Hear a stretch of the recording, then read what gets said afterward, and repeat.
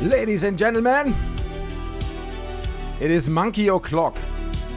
It's what they say on the streets. It's just out on the streets. It's where I walk, and on the street corners they were like, did you hear? It's almost monkey o'clock. Well, we started off like with slight technical difficulties, but obviously this is a professional stream, so we were not stopped by it. It's probably, I mean, you know, I'm guessing it's CIA or something, trying to shut us down. But ladies and gentlemen, we are going too fast.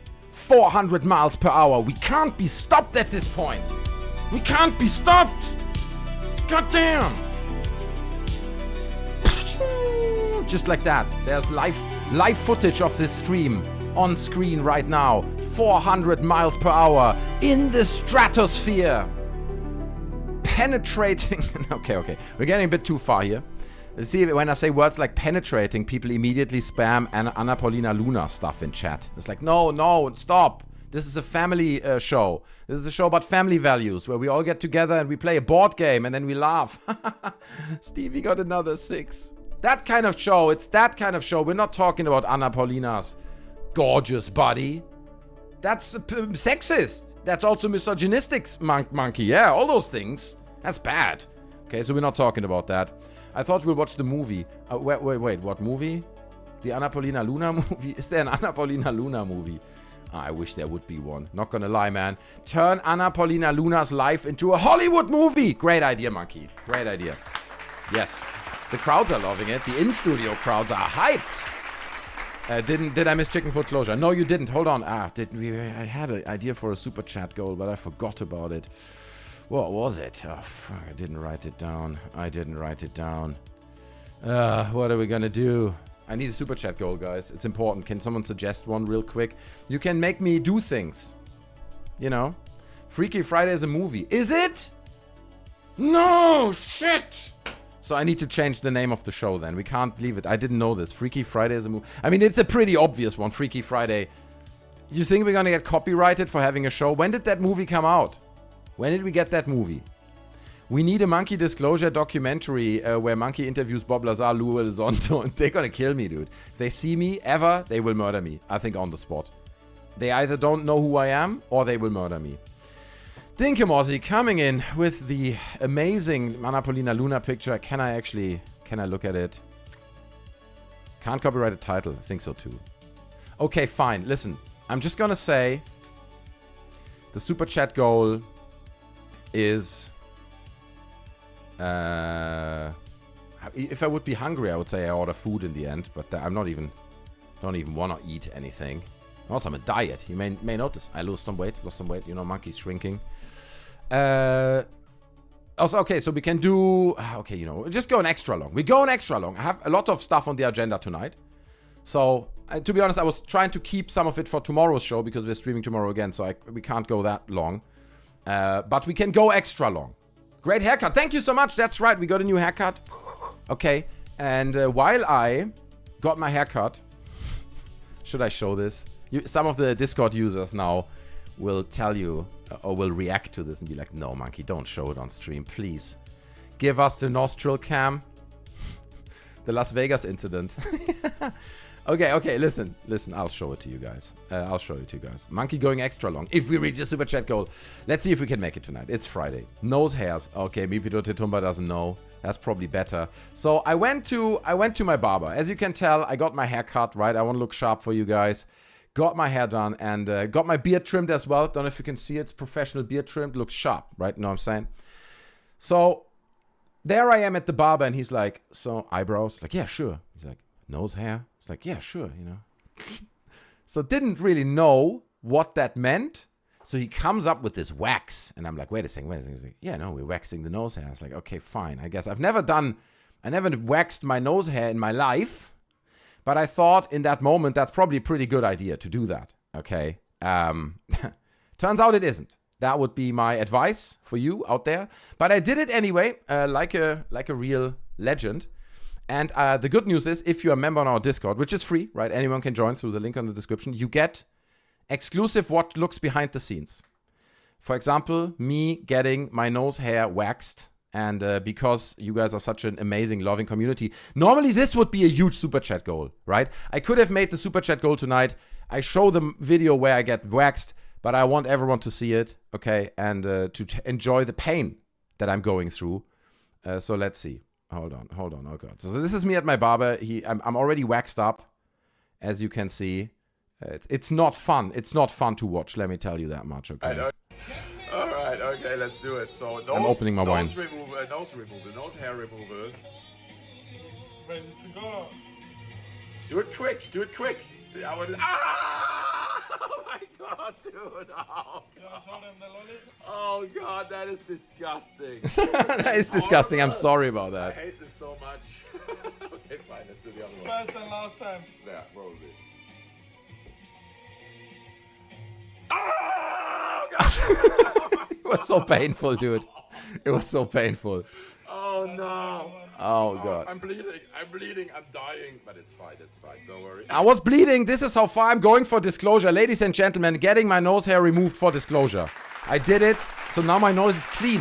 If you could look into my nose now, not a single hair, dude. It's not a single hair in there, okay? Can confirm that disclosure is happening tonight. Hochhausen, yes. Tonight it's 100% confirmed. You don't need to worry. Just sit back, relax. I've just opened my bottle of wine here. I'm not going to drink too much, a glass or two, but obviously it's disclosure night. So we want to enjoy it and we want to celebrate it in a worthy way. It only comes once in a lifetime, right? We know it. So it's happening tonight. It is Freaky Friday, but disclosure is happening. So, but it feels nice. Well, it's still a day. Now it's healed up. But the little wound inside that was bleeding, that was like 24 hours. I could feel that. But actually, it's a dumb thing to do, as I found out later, because nose hair has a function, and it's supposed to filter air, right? Like dirt particles, and if you remove it, it's not great. It will regrow, but just don't do it, okay? I don't want to kickstart a trend here. Everyone's like, oh, Monkey got his nose hair waxed. I'm going to do the same. This YouTube influencer I followed, he did it. And then the whole world does it, okay? Marijuana Nirvana with the $9.99. Thank you so much. That's one of the methods Lou used in Gitmo. Oh, God. Jesus. And there was also one from Deno Kompliziert. And he said, XXL Luna, sorry, I gotta read it. Brudi, wax your bum next time for disclosure. No, dude, that's not happening, no. We're not, no, man. It was so painful. I'm not good at this stuff. Honestly, waxing and things. That was my first time that I got waxed. Okay. So there you have it. It's full wax disclosure. Join our Discord for free. Link in the description for more amazing exclusive content like that. Okay, hype. The hype is huge. Cheers, guys. I'm taking my first sip of the night. I'm glad you're all here. Look who made it. Michael is here. Jesper is here. Mibito Tetumba. Dinkum Aussie. Much love. John Air is here. Tom MySpace. S like Steve. Marijuana Nirvana. Fast Strick over on Twitch. Appreciate it. Baked pineapple. Too much disclosure. It's getting to the point, right? It's too much. We're going to talk about that a little bit tonight, actually. Finnan is here. Annie Alexander is here. Return to the World is here. No hair. That's right. Metal Gaming. Jack Walker. Mustard. I love that. Mustard. What's your name? Mustard. I like it. I hope you're from England. That would complete the picture there. Taylord. Nostrils Disclosure. Yeah, you tried. At least you tried. The Wilhelm Scream. Ah! I know the Wilhelm Scream, yeah. Have you ever broken down the Las Vegas incident, says Michael? I have. But to be honest with you, dude, let's be honest, man. There's not a lot to break down. Like the footage in the backyard is nothing. There's nothing there. It's a camera artifact. There's nothing, you know. And then all that you're left with the Vegas incident really is the meteorite or the light that came down that night that was seen by loads of people. That was proven to be a meteorite. Yes, the asteroid is the space one, right? A meteorite comes down, right? Damn, I need a haircut. Yeah, that's it. Look how it changes a man. It changes a man. It turns a hairy, bushy monkey into Matt Damon. See what I mean? It's not like Matt Damon.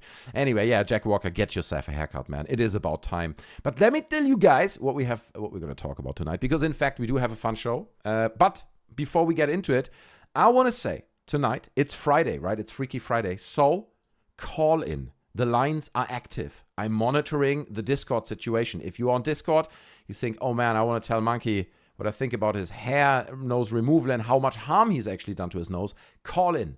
Go over on Discord, send me a little message, say, bruh, I'm talk to you. It doesn't need to be about your UFO experience. Don't worry, I'm friendly. We're just having a casual situation and conversation. It's nothing. It's just, you know, you tell me about your nose hair removal, maybe, you know what I mean? Like, we can have a little conversation about hair removal and waxing.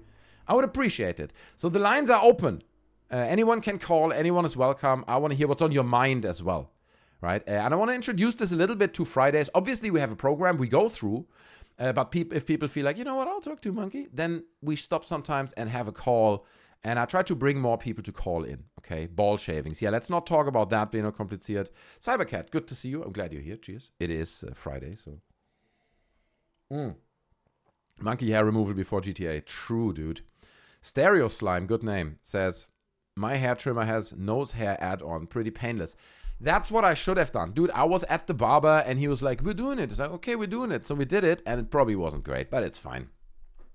It made me look like an idiot. And I know that's what you guys are here for. So, Sour says, all the time a newcomer comes and asks, who do you think of the Las Vegas? That's true, dude. We get this a lot. You're right, Sour. It happened at least 3-4 times, more often than other UFO cases. People come and say, bro, have you looked at the Las Vegas UFO case? And I really don't know why. Why do people, because there's not much there and it's pretty much explained. I don't know, man.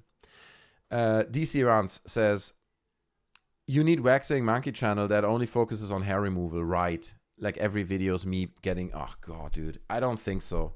I don't think the hype is there for that. People, do you guys want to see me be waxed? No. Gilbert, maybe. Gilbert may want to see it. You missed the video, Gilbert, of my nose hair removal. So now your lungs can fill up with that lovely London diesel dust. That's true. It's got that little spice. It's got that kick. You take a deep breath in London, it's like you feel it in the back of your throat, right? Because it's that special air we get down here. It's beautiful. It's beautiful. What happened in Las Vegas? Oh, you don't know? I mean, look, we can watch a quick clip. Allegedly, the story is that a Mexican family, Puerto Rican family, something like this, lots of people at that night saw a green light shooting from the sky in towards the earth, right? Because it was a meteorite. But they were like, what's going on? And then there was this family, Puerto Rican, Mexican, something like this, and they all together, they said they saw an alien. They saw aliens and that it was hiding behind like a truck. And then there's a famous video, and let's see if we can find it. Las Vegas alien video. Where allegedly they walk through a little door into their backyard to show the cameraman because camera crews turned up. And allegedly, you can see an alien on the right-hand side. I think it's this one here. Wait. Raw footage. So this is apparently, allegedly, the raw footage. I don't know if it is. Let's see if we can find it. We can look at it real quick, right? It's a popular case. So this is basically the scene in question. There's a few other claims, but this is kind of what we would consider if you want evidence, right? They claim that the alien is visible in this video. This happened. This happened. I was recorded the night. It happened or the night after. I'm not entirely sure of the timeline of this case. But let's check it out. So you may speak Spanish. I do not understand what they say, but I think they're like, it was over there, we saw it over there, whatever. You need to focus your attention on this area up here. Okay, the area above the fence. And some people claim behind the fence as well, because the alien will be appearing right over here in a second. Okay, keep your eyes out. Keep your eyes peeled. Above the fence, guys. I promise you disclosure. They're going in, okay, they take all that. And I think that was it already. That is what the crux and all the fuff is about with the Las Vegas alien. Up here, do you see this? There's like a strange artifact. And I'm not making this up. There's a strange artifact above the fence, and people read alien into this, and they're like, that's an alien here. Look at this here. It looks like something's moving. There, see this? Did you see it? Look again. Hold on. I'll bring it up. We want to make sure we see it properly. I'm going to mute the audio and put it to really slow so we can see it. Speed super slow. Okay, let's go back. I'll bring it up even bigger. Okay, we're investigators here, ladies and gentlemen. And we're zooming in. Hold on, there it is already. So let's go. So see this, the blur here, the blurry blurb. Okay, so there's the blurry blurb. So that's it. Hold on. I think that we have to go a bit further back. So they're going in. Check the area up here. There it is. Do you see this? It looks like something moves into frame. You see that? Let's go back a few frames. If you go back frame by frame. See this? It looks like something moves into frame. Do you see this? And at the same time, At the same time, look at the shadow here behind the fence. Okay, so let me make it slightly smaller. Look at the shadow behind the fence down here, right? Where you can see between the fence boards in combination with when that appears up here. Look. See that? See it? It looks like some black mass or something comes from the right-hand side and goes there. So it is a little bit mysterious footage, but the truth is, in my opinion, what you see up here is literally just artifacts. Nothing moved into frame there. It is just the algorithm, whoever filmed it, that compresses it to MP4 or whatever, decided that now for the few seconds. You see this in other videos. You know, bushes, details in the background, they blur into little blobs. It looks somewhat intriguing, right? I'm not going to lie. I like how it kind of zooms into frame there and then obviously lines up. And I think what we see underneath here is some kind of shadow that maybe one of these guys casts. He's got a torch in his hand, right? Notice this as well. He's holding a torch. So the shadow on the right-hand side could also be like, for example, an object he's holding, because you can see he's holding more things in his hand, right? It's not just a torch. The object he's holding casting a shadow next to him. That could also be the case. There's a whole bunch of possibilities, but this is it, right? This is what all the fuff is basically about, and it's, let's be honest, dude, there's nothing there. There's nothing here where I'm like, oh, that's mysterious. It's cool that the shadow lines up, with the distortion on top, right? It's a nice coincidence. Like, I love it. It's a great illusion, but come on, man. What do you think? Also, they didn't claim, I don't think, that it was right there, and they didn't see it next to the fence. So there's this huge, how big is it, right? If it protrudes over the fence here, 7-foot alien next to them, they're not seeing it. It's like, nah, bro. Not buying it. I'm not buying it, okay? The whole thing. Sorry about that. Sorry to ruin that. All right, let's see. Winter Caretaker, damn, really gasping at straws now, lol, says. Dude, this has been going around. And like I said, people have been sending me messages in chat so many times where they're like, dude, what about the Las Vegas alien? What about the Las Vegas alien? So I address it regularly. We look at this video and I say the same things, but people somehow still are interested in it. And here we get Dinkamozzi with a dubious message that I'm not sure I should open. Let me open it off screen. Okay, there it is. Okay, fair enough.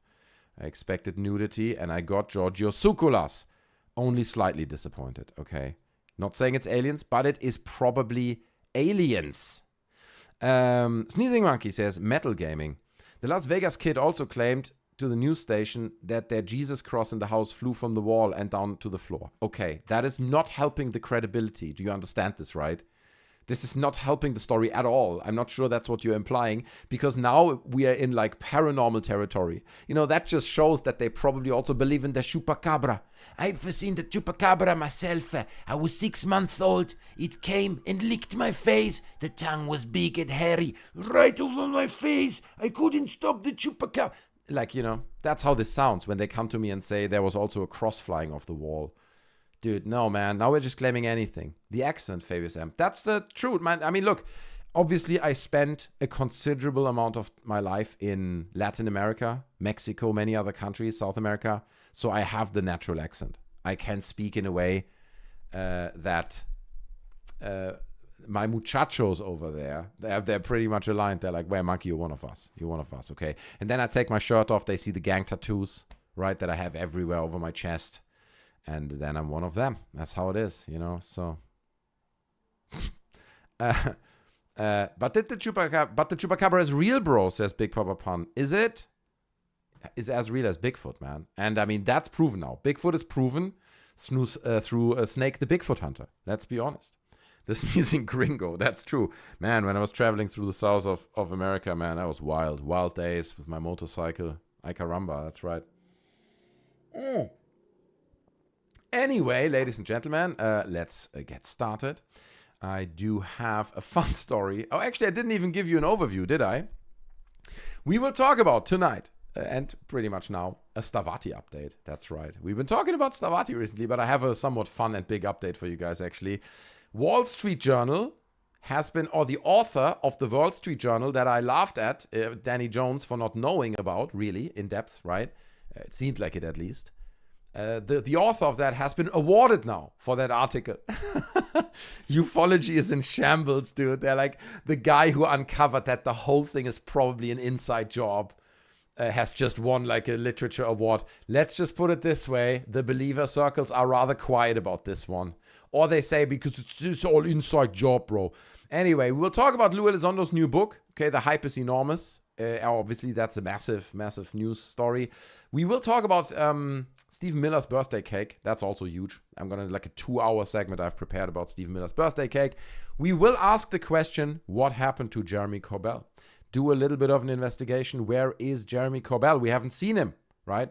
Is he evading the Monkey Show? Is this what he's doing? He's like, I don't want to be in Monkey's thumbnails anymore. Guess what? You're in the thumbnail again, Jeremy Corbell. You can't run away like this. Give us disclosure. We need more episodes of the Weaponized podcast. So anyway, we also talk about my two favorite psionic assets, Mike Herrera and Mike Battista. No, wait, Mike Herrera is not a psionic asset, right? He's a just like I don't even want to. This is dangerous not to get insultive here.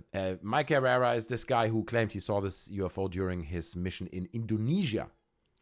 And Mike Battista is obviously a massively powerful psionic asset. Martial Geeks with the 5. Thank you so much, dude. Appreciate it. It is Friday. It's Friday night. It's an ad-free show. We switch the ads off for you guys. So Monkey is making no money. We depend on super chats. My children need to eat. Dr. Greer said he'll stop hiding under my bed and that he'll free my family if I give Monkey these £5. Well, I hope he owns up to this. The evidence is here now. Thank you so much, Martial Geeks. Okay, it means a lot. The evidence is here, Martial Geeks. Dr. Greer, you can now stop hiding under the bed. Okay, it's a bit creepy, dude. Imagine you lie in your bed, you hear something under your bed, you look under it, and there's Dr. Stephen Greer. He just lies under your bed. Dude, that's terrifying stuff, not gonna lie. You're gonna regret when Corbell returns. Backpack snaps on all of us. That's probably true, Trev. I mean, I assume he will be back soon with something, but for now, he's gone. Gone. Where's Corbell? Corbell. Will we ever see him again? You know what I mean? It's like that kind of vibe. So we're going to talk about that. We're going to talk about Mike Herrera and Mike Battista, the two Mikes, my favorite Mikes. We talk a bit about Gary Nolan and a few other things. There's a lot on the list, ladies and gentlemen. Strap in there, okay? But also call-ins. If you want to call in, now's the chance. Send me a DM, okay? John Eyre, Greer's like a praying mantis under there. That's true. Hold on, let me quickly write a message.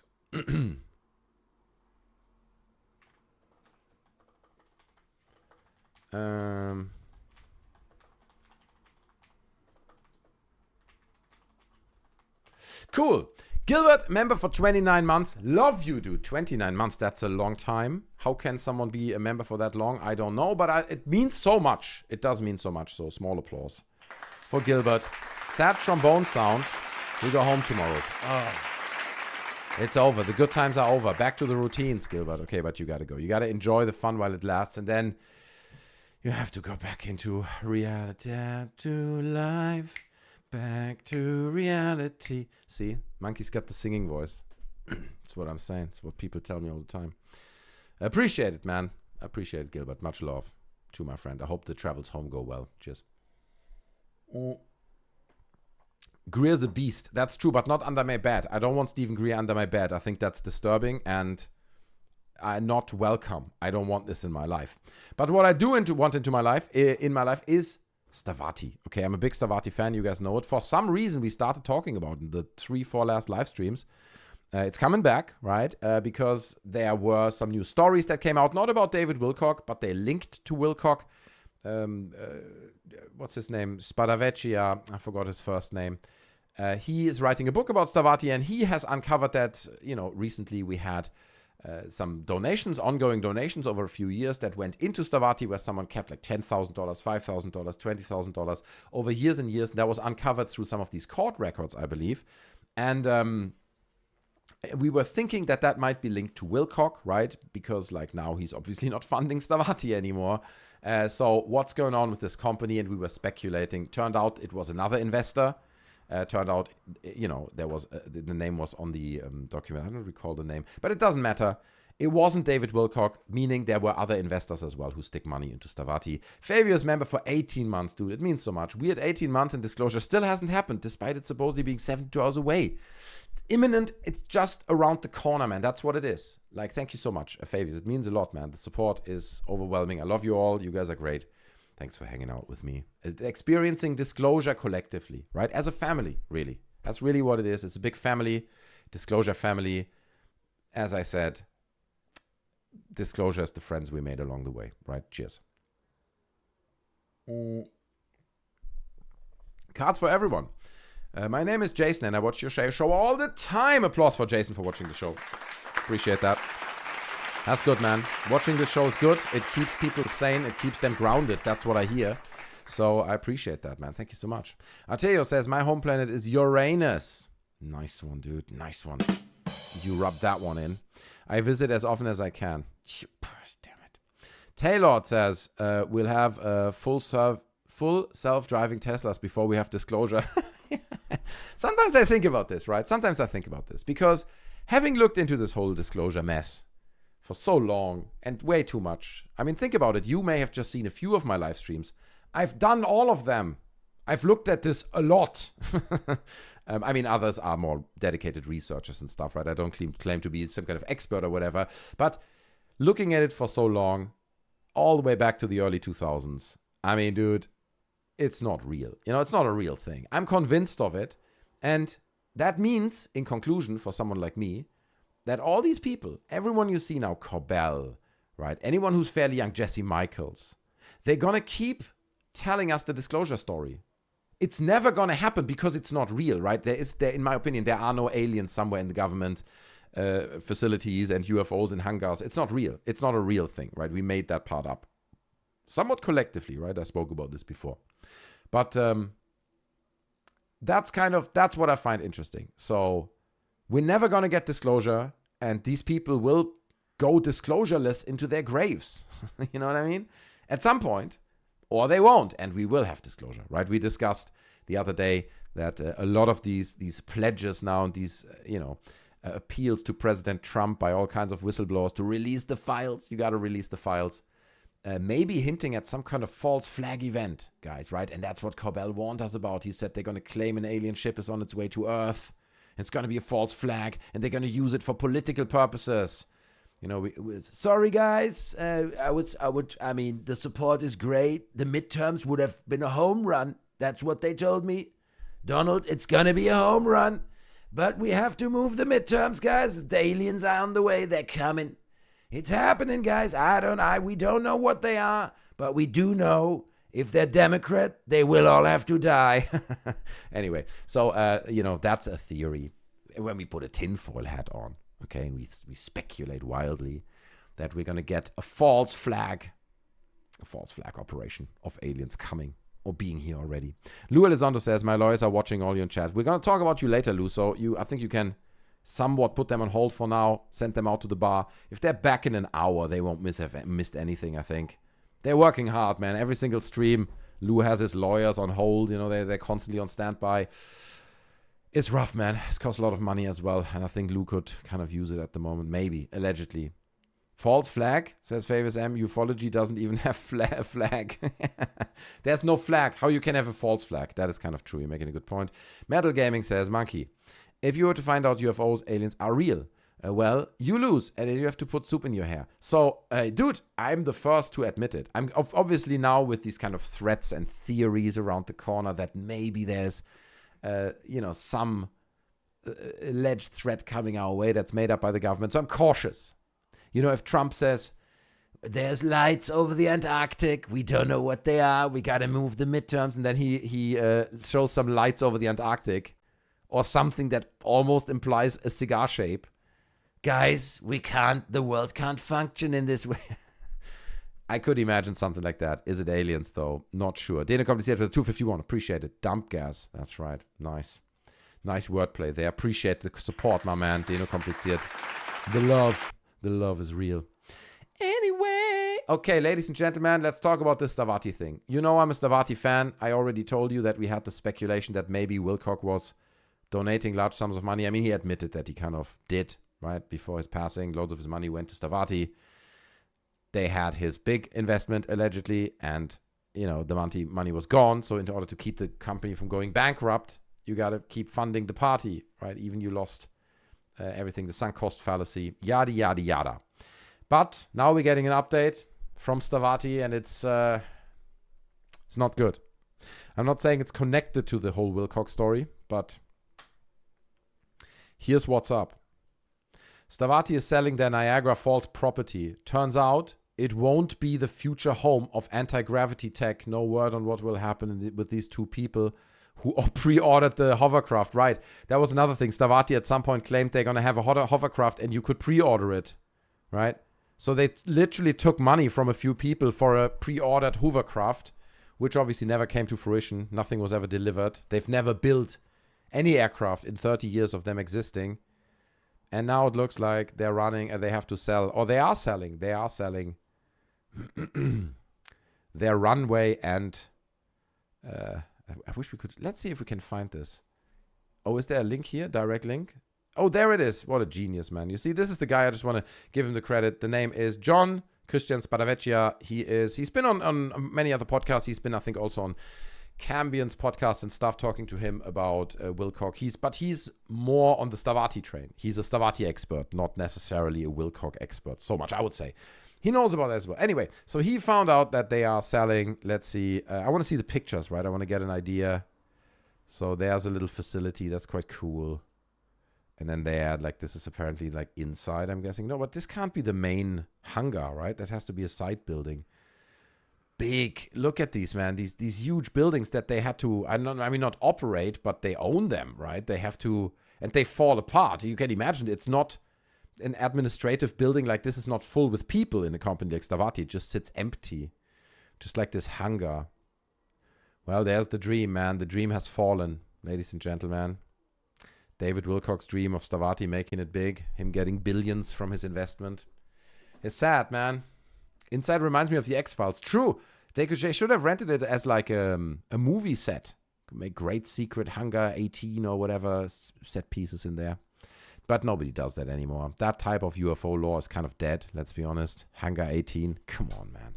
Come on, man. What is it? The freaking 90s? Now it's orbs, man. It's plasmoids hovering over, I don't know, man. Someone's balls. Oh, no, wait, I shouldn't say this. No. That's not. So these are the images. You can buy it. Is there the pricing? You have to contact the guy.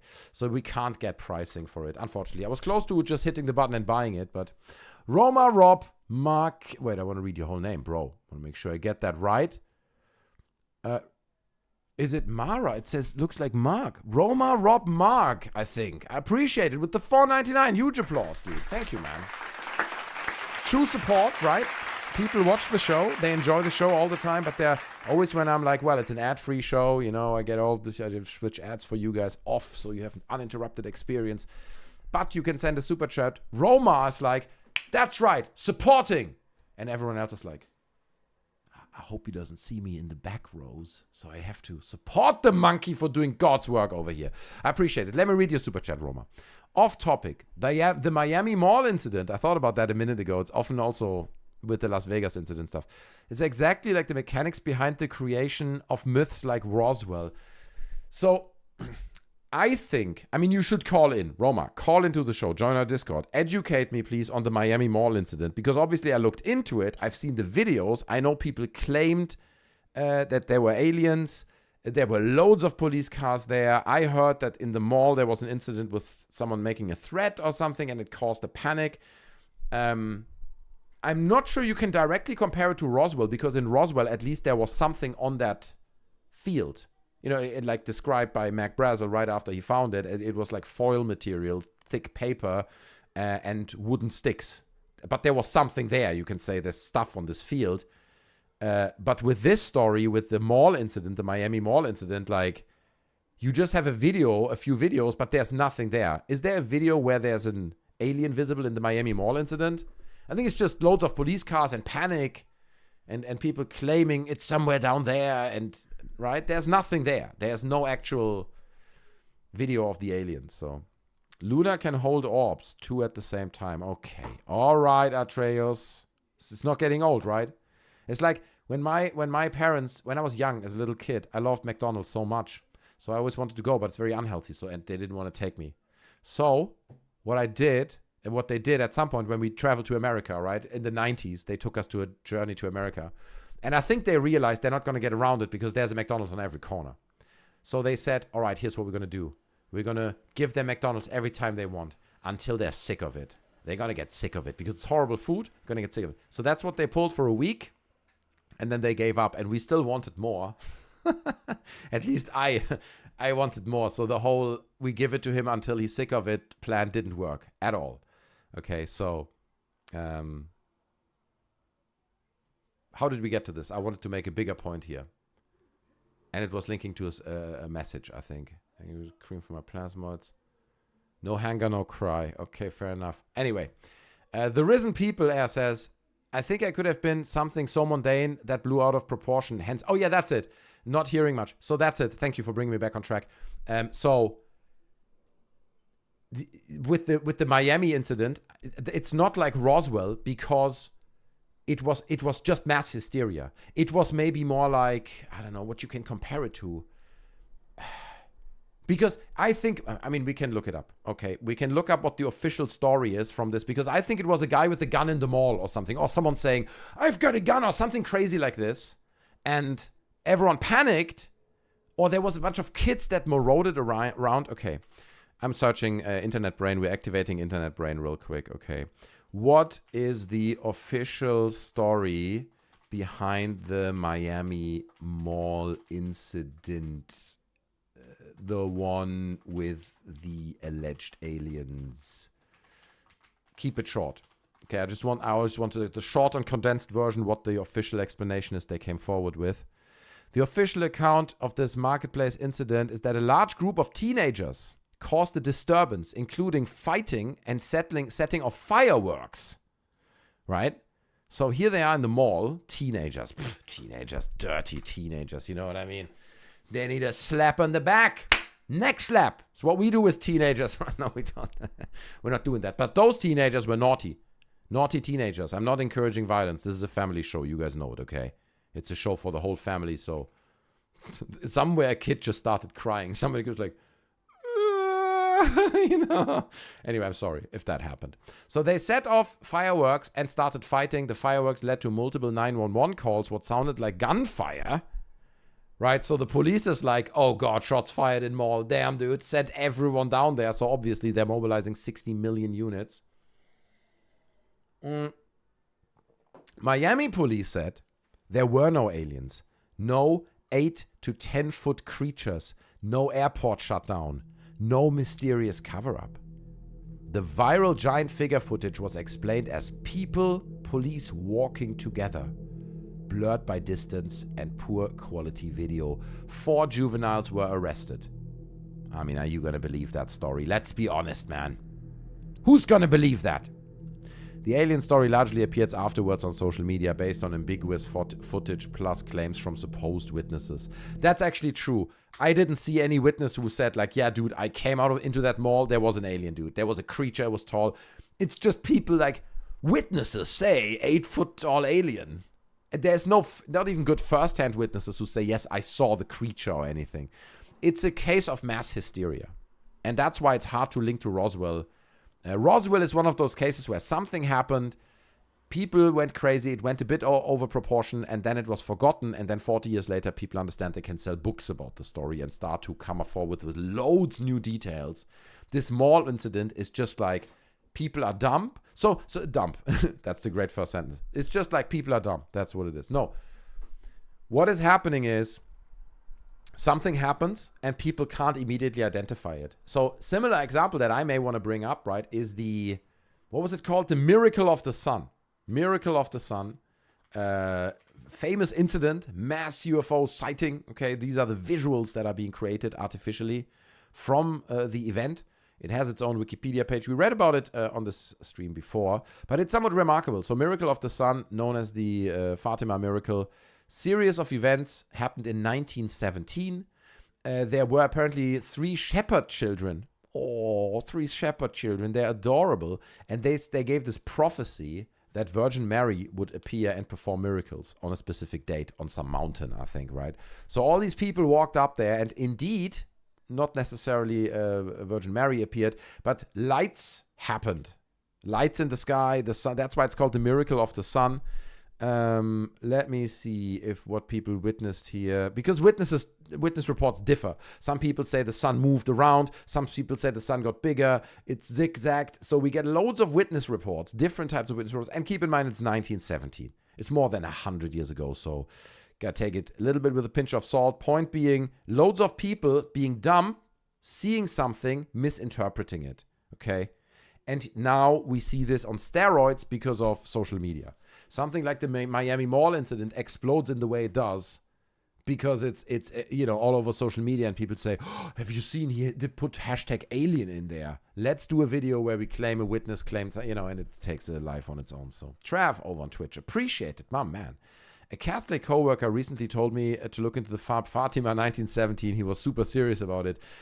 So it is a fascinating case. But to be honest, I think it's a great case that you can basically attribute to mass hysteria combined with religious fanaticism, right? It obviously was about Virgin Mary performing miracles, so people are ready to see something. Dude, maybe they didn't even see anything, and just some people say, oh, I see it. Yes, I see it too. Like the king who has no clothes.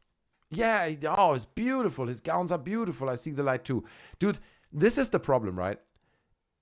A mass hysteria where suddenly hundreds of people claim they saw something is something that, when there was nothing, is something that most people cannot really understand because it's super abstract. Because if you speak to people individually, right, if you're alone on a road and there's nothing there, you would never say, oh, I saw a light. I mean, unless you want to cash in and sell a book, we know that. But if you're collectively somewhere and there's 100 people and 20 of them say, I see the light, yeah, me too. It's a weird dynamics happen, right? Humans in groups are very, very, very weird, and weird, strange things happen, especially when it comes to witness reports and especially when it comes to being in 1917, okay? Where people probably have the average education of an oak tree.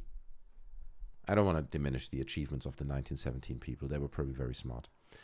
But yeah, sorry about that, Trav, that your coworker wanted you to believe it. This is what I mean. These are the straws that religious believers hang on as well. But the miracle of Fatima, you have to look at the lights of Fatima. How can you explain that, debunker? It's like, God, dude, Jesus, fuck. There's nothing there. You're giving me an empty plate and says, you'll never finish that. It's just stupid, man. Anyway, the Risen People Air says, I like to think of it as two cosmic chess masters playing off. I like that. Just like in Stavati. I didn't want to go back to that. Cheers, guys. It is Friday. We made it. Small applause for you guys for being here, hanging out, chilling, vibing. Okay, maybe we do need a small vibe break. It is, you know what I mean? It is Friday, so get the vibes out. I love you guys. Thanks for being here. It's disclosure tonight, 100%. Tonight it's 100% confirmed, so look forward to it. Cheers.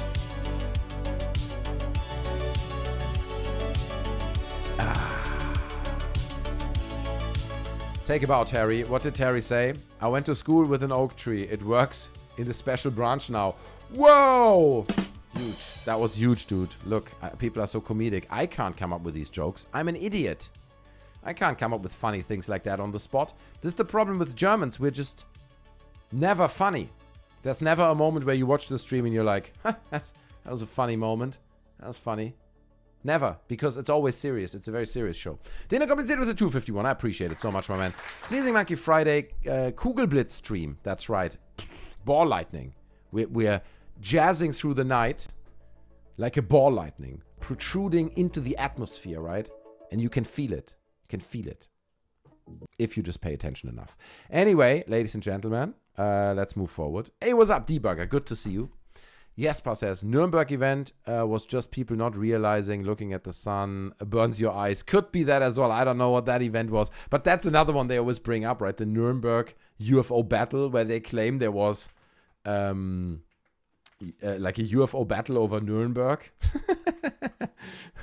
I'm sure when one day we meet the aliens, they're going to be like, that Nuremberg thing, that was real. That was us, bro. We chose Nuremberg as our battle arena. You know how you choose maybe on Street Fighter, whether you want to fight in the Philippines or New York? They're like, they're choosing the stage. Nuremberg. And they're going. And it's a huge fight. This is the art from the time. It happened allegedly in 1561. Okay, so very reliable. This is where you get the best eyewitness reports, most trustworthy reports, right, in that time frame, 1600s. It's looking good. So there you have it, okay? This is what happened over Nuremberg. Look, there's loads of, I don't know how they look, man. Like kind of telescopes, I guess. There's the sun there. Yeah, and I mean, I like the theory that people just stared into the sun, it burned into their eyes, and they started to see dots everywhere. And they're like, what is this? This is witchcraft. But look, there's also like this giant black object in the sky. Who knows what happened that day? Was it aliens? Probably not. But can I prove it? No, can't prove it. Nuremberg aliens, probably real. Right, let's be honest, dude. Let's be honest. It's huge. Alien girl, good to see you. Monkey says, she says, I DM'd you, Monkey. I work freed from my rowing job in steerage. Oh, you got freed? Do you want to call in? You calling in? Yeah, if you want to call in, we can do it now. If lines are open, I'd love to call in, but I'm having to keep up with your call. No, please, 100%, lines are open. We can call right now. Let's call right now. Let's talk to Alien Girl. Let's bring her in. I'm just going to do a voice call, okay? I don't want to put her on the spot now with video call or anything. Let's bring Alien Girl in because she's also on YouTube, right? She's doing content over there, and we've been put in touch recently, and we've been talking. I've been checking out some of her content. It's about like UFO Twitter and other stories. So I'm sure she's going to educate us about that now. But she's here with us now. So I'm giving an applause to Alien Girl. Welcome to the show. This is huge. This is huge. Applause. Oh my gosh. Oh my gosh, Steezy Monkey. Thank you so much for letting me call in. How are you? It's good. You're bringing the energy. I love that. You're bringing the energy to the table. That's great. Oh, yeah, dude. I row in steerage. So I work on a boat. It's called the Titanic. They put me down at the bottom with the rowing. Damn. And then they let me out today. That's nice. They let you go up to the microphone, speak to the monkey for an hour or so, half an hour or something. Nice. Yeah. I love that. Yeah, it's pretty nice. Ooh. Yeah, so yeah, I'm just really excited to touch base with you because anytime I sit down and I'm able to have a conversation with UFO people, I'm always kind of blown away. And you know, time is of the essence, Sneezing Monkey. And I'm going to be honest, at the end of the day, I want to know what's real. I want to know. I try not to focus so much on what's fake. I don't really care. Yeah. Do you know what I mean? Yeah, I know what you mean. But I care about what's real. And so what to you, what, like, because you know what you're talking about. Like, I'm a deep diver. I watch these shows all the time. Friends all over the UFO network, like constantly like sucked into this. Lots of stories, testimony. I know it's the same for you. So like, what do you think is real? Money is real. That's for sure. Money is real, and money has been real in this field for a very, very long time. I think that is one, in my opinion, connecting tissue that connects all of it. I think there's a few layers to it.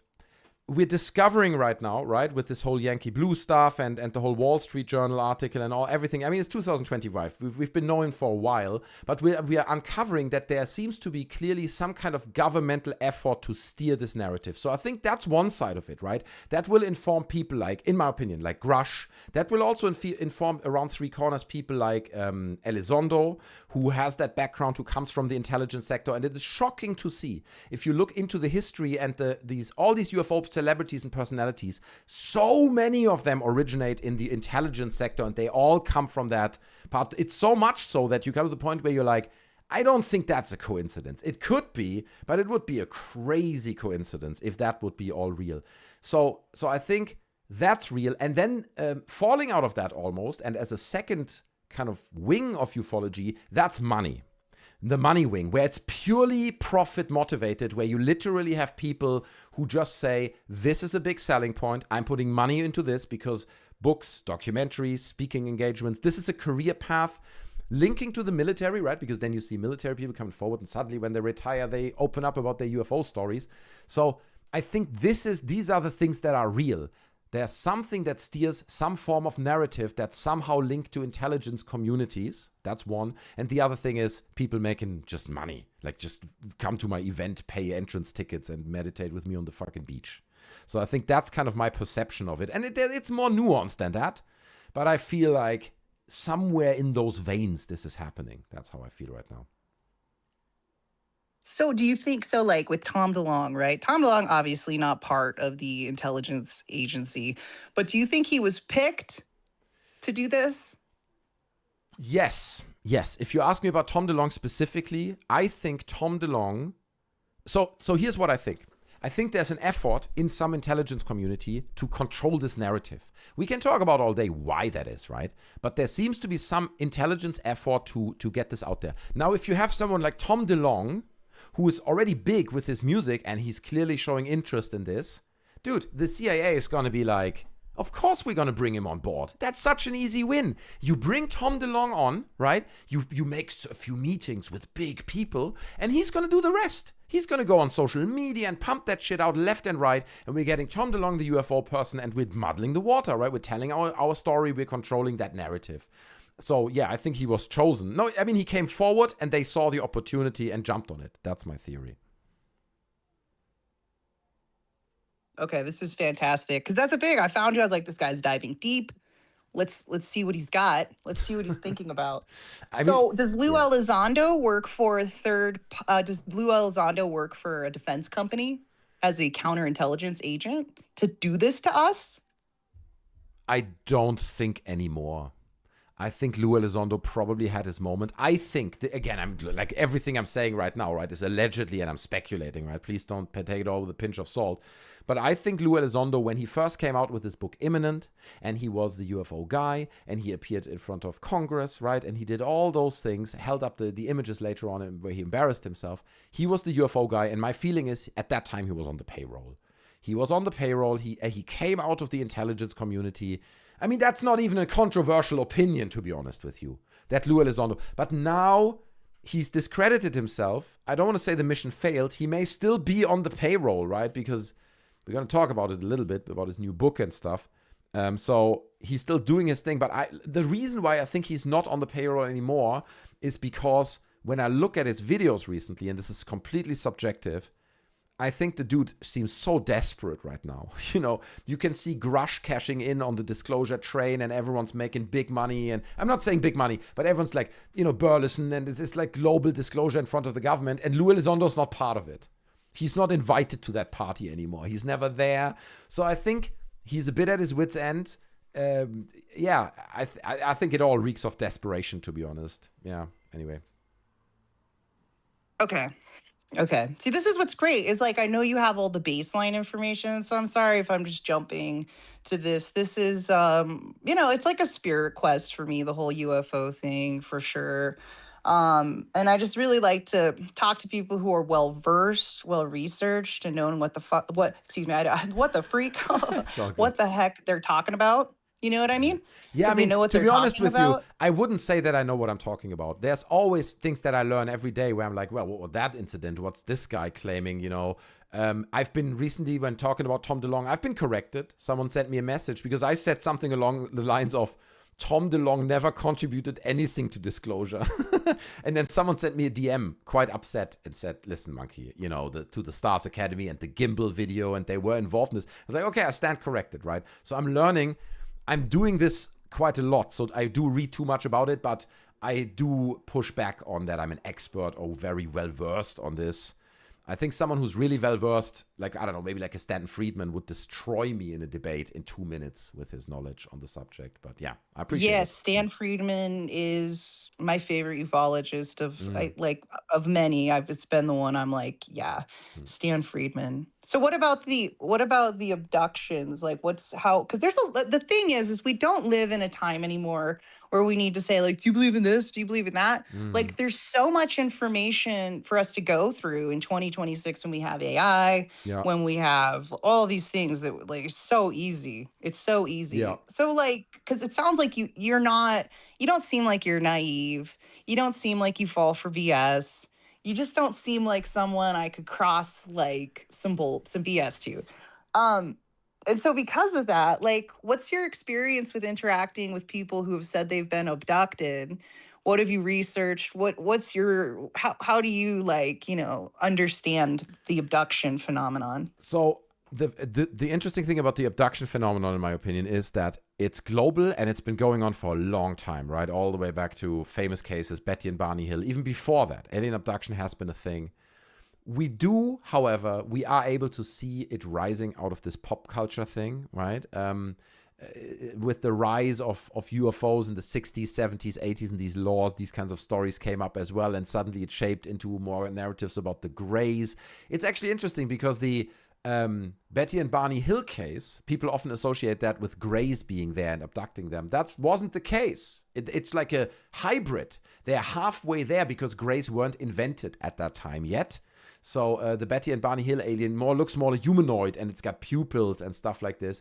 So I think the biggest evidence, if you ask me if there's any legitimacy to the abduction phenomenon, is that there's no freaking video. In the day and age of Ring cameras, because often these people claim they are repeat victims of this, right? So they get abducted regularly. Not every month maybe, but every other year. Dude, just put a freaking Ring camera in your home, and if you get abducted and they fly you through your window, then you have that on camera. I wonder why that never happened once in the history of everything. There's not a single video that documents an abduction in some form, right? We get the awesome clips from the 90s from X-Files, right? Where we see Mulder's sister flying out the window feet first, I think, or head first, I'm not sure. But we get like the bright light outside the window. So we're kind of conditioned to believe these things, but we've never seen it. There's nothing to it. But what we do know is that sleep paralysis exists, and sleep paralysis is not just like, oh, there's an old scary hag in my room or a portal to hell. It can absolutely be what sleep paralysis is. It's a spectrum. So it can go from I hear strange noises or a voice when I wake up to all the way I'm seeing like it's a dream, right? Because it's a state between dream and reality and waking. So I think I would even argue and say the alien abduction cases are probably the ones that are most money motivated. I think you have the highest density of money motivated cases because it's so nonsensical and silly, and you could prove it so easily that this just seems to me like a complete grift, to be honest. And then beyond that, obviously, the whole feasibility of what are they doing? I mean, it's literally a meme. Like, what are we doing? Anal probing on UFOs? It's ridiculous. It's a silly meme. So, John Air with the 5. Thank you so much. There was another 5 from Dino Kompliziert, bro. I appreciate it. I just want to say thank you. And John Air says, in my opinion, no government PSYOP case stands up to investigation, just like every UFO case. That's the thing. But there seems to be such an overwhelming such an overwhelming amount of it. Right, so the human mind is like, there's so much there, it has to be real. But in this particular case, it's not how it works. What's your take on things like alien abductions? What do you think? Fantastic. I was just about to because I got baseline information, man. I see where you're at, and you do something. You're logical. Mine, I've had a very long experience interviewing abductees, and oh yeah, I try to interview people I'm really convinced by. So I was very convinced by the O'Leary brothers, Sean and Chris O'Leary. They were brothers and they were abducted throughout their lifetime. And so Sean went and he actually became a cop, and he was a cop for 25 years, and Chris is an artist. And I heard Chris talking on a Spaces one day, and it just didn't sound like BS. And I was like, you really don't seem like you're full of it. I remember I was like, yeah, I want to do an interview. So I interviewed him, and he talked about how his brother and him had these experiences since they were children, right? And his brother was scared to come out about it because he was a cop and he didn't want his job to get in the way or anything like that. So anyway, Chris and I get Sean to come on my show again. So we do another episode, and he's just retired. And I did the first episode, at least on YouTube. Some people say Kimball said the first one was on Spaces, which is legit, but I do think mine was the first on YouTube. Not like there's claiming rights to it, but it's the one that I've always been convinced by. That being said, I also interviewed Eric Mitchell. Oh yeah. Eric Mitchell has numerous alien implants in his bodies. He's got 4 or 5. Right. Give or take my memory and how I don't remember if he had them taken out or put in. He's in the documentary I created that I sent you earlier. And so he knew Dr. Roger Lear, who I'm sure you know and everyone in your audience knows was studying the implants. He was like the alien Yes. implant doctor. Yeah. And so Eric knew the guy who had the alien implants in their attic or in someone's house. So they had 16 authentic, alleged alien implants in a box somewhere in someone's house. And I was, doing some volunteer work for, the National UFO Historical Record Center here in Albuquerque, New Mexico. Yes. That got a $2 million grant from Christopher Mellon to build this archive on the site of an elementary school. So I got in contact with, obviously I was telling them about it, and we tried to get those implants into the archive. So I'm convinced on some things. Yeah. So sure. hold on. So you were trying to get these artifacts that they retrieved from people's bodies that were alleged alien implants. You tried to retrieve them or get them for your archives where you work. Is that right? Yes, I tried to get alien implants from the National UFO Historical Record Center, which is the country or the world's greatest, most authentic academic UFO research center in the world. And it's in Rio Rancho. And it just so happens that, I was able to put in a couple volunteer hours, but I've just been so slammed. I'm such a busy person, so I can't actively volunteer. But if I tried, it gives me leverage to try to ask for evidence with that connection, right? So did you ever get these samples? I got the liaison of National UFO Historical Record Center to reach out to them, because I'm just kind of I'm not a representative of it. You know what I mean? They have a whole organization. I'm just a volunteer.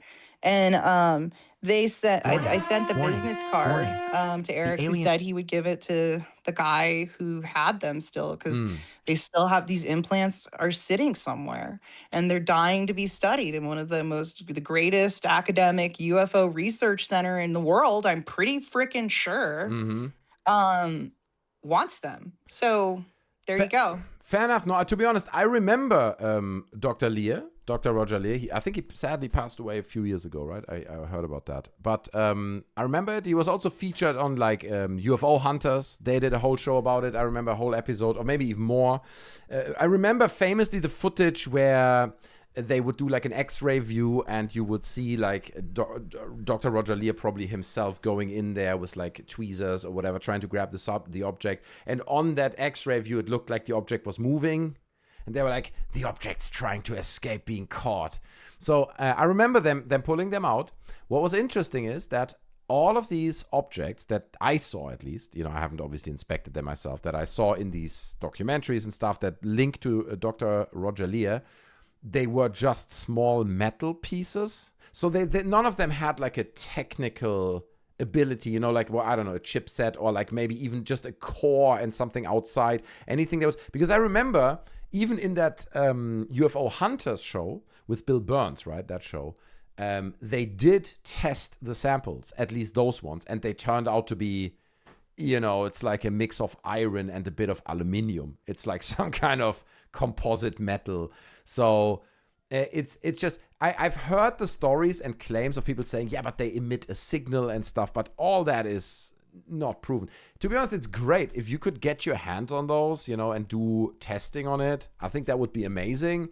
But do you actually believe, if you got your hands on it, that you would find something out that would hint towards extraterrestrial involvement?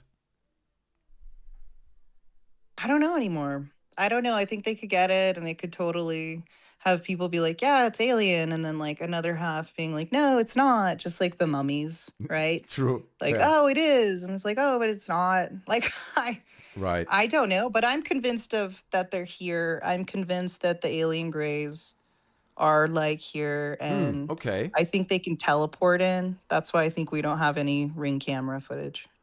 Oh, okay. So in terms of abduction stuff, you think they teleport in? So they would be, how would that, I'm just trying to understand. So they would teleport, but wouldn't you still be gone? If you're at night, you're gone. Okay, maybe you're right. Maybe they use lightning speed, and they teleport in, touch you within a heartbeat, a microsecond, and you're gone. But you still would be gone, right? Because you have to be physically on that ship or wherever they take you, who knows, a different dimension. But you wouldn't be in your bed, right? No? No, you're absolutely right. You'd be in a different dimension. That's the best way to describe it. But your bed would Like if be you're empty. physically on, like they physically not like we're in our heads and we're on this. No, no, no. Like we were physically taken from our beds, teleported to the ship. But then you would still have on the camera, like, there's 3 hours where I'm not in my bed now. Oh, well, that makes sense to me. Why do you have footage of yourself getting abducted or something? I what? wish I had, but I just think if the aliens abduct you, even for half an hour, it's gonna be strange. On the footage, if you put a camera in your bedroom, even they teleport you out, you would be missing for half an hour, right? In your bed. And at least you could say, look, here I am there, and the next frame I'm gone. And then I come back 30 minutes later. Like, that would be pretty solid evidence, considering how many abduction cases we allegedly have around the world, and for the past 50 years almost. Surely someone would have captured something, even if it's just a bed that's suddenly empty. I don't know, no? Because I've never seen, maybe I've missed it. You look deeper into it, you spoke to the experiencers.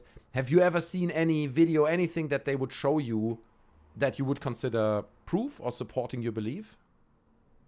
So there's two instances I have here. I got some friends and they've been doing the UFO thing, 20 years. And they've made some documentaries with, I mean, I guess it's not a big deal, but they've made some documentaries like with Stephen Greer. And like, so they told that. Why you say it so quick? Why you try to whiz I over don't it? know. I don't know if I can even. I'm going to go to the the next story. I'm going to go No, to the it's next fine. story. Let's stick with it. Don't worry about it. I mean, I love No, Dr. I You get all love nervous Dr. about- Stephen Greer. No. I mean, unless you Yes, don't want to I don't know what I expose should your be talking friends or about, something. you Fair know, enough. because you don't want to out people. But I will Fair tell enough, you, fair whenever I enough. met like David Marler at the National UFO Historical Record Center, Mhm. what was cool is it was like, you know, I wasn't doing an interview. I wasn't like doing anything like that. I was just with some other friends in the archive and David, and you know, we were talking and looking at records, and it was fun. And I was like, all right, David, you have to tell me, have you met someone who you actually believe has been abducted? Like 100%, you met this person, you were like, damn, like that is true. And this is a guy who collected Area 51 records in his garage since he was like 20. And now he's like in his 50s and he's got this big organization about UFOs that is like where you should go if you are academically searching about UFOs. Every time I go there, I see another ufologist I've read about for years or like gotten their research. Like I went there was Michael Schratt. I go there again, there's Jan Aldridge. I go there again, there's Chrissy Newton. It's like endless. The people that I run into, it's like such a magical place for me to go to the archive. And I'm actually a librarian as well, or was in the past. So that's like what I studied. So I'm really into records. I'm really into these things. And David said he believed someone. But he didn't go into more detail. He just said someone. No, he stays far away from talking about abductions, but if you do look at the work that he did about a boy in New Mexico who got radiation burns from a UAP, and I think it was Socorro. I'm going to go do like a small video of it one day because I live in New Mexico. So I like to go to these places and, you know, just film it with my camera and then like start talking about it and learning more about it. And that was incredibly evidence-based. It would blow your mind. And he also has a lot of documents from the original Blue Book. Yeah, this was part of Blue Book, yeah. I just looked it up. It mentions a 10-year-old girl who was allegedly burned by rays from a flying saucer. Investigators contacted the doctor who treated her. His conclusion was that she wasn't actually burned. She had conjunctivitis and irritation caused by the sun. But that's probably, they made that up. By the sun. No. That's a different case, my friend. Oh, okay. Sorry, I may have mixed them up. Okay. No. This was a boy. Oh. I can't remember his name. It was a boy, and David knew him for 20 years and spent a whole 20 years talking about his experience. And David just like got to know this guy. He got all the documentation around the presentation. It's like a 45-minute presentation, but that kind of shook me to my core. And I went up to David afterwards. He showed me, he keeps a little Blue Book page document in like a little sleeve, and he's like, check it out. And I was like, well, wow, that's cool. And then I, you know, we just started talking about all these things. Anyway, I think I got to zip out, my friend, but like, this is fun. I believe the story that he told about the boy I'll post it in the Discord Okay. sneezing monkey Yeah, chat. please do. I'll go find my sources No, listen. and I'll put them in the sneezing monkey chat on Discord. I just want to be clear. I'm not here to expose you or something or make you like. This is totally fine, right? Don't. I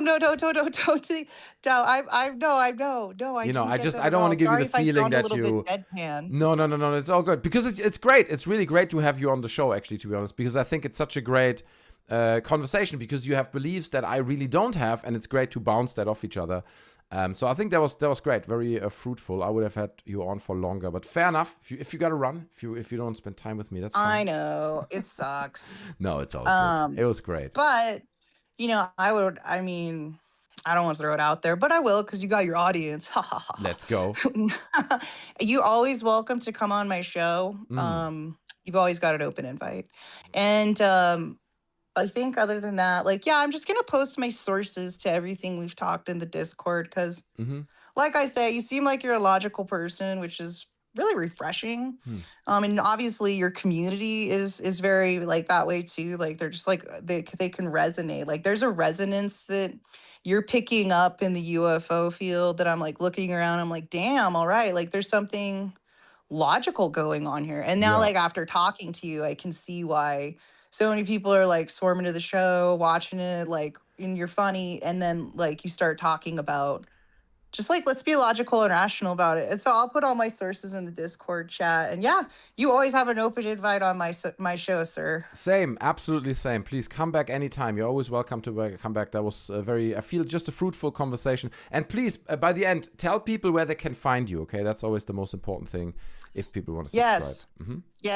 Yes. I just type in Good Morning UFO in your search bar on YouTube. And there's an alien girl. She's like an alien with a pink bow. Yeah, guys, and go check it out. There's tons and tons of stuff. That's true. There, I've done tons of videos. It's fascinating to like look back on it and just see over the years. But yeah, go check out some videos. The last interview I did, believe it or not, the tech was awful.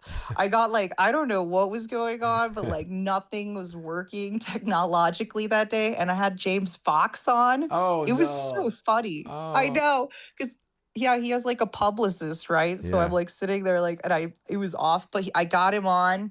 Well done. And we did the interview. See, this is so go check that stuff out, guys. I do a lot of cool stuff. I'm really into UFOs. I love it. So follow Alien Girl. Okay, this was great. Thank you so much for coming on. We're gonna have you back, I'm sure. Thanks. That was fantastic. Oh yeah, no, thank you so much. Keep it real, and I love you guys in the chat. And if you need like a live chat community to hang out with, like my team hangs out quite a bit. I got besties of like 6 years, that I've been hanging out with. All right, I'll zip out. I'm not Appreciate going it. on. That's why I have my own talk show. Much love. Thank you Bye, so guys. much. Bye, Alien Girl. A perfect phone call.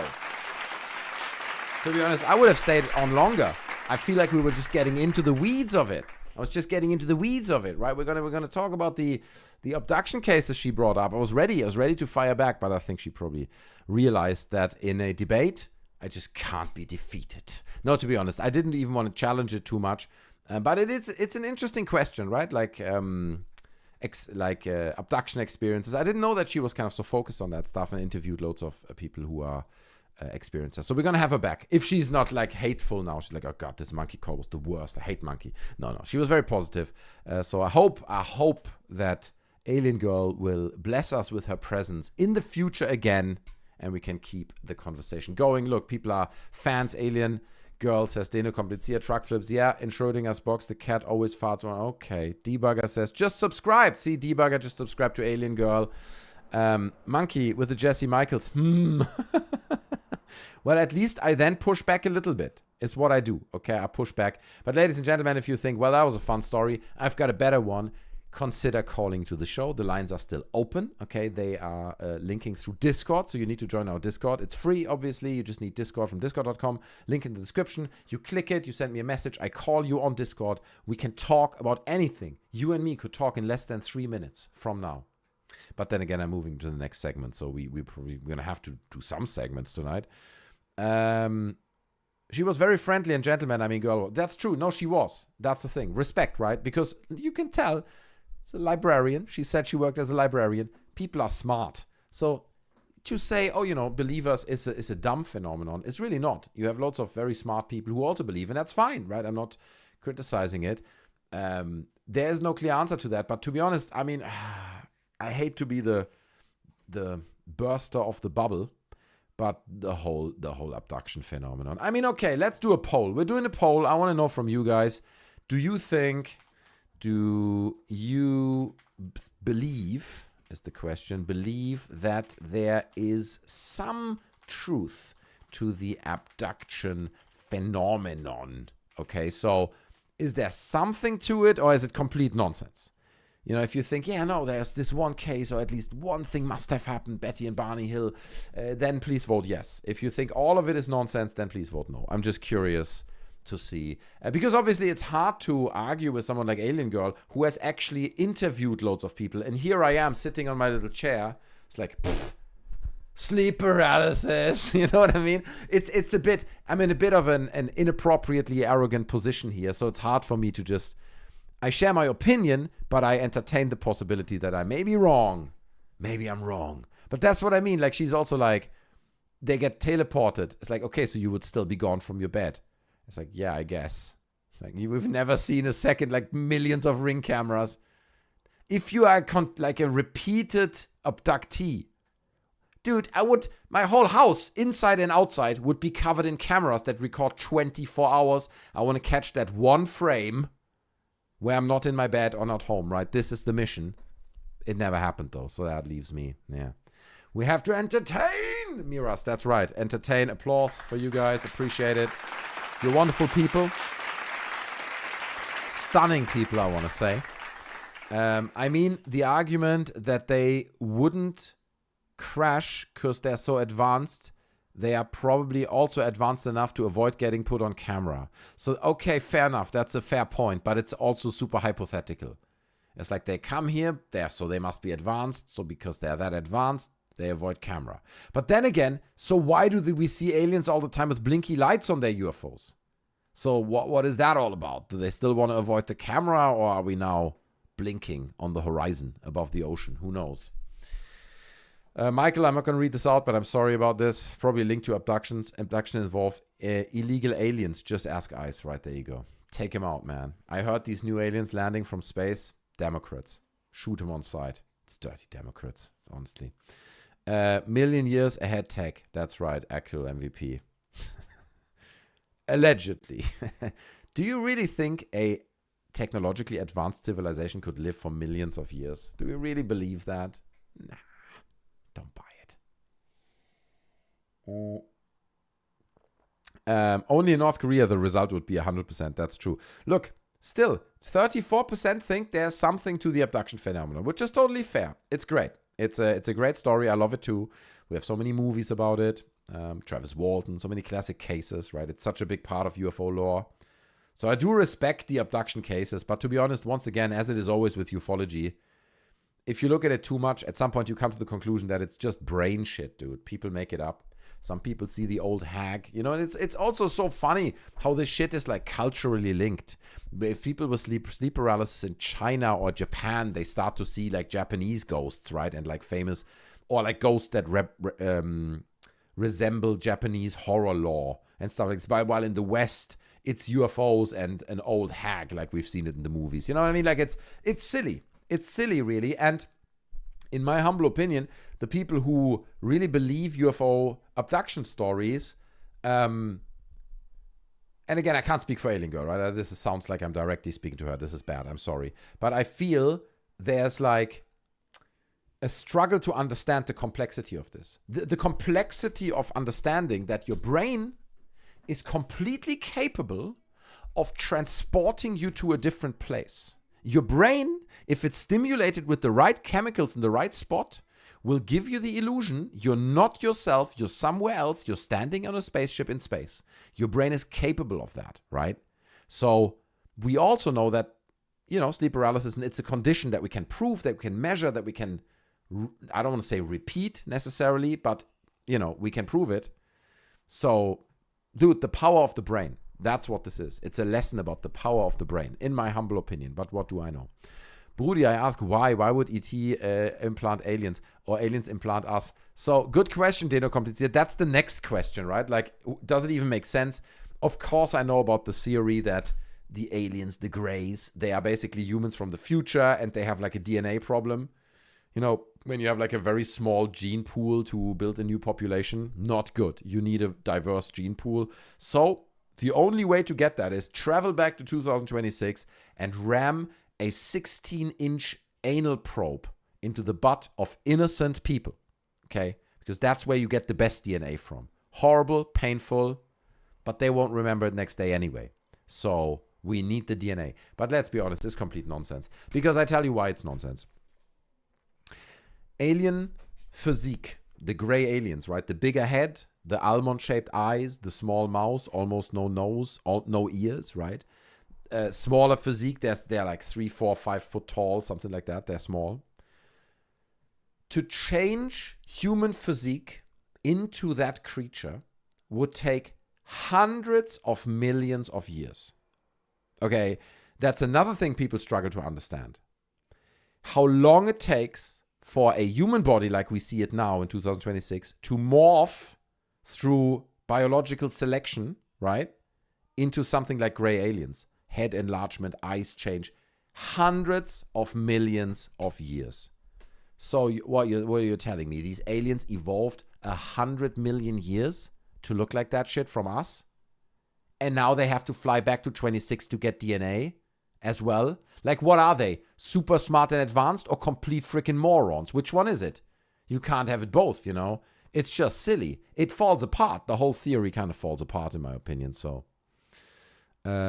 sounds like a shitty DNA anal probe. Very nice, Dan Peter. See what you did there. MVP. That's not a demon. That's just a boner. Oh, okay. Sorry. There. It always happens when I see Zach Bagans. He's just too sexy. It's just Zach Bagans is just too sexy when it comes to, ghost disclosure. Billions and billions just ask Trump the orange man. That's true. I had sleep paralysis once. Super weird and realistic. So I get if people believe they're being abducted if the experience takes that route, says Ramirez. Thank you for sharing that. That's very kind that you're so openly sharing that happened to you. That's what I mean. I have to say it never happened to me.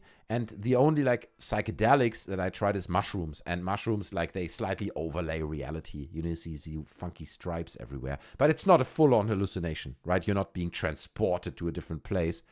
So I've never had that experience in my life, but you hear from people like Ramirez in chat saying, yeah, it happened to me, dude, and it's insane. It is insane. Like this, it's so scary. That's what people report from their sleep paralysis, right? We had callers on the show before that told us stories that they saw a portal opening in their room and creatures would come out.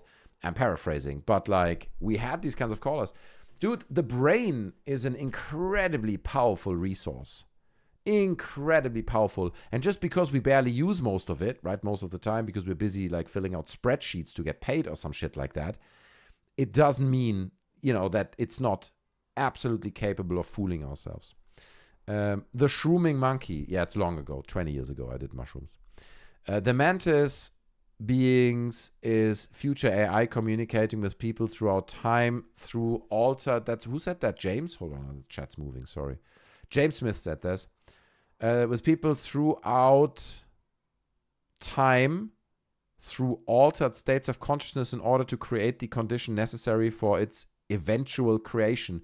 Bootstrap paradox. Truckflip says, it makes me so happy when Monkey reads my comments out of context. It sounds insane every time. It's not true. I don't read your comments at all, Truckflip. That's not true. I actually do. But I try to give them context. So, James says, so you're seeing what your eyes... where you're also paralyzed, where you're also paralyzed is terrifying. Right, exactly. You're seeing the things while you're paralyzed, yes. Sometimes in my 3-year-old boy gets up, your 3-year-old boy gets up in the middle of the night. I think he's a small gray in the kitchen hallway. It scares the shit out of me. That's scary, dude. You wake up in the middle of the night, there's a little kid standing in your corridor. It's like, what the fuck, dude? Don't do that. I just want water. Okay, but it's terrifying, dude. Little creatures, Nah, dude, we made it up. And that's why I mentioned earlier this Betty and Barney Hill case, because this is such a great example of the intermittence, right? The interjection. Grays were not invented yet. Grays were not part of our collective pop culture, but Betty and Barney Hill were obviously a big story. So the reports are more like this. See that? It goes into the direction of a gray, but it's not a gray yet. It has pupils. The head is not that big, right? It's not like this huge, weird, pear-shaped head almost. So the aliens that Betty and Barney Hill described were kind of on their way to becoming grays, right? And I think then, I don't know, like the Close Encounters and all that shit happened and added to it. Anyway. Piggy nose. It's good, cute piggy nose. That's true. Look, you can somewhere find the original model, the original bust. Oh, I moved chat. Mistake. The original bust that Betty and Barney Hill approved. They were like, yes, that's how they looked. That's just how they looked. And that's also why I find it interesting, because like Alien Girl says, I spoke to these people and they seem so sincere, right? Like they seem so honest. Like, you know, when people try to lie, we all know it. When people try to lie, it's kind of most of the time falls apart. You can tell. But you can also tell when people are really genuine, especially about honest experiences. So I believe people saw stuff, man. I don't doubt it. You know, I believe people had these hallucinations, weird brain aneurysms, and they think they saw something. It's seriously scary, but I'm not getting abducted. I mean, I'm ready to be abducted, bro. Not gonna lie. IBI Design with the 10 Canadian. Thank you so much. That means a lot. I appreciate it. We also have a Discord, by the way. You can send me a Discord. We have a PayPal. Link is in the description too. There, then YouTube doesn't get a cut. But IBI Designs with the 10 Canadian. Thank you so much. You're on fire tonight, Monkey. Great show. Hit that like button, folks. I appreciate it. Thank you so much. Am I on fire? I don't know. It's always hard to tell for me, but I'm glad when you guys are enjoying the show. So it's only Friday. It's a casual Friday. Okay, so we made it. Tomorrow is big disclosure. Proper disclosure. Cheers. So I think, again, the Greys, you know, and then the Greys with the final hype in the 90s where you literally had Alien. I mean, I was in the United States in the 90s. I remember the fucking Alien t-shirts. At every shitty shop had Alien t-shirts, man. The Take Me to Your Dealer joke, right? The poster was hanging everywhere. It was just complete gray alien mania. People loved it, man. It was the new thing. It was like a new toy, right? The gray aliens in the 90s, fired up through X-Files, fired up through stories like Bob Lazar and stuff, right? It just, people wanted fucking aliens and gray aliens in the 90s.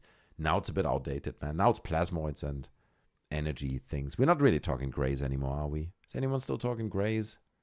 I feel like we moved past that to an extent. Alien bumper stickers, baby. That's right, Michael. It was all, I mean, even I was like 12, 13 years old, but even I remember this, how insane the alien craze was. And I bought an alien shirt. I'm pretty sure I had an alien shirt at the time. I remember it was like a big alien on it, like just the head. I think it was green. It's a long time ago. Where's that shirt, bro? Hugo Boss Suit says, still got my blow-up green alien called Alan. Alan the Alien. I like that, man. I know that one person out there right now is chilling on their couch with an alien next to them. They're like, this monkey. He's never gonna believe. Then he passes the spliff over to the alien. And the alien gets high as a kite. That's what he does, okay? Because that's what aliens apparently do. They come to Earth for the reefer, okay? They want to get high and trip around. Smoke those bongs, okay? Take me to your dealer. I guess this is the original poster, and then it was bastardized, right? It was like heavily modified. Take me to your dealer. It's good stuff. I had it too, man. We all had the poster. Dr. Phil would say power of suggestions. No, Dr. Phil would say it's disclosure and Grush is speaking the truth. Dr. Phil is completely on board at this point. The X-Files was a cultural phenomenon at the time. Yes, it was the perfect match.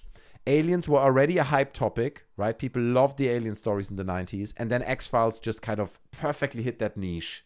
It was a great show, though. The first 3-4 seasons of X-Files is great.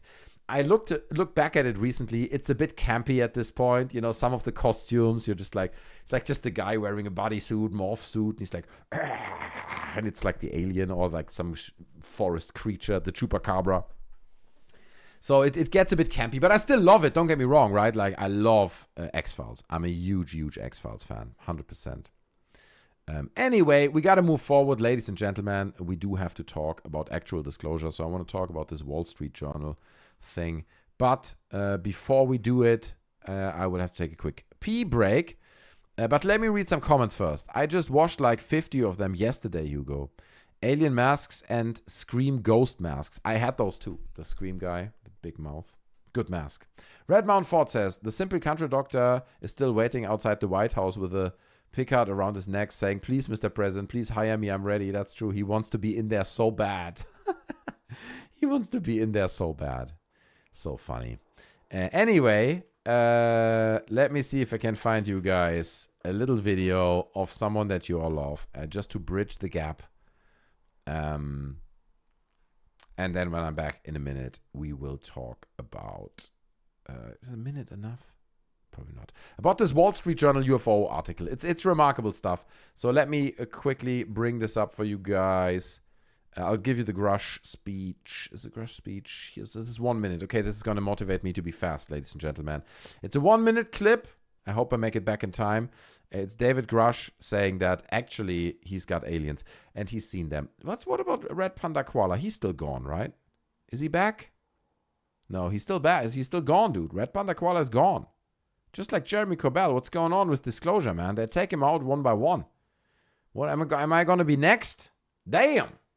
Okay, let's watch this clip. I'll quickly take a pee break. 1 minute. It's a 1 minute clip. So I got to run. Okay. I gotta choke that snake. Okay, let's not go there. Okay, I'll be right back, ladies and gentlemen. Here's David Grush. He's going to keep you entertained during the break. I do caution to ascribe this whole phenomenon as merely just extraterrestrial. That's certainly a piece of the pie. That's likely what some of this is. But there's other, taxonomies of anomalous intelligences, we'll call it, that perhaps it's ultra-terrestrial. Perhaps it grew up here and it left and it came back. And there's shadow biome. There's other types of origins. There's under the sea that we don't understand 70% of our oceans and what advanced intelligence might have developed on the seabed, so to speak. Wink, wink. And so there's a lot of different things that this could be. I certainly don't have all the answers, and I'm not omnipotent and did not have full exposure of the U.S. government's holdings and analysis of that. But we need to be open to a lot of different possible origins, none of which I think conflicts with basic Judeo-Christian theology. But we need to be open to some of that too, because I suspect a good portion of this is not, traditionally extraterrestrial, so to speak.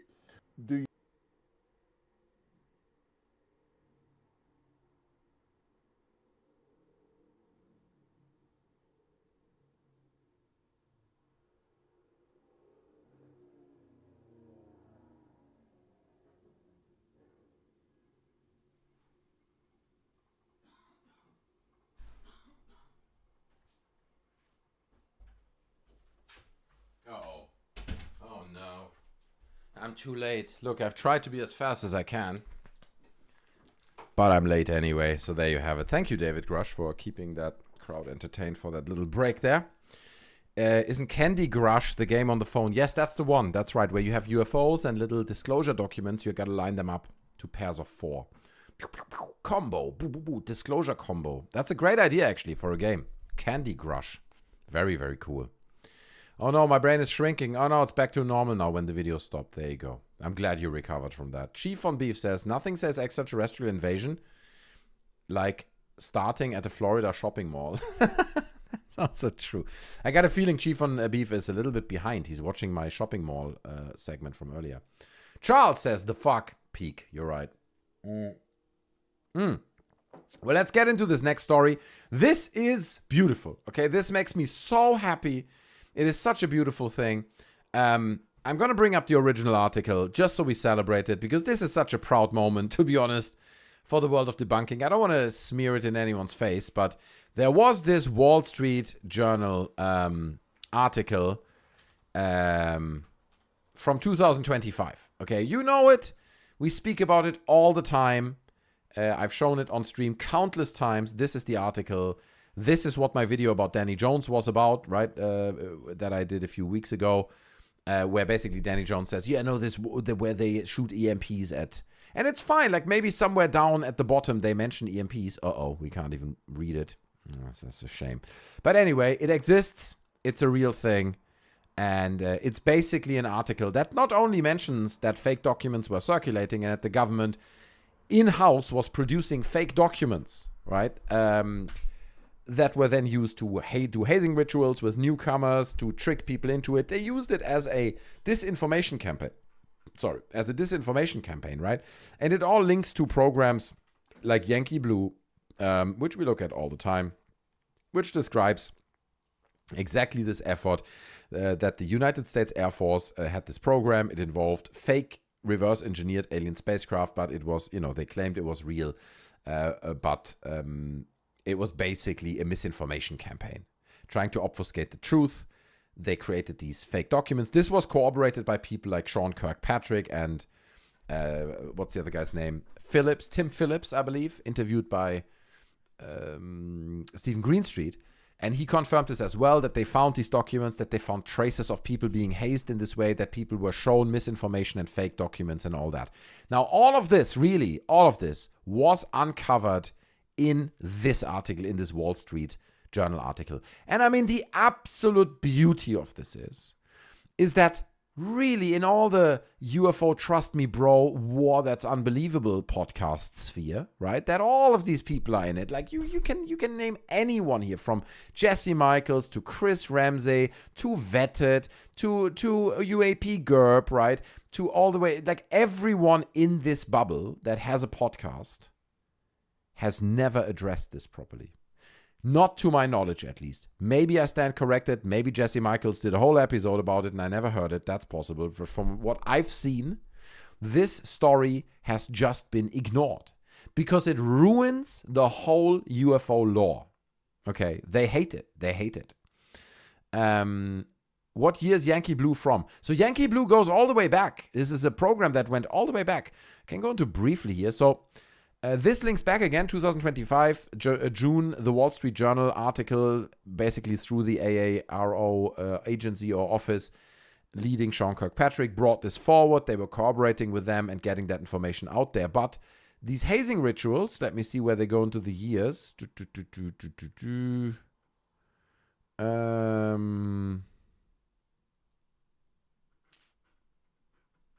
Hold on a second.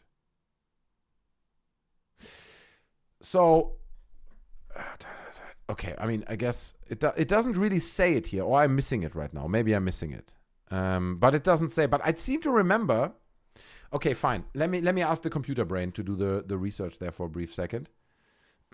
How long back do the alleged cases of Yankee Blue hazing go? Question mark. Truth hurts. I know, Michael. That's it, dude. It hurts.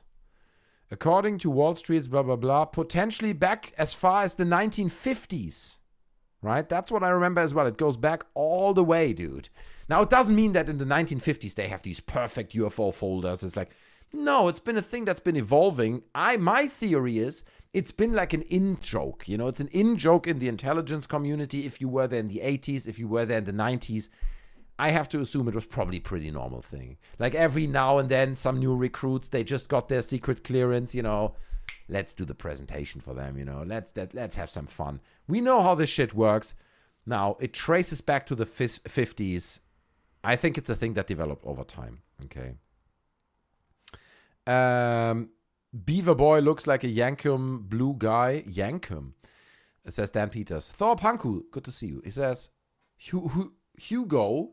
They keep playing videos of me. Who keeps? I don't play videos of you. Dummy Jones and Jane Doe. Says Deno kompliziert. John Air says, yes, just the boys having it a good time. I think so too. I think that's how it started, Sometimes these stories, they grow over time, right? Something starts, it's just a fun thing. Next year they do it again. It becomes a ritual. They do it sometimes, then every now and then. Then they realize, oh, we can do something with this. We can actually manipulate people in believing it, spread misinformation. This becomes an intelligence tool. Takes 40, 50 years, right? And now they officially claim they stopped it, right? This is part of the Yankee Blue claim that Susan Goch, who is the spokesperson of the Department of Defense at the time, admitted it. She acknowledged pranks as described by Arrow. Okay, so like fake UFO files is basically confirmed with that. Unless you say that's all an inside job. Susan Goff, that's an inside job. She's paid to do this. Anyway, this was a massive hit against the whole believer sphere, right? Because suddenly it's like, yeah, Grush is not lying. Grush has been played. Grush saw documents, right? People like Eric Davis, where we have his colleagues saying, yeah, Eric Davis is a gullible guy. If I tell him people live on the backside of the moon, he would probably believe it. That's what people who worked with him say. If they see these documents, either they're presented to them or they find them by chance, maybe someone says, Derek, just get me that folder from tray 4 over there, and you go and you make sure the alien folder's right next to it, so he sees it. Something like that. You're trolling people, you're playing people. Not saying that's what's happening, but this Wall Street Journal article and what it uncovered explained a lot of it. You're like, okay, at least this makes sense, right? Sure, it's a prank, and does a prank really make sense? Let's be honest. But at least to an extent, you can see how it comes from it just being a silly hazing ritual for a few people in the 1960s. It's a trolling joke. All the way to 2020 or whatever, the 2000s, where then it becomes an intelligence tool. Where they're like, actually, if we get these guys out there, and they, like we saw it the other day, and I'll show you the clip in a minute of Marco Rubio saying it's an incredibly powerful distraction tool. You keychain dangle the UFO story and say there are lights over the Air Force bases. Everyone listens. Nobody cares about Iran or Iraq or any war anymore. The lights over the Air Force bases. It's a powerful tool, and you can see, I think, how they discovered it for themselves. And this Wall Street Journal article finally, believers won't, will still won't buy it, but that's fine. Everyone can believe what they want. Point is, previously it was just a Wall Street Journal article. It was a big deal for people like myself. It makes a lot of sense. But now the author, Joel Schechtman, I hope I say the name correct, one of the authors, I guess people worked on it, he was given the National Press Club Award for exactly this article. That's right. And well deserved. In my opinion, solid journalism. So here he is, Joel Schechtman, and he's going to give an acceptance speech, okay? He's going to explain to us what his thoughts behind this were and how he got to that point, that he researched the story and stumbled across this. Honestly, dude, this came out a few days ago. When was this posted? August 27th, yesterday. Okay, so I guess the day before or something, he received this award. Dude, this is the nail in the coffin, man. I have not seen a single Grush post since then. I've not seen a single believer addressing this, posting this particular acceptance speech and saying, they're just ignoring it. They just cannot handle that this is a thing, right? That this exists. So they just ignore it and go back into fantasy land where people say, no, trust me, bro. I saw giant triangle hovering over military base. Trust me. And they put on a nice comfy blankie again and take a hot chocolate and relax and listen to the guy who tells them, yeah, no, I saw it. It had 3 lights on each end. Here's the acceptance speech by Joel Schechtman, the author of this Wall Street Journal article. We started out with a simple question. Let's make sure we hear that properly. We started out with a simple question. Why did so many defense officials believe their own Pentagon was hiding a secret alien program? Great question. And let me add to that. Not just they claim it, they seem to genuinely claim it, right? Like, we've seen this before. Some people are very good liars, right? And they just lie blatantly and you will not be able to tell. But most people struggle with this. Most people, I would argue, are not amazing liars. They're bad. And you do see all these Pentagon officials who somewhat genuinely seem to believe they've seen things, right? They've seen documents. So it's a great starting point to say, like, why? Like, if we assume this is not real, maybe it is. But why do they see these documents And so many of them. It's a great starting point. We started out with a simple question. Why did so many defense officials believe their own Pentagon was hiding a secret alien program? Dude, Alex Gutzi, 20, dude. Absolute legend, dude. Thank you, my friend. That's huge. Look at that. You get a membership, and you get a membership, and you get a membership. Alex Gutzi, everyone say thank you and do some W's for Alex Gutzi, man. What an absolute legend. 20. Thank you, my man. I hope you're well. I hope you're safe. Dude, I don't even know what to say. That is so generous. 20x is unbelievable, man. That's huge. I don't even know what to say, bro. Thank you, man. I think because I want to continue watching this, but I do want to have a sip for you, Alex Gutzi. You absolute legend, man. You're such a legend, you know what I mean? Always supporting, always backing, growing the family. I said this before, man. I'm somewhat shocked sometimes by people that just give, you know? They just support. They're always here. And I don't really do anything for Alex Gutzi personally, but they just give. And there's like several people, like Dinkum Aussie has to be mentioned here as well. Every stream he's here. It's like 4 a.m. in freaking Australia. He gets up to watch the stream and be moderator in the chat. You guys are unbelievable, okay? So thank you so much, man, everyone, for everyone's support. You guys it's a special thing. It's a special thing. And, here's the thing. We're going to get back to this in a second. I don't spend a lot of time in other internet communities, right? Like, okay, I'm on Twitter, I'm on Reddit, a little bit UFO Twitter, but I'm kind of staying out of that as well, let's be honest. So I'm not there, but people often say like there's an unbelievable amount of just hyper toxic communities out there. And while I don't know this, I'm not in those, but I think that's kind of what makes this channel and also the streams to an extent special. It's not just me babbling on about disclosure all the time. It is also you guys, and it's the community, and it's the respect, right? It's the respect. It's the fun people are having. It's a good, positive vibe. We're not getting political, rarely, okay? And we try to be respectful about the whole thing. And that's really what matters. And that's what makes the place here special. And I think that's why people come and they watch and they enjoy it. So I just want to say thank you, okay, to you guys, because you make this happen. People often say, oh, Monkey, you created such an amazing place with the Discord.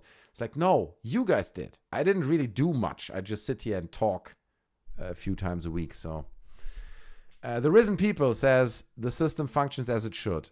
Okay, fair enough. Hugo Bossut says the world breaks down into mere like, okay. John Air says, Hugo Bossut, I'm not even involved in this conversation anymore. Atreo says, Reddit is so toxic, I still don't get how it still exists.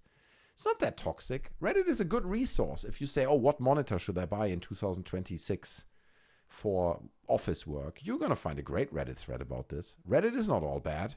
It is, I know what you mean. It is a shit show, but you just need to filter it a bit. Cards for Everyone says, I think we all are here because a lot of us just use common sense and using our brains, don't fall for all that crazy stuff. Maybe, I don't know. I mean, it's a mix of people and mix of reasons why people are here, but thank you so much. Marshall Geeks with the 2, thank you. It means a lot. The best community and the most professional show. That's true. Okay, that I can confirm. Cheers. Anyway, thank you guys. I just love you. Okay, it's great that we've created this little space that we have here. We carved it out for ourselves. Let's keep watching this clip. So again, this is the author of this Wall Street Journal article. He just won the National Press Club Award. It was something we had heard again and again. And we started to wonder, maybe they could be right. What we found was something that was even stranger. We found the Pentagon had itself spread the myth of UFOs that had crashed and fallen and were now being hidden in Area 51 to distract attention from real, highly classified stealth jet programs. This myth that was spread within the Defense Department grew and infected the larger society. And the broader deep state... So he's making an interesting point here, right? I just want to quickly chime in. What he's saying is it grew and impacted a larger part of society. So what I think he's saying here is it was probably initially meant to be an internal hazing thing, like you frame people and then you're like, that guy fell for it. But then people suddenly come out and people go to newspaper articles or newspapers and say, I used to be in the military. I've seen unbelievable stuff. And suddenly they're like, shit, that wasn't really part of the plan, that these idiots come out and whistleblow the nonsense that we fed into them. And now suddenly the thing is not just an internal thing and it becomes an external thing and it impacts the wider society, right? Department grew and infected the larger society. And the broader deep state conspiracy theory has gone from a quirky countercultural folklore to a cudgel the dominant political party uses against its opponents. Right. Interesting, right? The point as well that he makes, that basically now, it's a conservative, it's a Republican thing. The whole UFO disclosure thing, it's a Republican thing. They're using it for their own narratives to distract from their own thing. It's their weapon.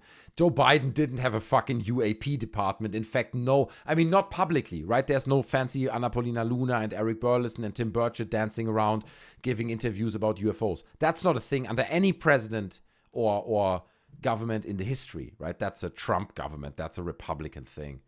So that's how far it has come. It has now become a political tool.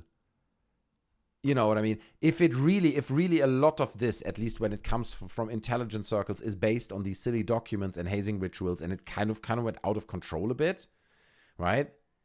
And it ended up with the president, and now we're in the White House.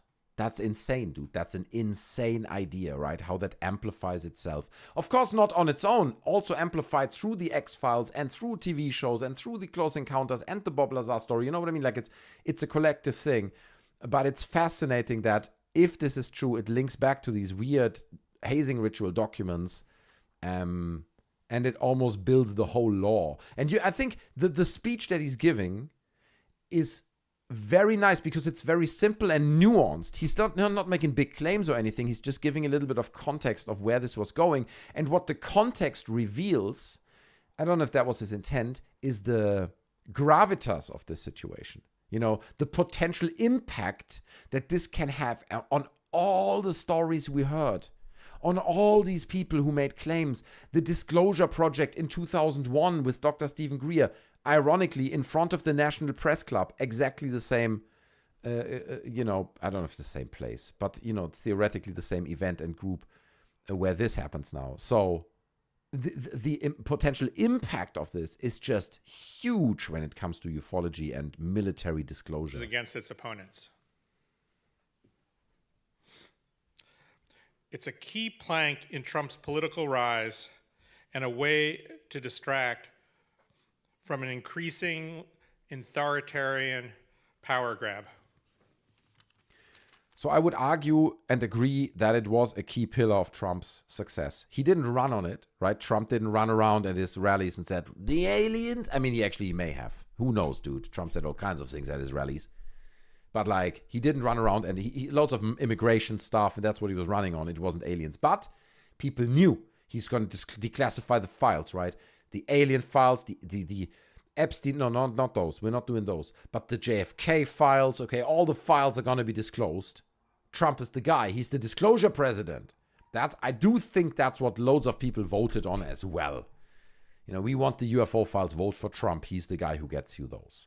So I think he's making a fair point here to say Trump used it for military purposes as one of the pillars that led him to, or held up his success, if they want. It's a key plank in Trump's political rise and a way to distract from an increasing authoritarian power grab.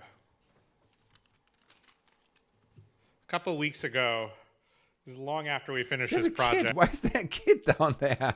Is that his son or something? It's probably his son, right? But a couple weeks ago, there was a podcast with Marco Rubio where he said he loves talking about UFOs with reporters because, quote, it's an extraordinarily effective diversionary tactic. Dude, it's true. We're going to watch the clip in a second. Fact check me on that. He said that. And it's also, there's no context. People can be like, oh no, but Marco Rubio said this out of context. No, he didn't. It was very clear. The context was very clear. So there's no running away from this one. I want to thank the National Press Club for all the support they've given me over the last 10 years. All right. So obviously the rest is like him activity shaking hands and saying, thank you everyone for supporting me. It is a huge achievement, and it's a massive, massive bombshell for the believer community. I mean, look, they won't believe it anyway, right? They will not give credence and talk about this Wall Street Journal article thing, but it's about time, man. It's about time to bring it up. Discuss it openly. I want to hear Jesse Michaels have a full 2-hour debate with Stephen Greenstreet about these papers, or maybe with Kirkpatrick. Bring on Sean Kirkpatrick. But dude, he hates this whole new UFO shit, rightly so. So I think he would never do this, and I can understand. James Marsh says again, it's the reporters who continue bringing this up, and it certainly is a great tactic not to talk about the other stuff. What other stuff? What do you mean? Here's Marco Rubio saying exactly what he was just accused of. And now, I've sort of surrendered that portfolio to someone else who you know well, who's very much in charge of the UAP issue. Again, it's not, what I say is, I don't know who it is, I don't know what it is, but there are things flying over our military installation and they're not ours, and we should look into this, be serious about it. And I did that for a long time in the Senate, and it had two benefits. The first is that obviously it's a legitimate topic, and the second is, whatever the news of the day was, it was controversial, and a reporter comes up to you and you say to them, look, I don't have time for these questions about politics. Do you realize there's things flying over airspace? We don't know what they are. And the reporter's like, oh, what do you know? Tell me more. So it was extraordinarily effective as a diversionary tactic in addition to. Now that said. Let me tell you what's happening here, dude. Pussy. That's what's happening here, bro. That's right. Marco Rubio. I know that's his wife next to him. And you can see she's not particularly amused. She's like, Marco Rubio, shut up. What are you doing? Okay. But he's clearly trying to hit on the girl. He's trying to make her laugh. He's like, look, she's having a great time. She's having the time of her life. Marco Rubio, you're so funny. You're so entertaining. Okay, so that's what's going on here. Okay, look, men do this subconsciously. Subconsciously, they don't do it intentional. Obviously, he's not trying to hit on her. He's not trying to do things with her after the interview. That's ridiculous. But, men do this. Like, there's a pretty girl. You want to make her laugh. Okay, make that girl laugh, for God's sake. That's what I do on the show every week, several times. Because 97% of my viewers are female. You guys know this. So there he is saying that it was basically it's a diversion tactic. And he said it because he wants to impress host girl. Katie Miller, I guess is her name. Katie, let me tell you, Katie. Let me touch your lap while I talk to you, just to increase our connection that we have in Katie. He didn't touch her lap, okay? He didn't touch her leg at all. If Marco starts to flap his ears very, very fast, he will fly. Yes, like Dumbo. That's right. I believe I can. Oh no, we can't do this anymore. I can't do this anymore. That's R. Kelly is off the list. Steve Miller's wife. Well, people are somewhat upset. Let's be honest, dude. I mean, this is not good. The believer community is quiet. They just had their shot, right? This is why this is so beautiful, because the believers just had their shot. Every single whistleblower we have, from Matthew Brown to Dylan Borland, every one of those guys recorded a separate appeal video to President Trump. David Grush, right? Everyone recorded the video. Please, Mr. President, release the files. They're begging me. They come, they say, Donald, get the files out. I say no. It's like that song from Amy Winehouse. They tell me get the files. I say no. Anyway, it's the best Trump impression I can do. It's great. Very good. Great Trump impression. Okay, the in-studio audiences they're very impressed. They're applauding. You can hear it. That is his wife doing the interview. No, it's not. No, his wife is next to him. That's his... Wait, am I mistaken here? Is he impressing his wife? No way. That's his wife. That's Katie Miller. She's asking the questions. His wife is next to him. The table separates them, So nothing happens. So nothing inappropriate happens. Put a table there. It's Marco Rubio with his big ears. He's coming in. That's Stephen Miller's wife. Okay, it's Stephen Miller's wife. That makes it even better. That's strengthening my point. Because it's not, none of these chicks are his wife. So he's double motivated to make them laugh. Right? He's like, let me tell you, ladies, okay? This whole UFO thing, you know, when we talk about problems, we got some problems. But when we talk about them, I just say, ooh, UFOs over military base. You know, we use it. It's a distraction, no problem, you know. Have you seen my ears flap? Let me show you. Like, it's a weird boys thing. And you can see it. I mean, this image is perfect. This is the perfect representation of what's going on here. In my humble opinion. This is all my very humble opinion. But people are responding. Like Warvini over here. And Warvini, obviously very important account when it comes to disclosure, says, ha ha, that's the nail in the coffin. They're going to be so mad. And congratulations to everyone for winning this award, which is Arwana Viswanatha. Okay, that's one person. And then Joel Schechtman as well. Applause for those guys, man, for shaking up the UFO bubble. Ah, that's too much. We don't want to do too much applause. We want to keep it in small doses. Great achievement, but we got to keep it moderate, okay? But funny enough, I'm telling you, if we would have a believer on here right now, he would still be telling me how owned the debunkers are, man. How owned we are, bro. The debunkers are getting owned. They're getting owned left and right. That's what's happening. Yes. Look, we have a new caller. I think it's, I cannot see your first name. Is it Truck Flip? Let's see. We're giving him a call. We're bringing in a caller. Okay, before we continue with the segment, let's see what this is and what's going on here. Okay. Hello, can you hear me? I don't even know who you are. You're live now. Hello?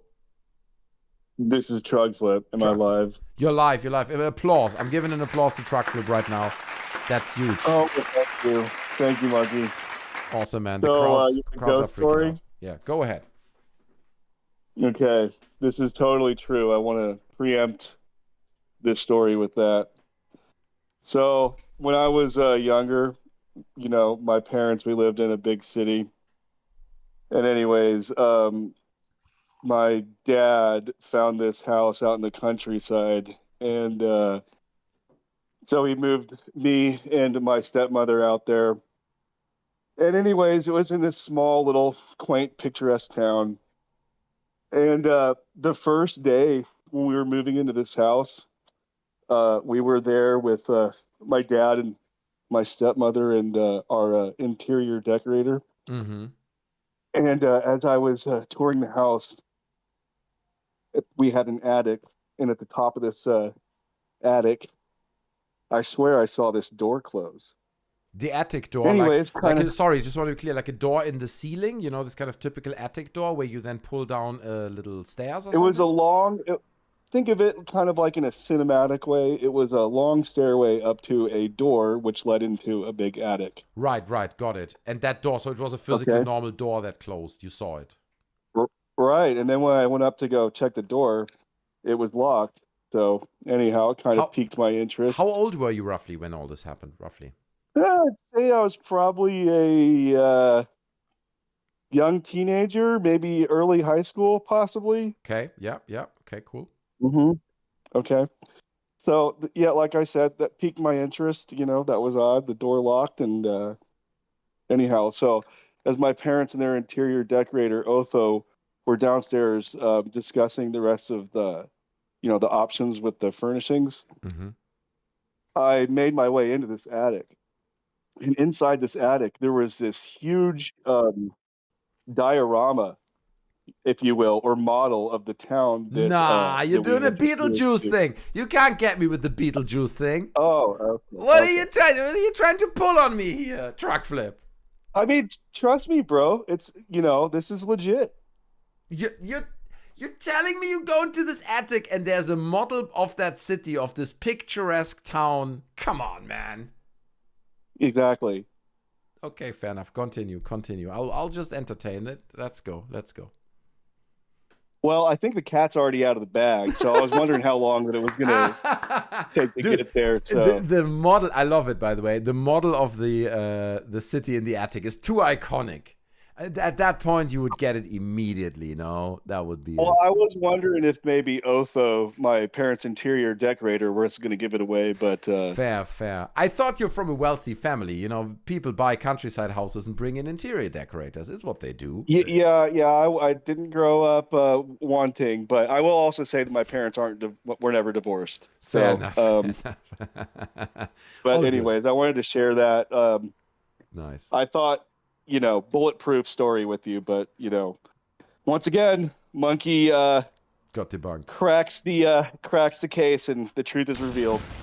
Truck flip story debunked. Okay, we're putting the debunk banner on. But it's still fun. I mean, you never had any real, come on, you must have had something in your life that left you Well, puzzled. I told you when I called you that one time. We were out in Terlingo and we saw all those UFO whatever Right. lights, but Yes, you did. yeah, but no, other than that, no ghosts. Although, the show Ghost Adventures, the Zach Bagans show. Of course, I love it. Yeah, it's my favorite show. Okay, so yeah, my brother and I watched that show for years. And Yeah. most of the show's original seasons were all the filming locations were between Reno, Nevada and Las Vegas, Nevada. Yeah, because So we used to go do motorcycle trips to like all the places they filmed. Did you still go to Bobby Mackey's, which is now torn down and demolished? I don't remember that one. One of the cooler ones that we went to was the Goldfield Hotel because it was Yes. the Goldfield Hotel was like derelict and abandoned, and you could get in there and kind of explore. Wow. Other than that, most of the other places were still like functioning businesses. Like we went to the Silver Queen Hotel, for example, and like the Clown Motel, all that crap. But we just kind of did it for the giggles, it gave us a destination for a bike trip. No, 100%. I would have done the same. I think it's super fun. And Goldfield Hotel, I mean, that's where the initial Ghost Adventures documentary was shot, right? That's where it happens, the Flying Brick. That's the place. And all around that place, that's all in the middle of nowhere in Nevada, and it's all surrounded by BLM land, which is government land. So you can literally ride a dirt bike for 150 miles in any direction from Goldfield. So Dude, pretty cool area if you're into that awesome. stuff. No, I love that. I mean, going into the Goldfield Hotel, that'd be a dream. Is it still standing or is it demolished by now? Do you know? No, it's fully standing. There's probably, I'm going to guess there's probably like 150 people that live in that little, what's left of that town. And I'd say probably 120 of those are temporary people that live in like RVs that are just mine workers out there. There's not much there anymore. Okay. Yeah, wow. Very cool. Taylor in chat says Bobby Mackey's was in Ohio, right? Was it possible? I'm not sure. It was like a really iconic location. It was the one where they had the well in the basement and allegedly someone, it's pretty morbid, but like chucked a head in there or something. And it was like they killed this woman. I don't know. It's a horrible story, but like it's been haunted for a long time. The Bobby Mackey's. Well, I definitely didn't go to that one, but there's a town just outside of Reno. It's called Virginia City, Nevada. And it's kind of cool. It's actually a kind of a time capsule. It's all these. It's basically just a street full of bars and saloons and casinos. But it's cool because it's all the same facades from like the late 19th century. Oh yeah. Nice. But anyways, Virginia City, Nevada, I think like half of the first season was filmed at hotels that are on this little, half-mile strip of that town. Interesting. I didn't even know this. I mean, famously, Zach Bagans doesn't like to travel with planes, right? So all the filming locations. So I mean, you could literally, that's literally half a season of their shows. Is literally walking from one place to the next. Because all the old hotels that are in Virginia City, only a couple of them are actual hotels. Most of them are just bars that have the historical hotel upstairs, and they do like the ghost tours, all this kind of tchotchke shit. Yes. Beautiful. Yeah, but he wouldn't have to do much traveling in Virginia City. You can do a whole season, blocks. a whole season in a week. You just stay in this town for a week, do one house after the next, every day an episode. You would have to walk maybe 1,000 feet. Yeah. Yes, yeah, that's great. I mean, Zach Bagans, he's killing it with it. Even though now I'm not sure. Like, it's not much going on with Zach Bagans. He's not joining. Are you still watching the new seasons of Ghost Adventures? Are you on top of that stuff?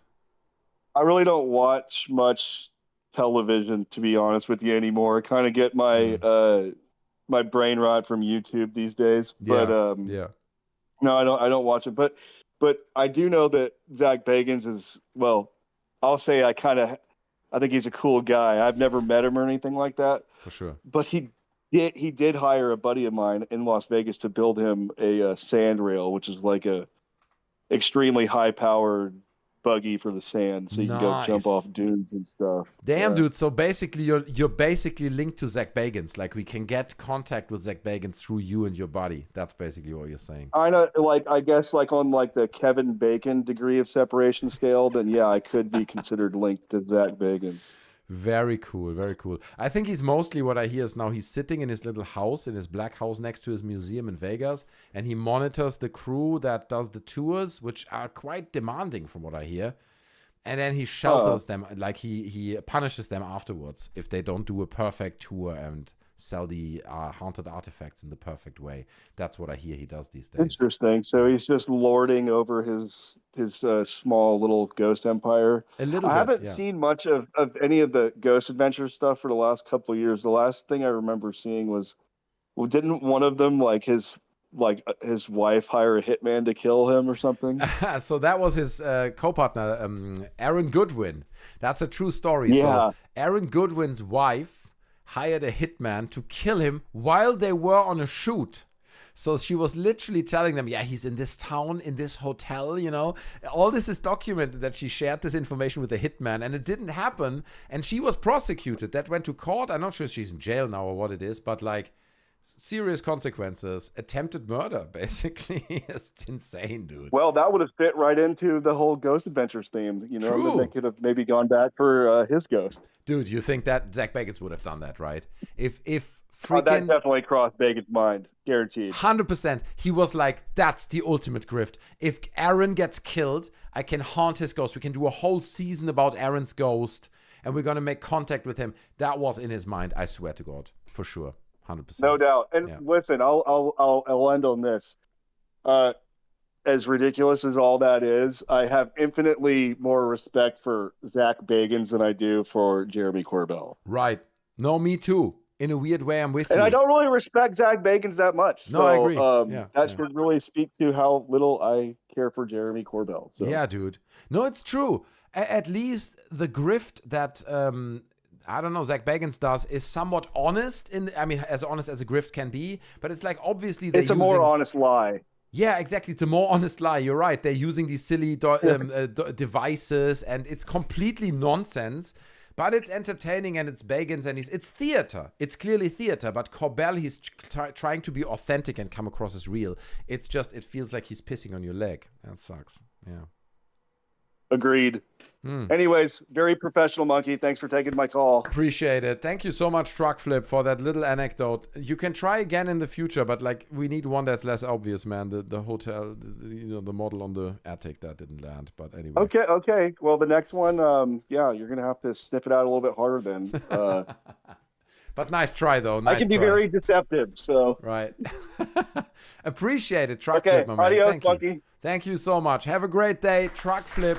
The perfect phone call. Unbelievable. The crowds are going crazy. They're like, wow, how can every single phone call be so perfect?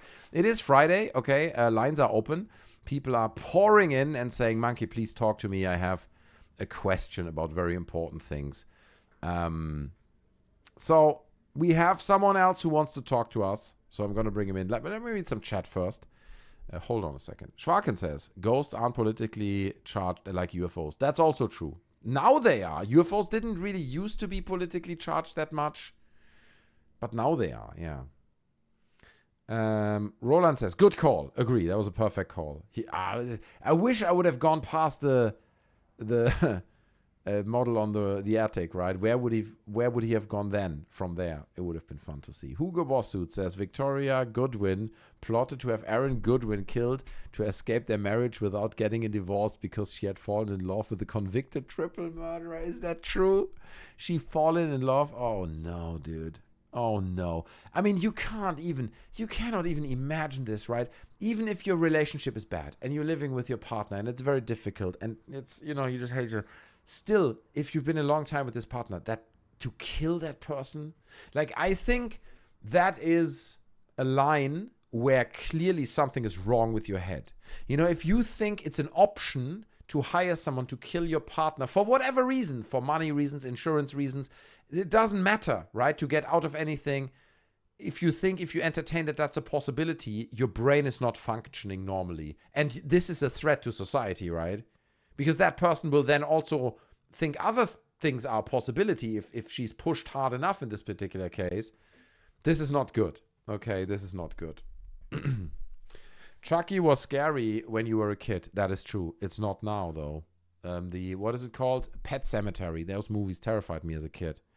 Chucky's a vibe. Now it's just a vibe, dude, says Michael. You're right. Women can be brutal. So can man, Hugo. Okay, we're not making this about women. 98% of my viewership is female, so I gotta obviously stay diplomatic here. You guys understand. Chucky's a vibe. Sneezy Monkey, most trustworthy chat gang. That's true. You had me, dude. John Eyre was on board. We all believed it. No, I believed it too. Until we got to the attic, I believed it as well. He sold the story in. Trev, over on Twitch. Appreciate it. He says, DC runs, ghosts just really want that booty. Macrab, ghosts are very relatable. That's true. We can all relate. We all were alive once, right? So we can relate to ghosts. That makes a lot of sense. Anyway. I just want to finish this whole Wall Street Journal thing. I just want to squeeze the call in there. But you can see people are reacting. People are basically saying, dude, this is the nail in the coffin. This is the nail in the coffin for ufology. Because all their cards were on Grush, right? That's how it feels. Grush came out. Grush made loads of people treat it like a cult. Grush doesn't need to provide evidence. He's seen things. This is incredible. Grush. He's the Messiah. And now it turns out that there's an explanation that's actually somewhat reasonable for what Grush may have seen. And maybe it was a coordinated effort, right? Or people often say, well, no, but Grush also spoke to people, right? It was not just that Grush saw documents. It was also people coming forward and speaking to him and confirming these things. Now, if you look at the Yankee Blue Wikipedia page, it says, and they describe it as a misinformation campaign. So you can make the point and speculate that there was a coordinated effort. Maybe they picked Grush. And he himself said, maybe I was picked for this role in this conversation with Jesse Michaels, where they were some in the mountains, a bit weird. But anyway, so it's not good for the believers, right? They don't talk about it yet. Every now and then we get the debunkers are totally owned posts. And it was shocking to me to see this Danny Jones segment where he doesn't even know. He seemed to not know about this properly, right? These documents. Or maybe he was just pivoting. Now, interestingly enough, now that this guy got this award, right? The reward for his UFO story, just today, the Wall Street Journal drops another story about UAPs. Hold on, I think I need to probably register here with some kind of device so we can look at it. So this is a story that came out today on the Wall Street Journal as well, and it addresses the same subject, and it's equally skeptical. Okay, so this one is titled, "Our UFO Obsession is a Distraction from National Security Reality." And we don't need to read the whole article, but basically in a nutshell, it talks about Grush, right? Grush is mentioned here and his testimony. They got to give people a little bit of context. But basically the point they're making is they're saying there's a real threat out there. Like there's real things that fly over our airspace, and we have much more ability to now do stuff in our airspace than we could before. Drones, non-commercial drones. There's a lot going on. We see stuff from China where they have drones the size of mosquitoes with the camera on it. So stuff is in our airspace, right? And it's a real threat. It's a real problem. UAPs are a real problem, right? It's a military issue that we need to look at. But packaging it into this UFO dress is somewhat ridiculous, and it makes no sense. Let's see. The media should stop hyping with claims about biologics or super advanced alien spaceships that somehow keep crashing. That's true. They crash all the time. These aliens, man, they travel light years, but then they come here, their engine fails. They didn't fill up the brake liquid. That's why. I don't mean we should stop investigating those allegations, but the people claiming inside knowledge about unearthly visitors should step forward with hard evidence or step aside. By the same token, lawmakers should stop hinting at vast, deep secrets or dark secrets that they're fighting to drag into the light, right? Talking Burleson here. We're gonna bring it all out. I'm Tim Burchett. We're bringing you guys the truth. They want voters to see them as warriors against the deep state, but I suspect they'll look silly when all the facts come out. Let's admit it. This emphasis on extraterrestrial distracts us from genuine earthbound threats. Are our adversaries testing our detection capabilities by launching drones near military bases or Navy ships? Could some anomalous radar readings be the result of enemies using electronic warfare techniques to spoof our systems, which we've seen in the past, right? We always get greers like, oh, we got amazing radar readings. It's like, yes, and adversary forces probably also put effort in spoofing radars, right? It's a powerful tool. We need to know. If we were to discover aliens visited our planet, that would be the most consequential event in human history. It could happen. Call me when it does. In the meantime, we live in a dangerous world. Let's focus on that. That's right. Applause. Mr. Makes wrote this. Okay, Mr. Makes, his full name is James B. Makes. There he is. He's got a beard. He's funny. And writes things for the Wall Street Journal. So that's great. Great article. Just interesting that came out today. And obviously, let's be honest, man. I have no idea what's going on here, man. I have no idea, right? We can speculate what's going on and what's going on behind the scenes. I believe these Wall Street Journal articles, right? I think they're doing good research and they're finding out interesting aspects. But in the end, it really is just a hint. It's a hint. It could also just be another psyop, right? This whole thing is like, oh yeah, Arrow, the government institute or a government project releases the files. They say there's hazing rituals. Look, the Pentagon confirms it, or the Ministry of Defense or the Department of Defense. They say it's true as well. Everyone agrees. And here's the Wall Street Journal also agreeing, making sure everyone sees it. You know what I mean? You could imply a psyop there. Because, you know, they admit to Yankee Blue and now they're getting an award. Let's award this guy. This is how believers, I think, see this. They're like, this is part of the psyop. This is part of the misinformation campaign, right? And we're just trying to spread this kind of nonsense and get people to believe it. Michael says, Greer is Bob Lazar's older brother. That's probably not true. If everything is a psyop, everything is a W, says Ada Cohn. Okay. Not hazing, disinfo. It's a mixture. I think it started as hazing nonsense, bro stuff, and then it became a tool they used on someone like Grush. And they turn him into this asset that they can now control. Now they can put Grush constantly forward. People love the Grush stories, right? And they can put him forward and he will tell that people what they want to hear. Straight Up for Moose 51. Is that the name of your new band? EPS Extraterrestrial. I love it. Deno Kompliziert, man, supporting the show single-handedly. Okay. Alex Guzzi also greatly supported, and a few other of you guys. I don't want to diminish everyone's achievements. But we're still 8 out of 15 super chats. That's far away. It's far away. We might not go extra long tonight, ladies and gentlemen. It's rough. It's a rough day for Sneezing Monkey Incorporated. You know, what can I say, man? We make the show ad-free for you guys. And then the super chats only come from Deno Kompliziert. What can I say, man? My children need to eat. So if you want to support the show, you watch regularly, consider a super chat. You can also... Oh, it ends in 40 minutes as well. Damn, see. The super chat goal expires soon. You can also send me a super chat over on...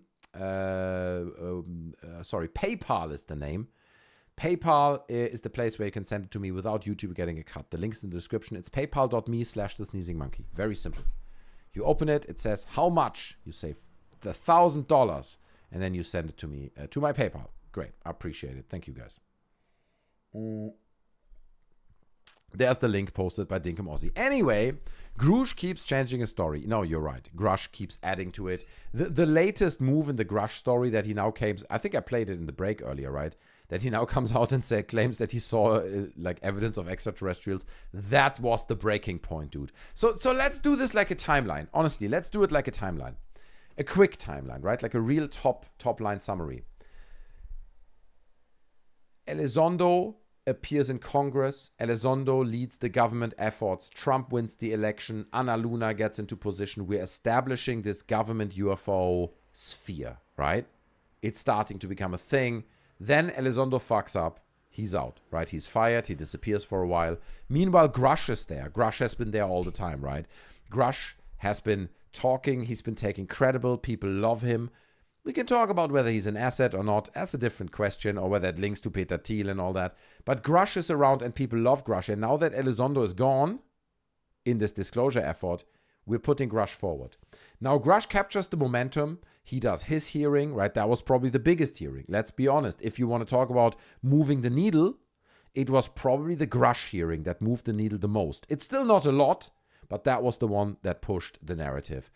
All following hearings, governmental and congressional hearings, felt like everyone had lost impact. Each one moved the needle less. So Grush was still the guy. He moved it, he pushed the narrative, and he got people involved and engaged in the UFO narrative, and everyone believed Grush. But then, you know, it slows down a bit. Where are we going from here? We're releasing all these UAP files that are dropping in these different drops. They are not very convincing. Even the believers don't claim they're convincing. There's a few people like Marek van Rennenkamp who just can't give up, and he still claims that little Fleer balloon must be alien spaceship. But for the most part, people are agreeing that there's nothing there, at least in these drops, okay? So it puts everyone into this position where you've told nonsense, you've spread misinformation, you got people like Rush involved, but people are not eating it up anymore.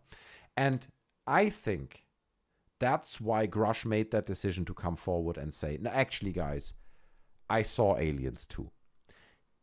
In my mind, he thought that's going to revive this movement. People are going to be like, wow, Grush said aliens are real. The opposite was the case. Because in my opinion, when Grush suddenly claimed he also saw evidence of aliens, when in the Rogan interview a few years ago, he said, I never saw alien evidence. It was just through secondhand witnesses, you know, and I don't want to talk about it because it's like people told me, but I haven't. And now suddenly he saw the documents. So there seems to be a discrepancy there that hasn't been explained. I don't want to say it's a lie, but like some form of discrepancy where in the past he said one thing and now he says a different thing. So that's not good, right?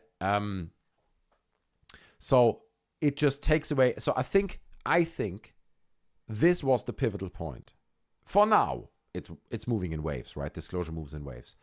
But this thing now that Grush came out, dropped this bomb, the bombshell that he also knows about aliens, and it really didn't land. If anything, it discredited Grush.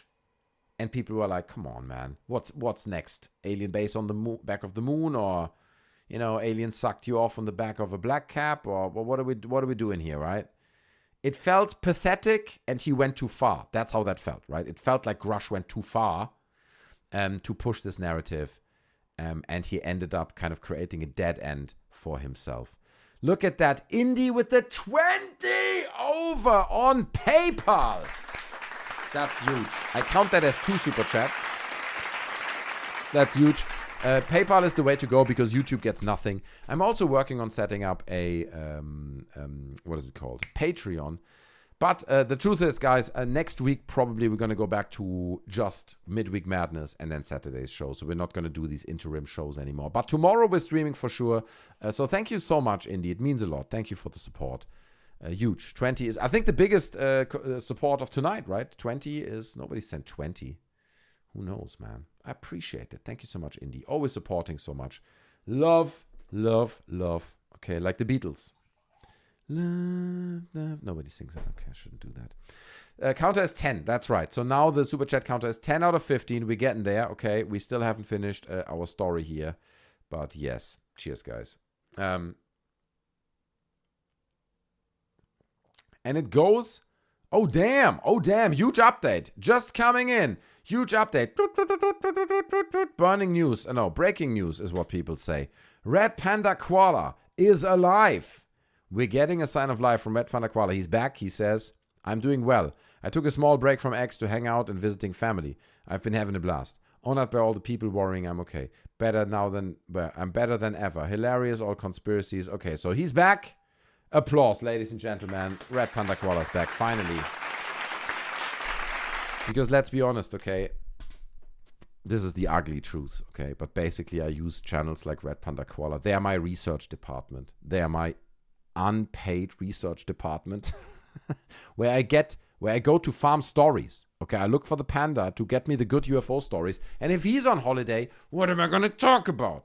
I need Panda to get me the stories. Okay, so he's serving them, so I'm thankful he's back. Ada Cone says, got cloned. Also, you think it's fake Red Panda Koala. That's a good theory. Actually, in fact, I'm gonna spread that rumor right now. I'm gonna say, I'm not buying it. Hold on. I'm not buying it. The way you write, this is a clone. You're a clone, I'm gonna say. You're a clone.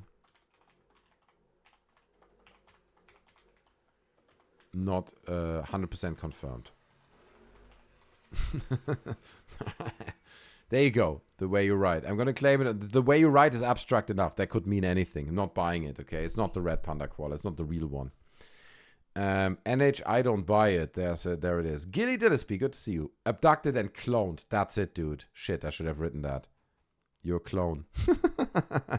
Let's see. He just talks a lot, says Paul Kirby. I'm actually shocked you found so much UFO flush to fill all the daily podcasts lasting 4 hours, let alone normal twice-a-week shows. Dude, disclosure. You don't understand, man. You don't understand the state of disclosure, man. We're rushing through space with 400 miles an hour.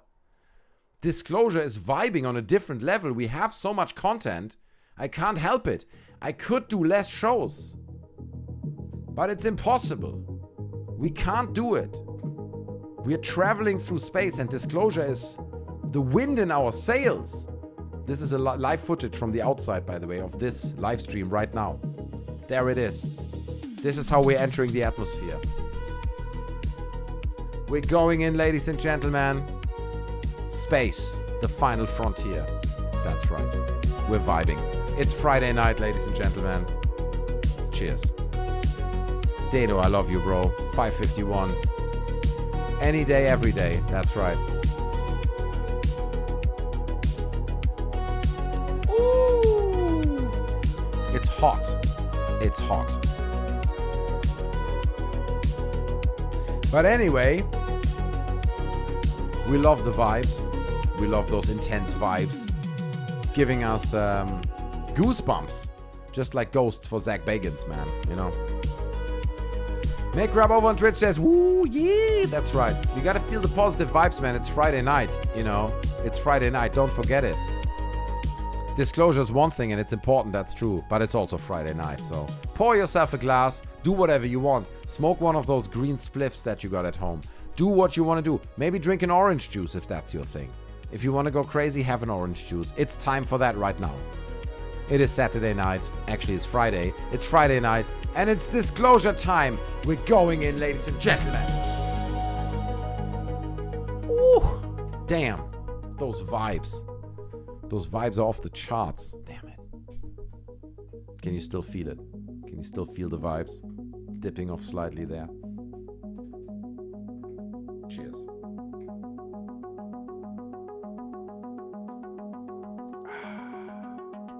Keep the music. Gotta pack the pipe. Fair enough. You pack that pipe. We're going back in. That's right. Look at that, man. Look at that amazing UFO we're seeing there. Damn, it's real. It's really, they're really out there, guys. You just have to vibe enough, man. If you vibe enough on a Friday night, you will see them. You will see the aliens. Firsthand. It could happen tonight. It could happen tonight. Is this disclosure, Hochhausen? It's certainly it feels big. It feels big. And I think we're close, yes. 100% alien confirmed, says Iron Mantis. 100% you're right. They're confirmed. It's true. All the legends have been true. They're here. But here's what's interesting, just to conclude my little segment there. What's interesting is that it seems like there's like two main fronts or trenches are forming within, ufology and disclosure. And one of them, and this is interesting, right? Think about it this way. It's a theory, right? I'm just saying there's a theory that I have about this. One is the Peter Thiel thing, okay? And I think there's a point to be made that Peter Thiel probably has his little disgusting Peter Thiel tentacles in pretty much everything. That's how it feels. So my theory is there is Peter Thiel disclosure, right? So there's like Grush, Burleson, Luna, Burchett. I believe all these people, this is my opinion, are on the payroll some way or another. And they may get paid through 4 proxy companies, right? It's like Horizon Sun pays another company that's called, Merchant Assets. And then they pay Anna Luna for something it goes around corners. But I'm sure that's a thing, dude. So we have this Peter Thiel part of disclosure right now. And then you have a few other smaller islands, right? Maybe you have someone like Dr. Stephen Greer who kind of sits independent. Where sits Lou Elizondo at this point in this equation? I'm not entirely sure anymore. I don't think he sits in the government. He's not part of this government disclosure nonsense. They all sit on their own, right? I'm on board with the Thiel tentacles all over UFOs. It's kind of hot, right? I know. It's kind of like, what is it called? Hentai disclosure. There you have it. You fool, Elizondo. You see, he's in chat. He's laughing at me. Why did you come on, Elizondo? Let's call into the show right now. Lines are open. Let me see. Maybe we have more people that may be ready to potentially call in. We always look for people to call. Who do we have here? I don't know what his name is, but he may be willing to call in. Let me ask politely. And this applies to everyone as well.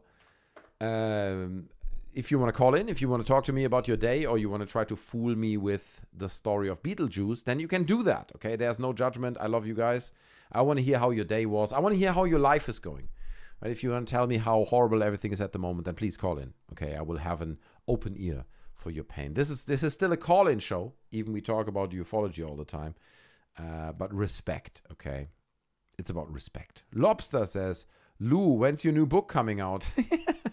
So this is the next segment on my list, actually. We can talk about this. This is way too funny.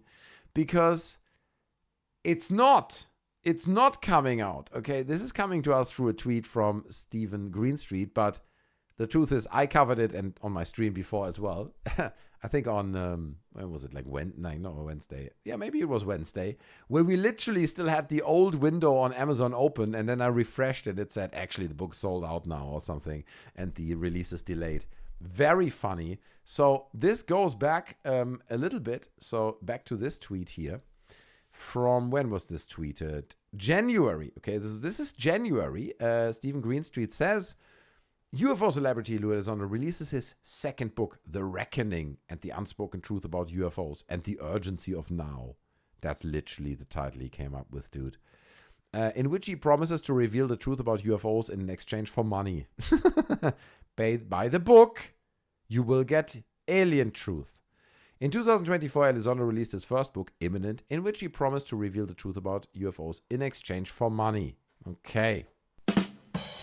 Now, this was again in January, okay, and there's the title, there's an image coming soon, The Unspoken Truth, 22 euros or pounds.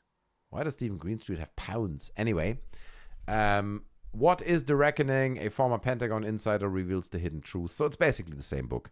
It's just got a different name. That's how it sounds. I wonder how deep he goes into these orbs that fly through his house and make it look like a fucking discotheque. That's not a lie. Lou Elizondo was on this Japanese show, and he was like, we had people seeing our house while we were not even at home, and it looked like a disco. They thought we were having a party. So many orbs. So, great stuff. Can't wait to get the book. So, obviously, I was hyped. And I looked at it. It's like, on sale, 27th of August. And I looked at my little calendar, and I was like, wait a second. That's yesterday. The book came out yesterday. If we can trust this news from January, release day was yesterday. So the wait is over. Well, here's an update. And this update is from August 26th. So 3 days ago. HarperCollins is still listing tomorrow. Okay, it still says right now that it's going to drop tomorrow, August 27th, as the release date of Lou Elizondo's second book, previously titled Reckoning, The Unspoken Truth About UFOs and the Urgency of Now, should be coming out. So this is like in 2 days. It's still coming. And that's what we watched on this show as well. We refreshed the page because we obviously want the scoop. We want the Elizondo scoop, right? Let's be honest. But it turns out, unfortunately, here's another update. Elizondo's second for-profit book was not released today. Oh, no. I love that he calls it a for-profit UFO book. Because that's what it is. Let's not talk around it. But that's what it is, dude. It didn't come out. It was scheduled for today. It was also on Amazon, right? We looked at it on Amazon. Let me see if I can still find it. Monitor connectivity. Oh, here it is. It's still in my list. Coming soon, guys. It's coming soon. The new novel. Wait, is it a novel? No, it's obviously serious. 27 pounds, euros.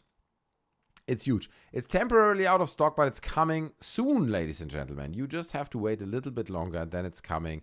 And to be honest with you, with this release date, the 27th, I thought this is going to be Lou Elizondo's big splash, right? Because he's been gone for a while. Let's be honest. We didn't hear much of Lou Elizondo. Yes, he was on a few weird psychedelic podcasts. He did a few vlogs where he traveled and moved to Washington, the Washington area, to fully commit to disclosure.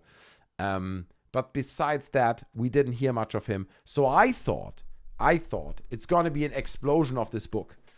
On the 26th, 25th, like the 2 days before this book comes out, he's hitting social media. Hold on, I have to drink a sip of wine. It's Friday. So, I thought now he's coming back. I thought with this launch of the book on the 27th, big media splash, social media stuff. He's going on all the interviews. He's going to do CNN. This is going to be the big return of Lou Elizondo. That's why he was quiet, right? Because he was building up to this big. He was saving energy, right? Collecting energy for the big drop. Well, it turns out that's not happening. Turns out the book is delayed indefinitely at this point, I guess. We don't have a release date. So anytime now, man, the reckoning. To be honest with you, I think a big problem of this is as well that Elizondo probably wrote this book, brought it to a fairly good... Oh, also interesting that it says unknown author up here. Who is this unknown author? Is he gonna... Oh, there's loads of unknown authors. Okay, fair. So, yeah, it could be anyone, really. I did have my accident, Monkey, says Lou. Yeah, that's true. You did have the accident, so that really adds to it. No, I think, to be honest, I think Lou Elizondo is very busy.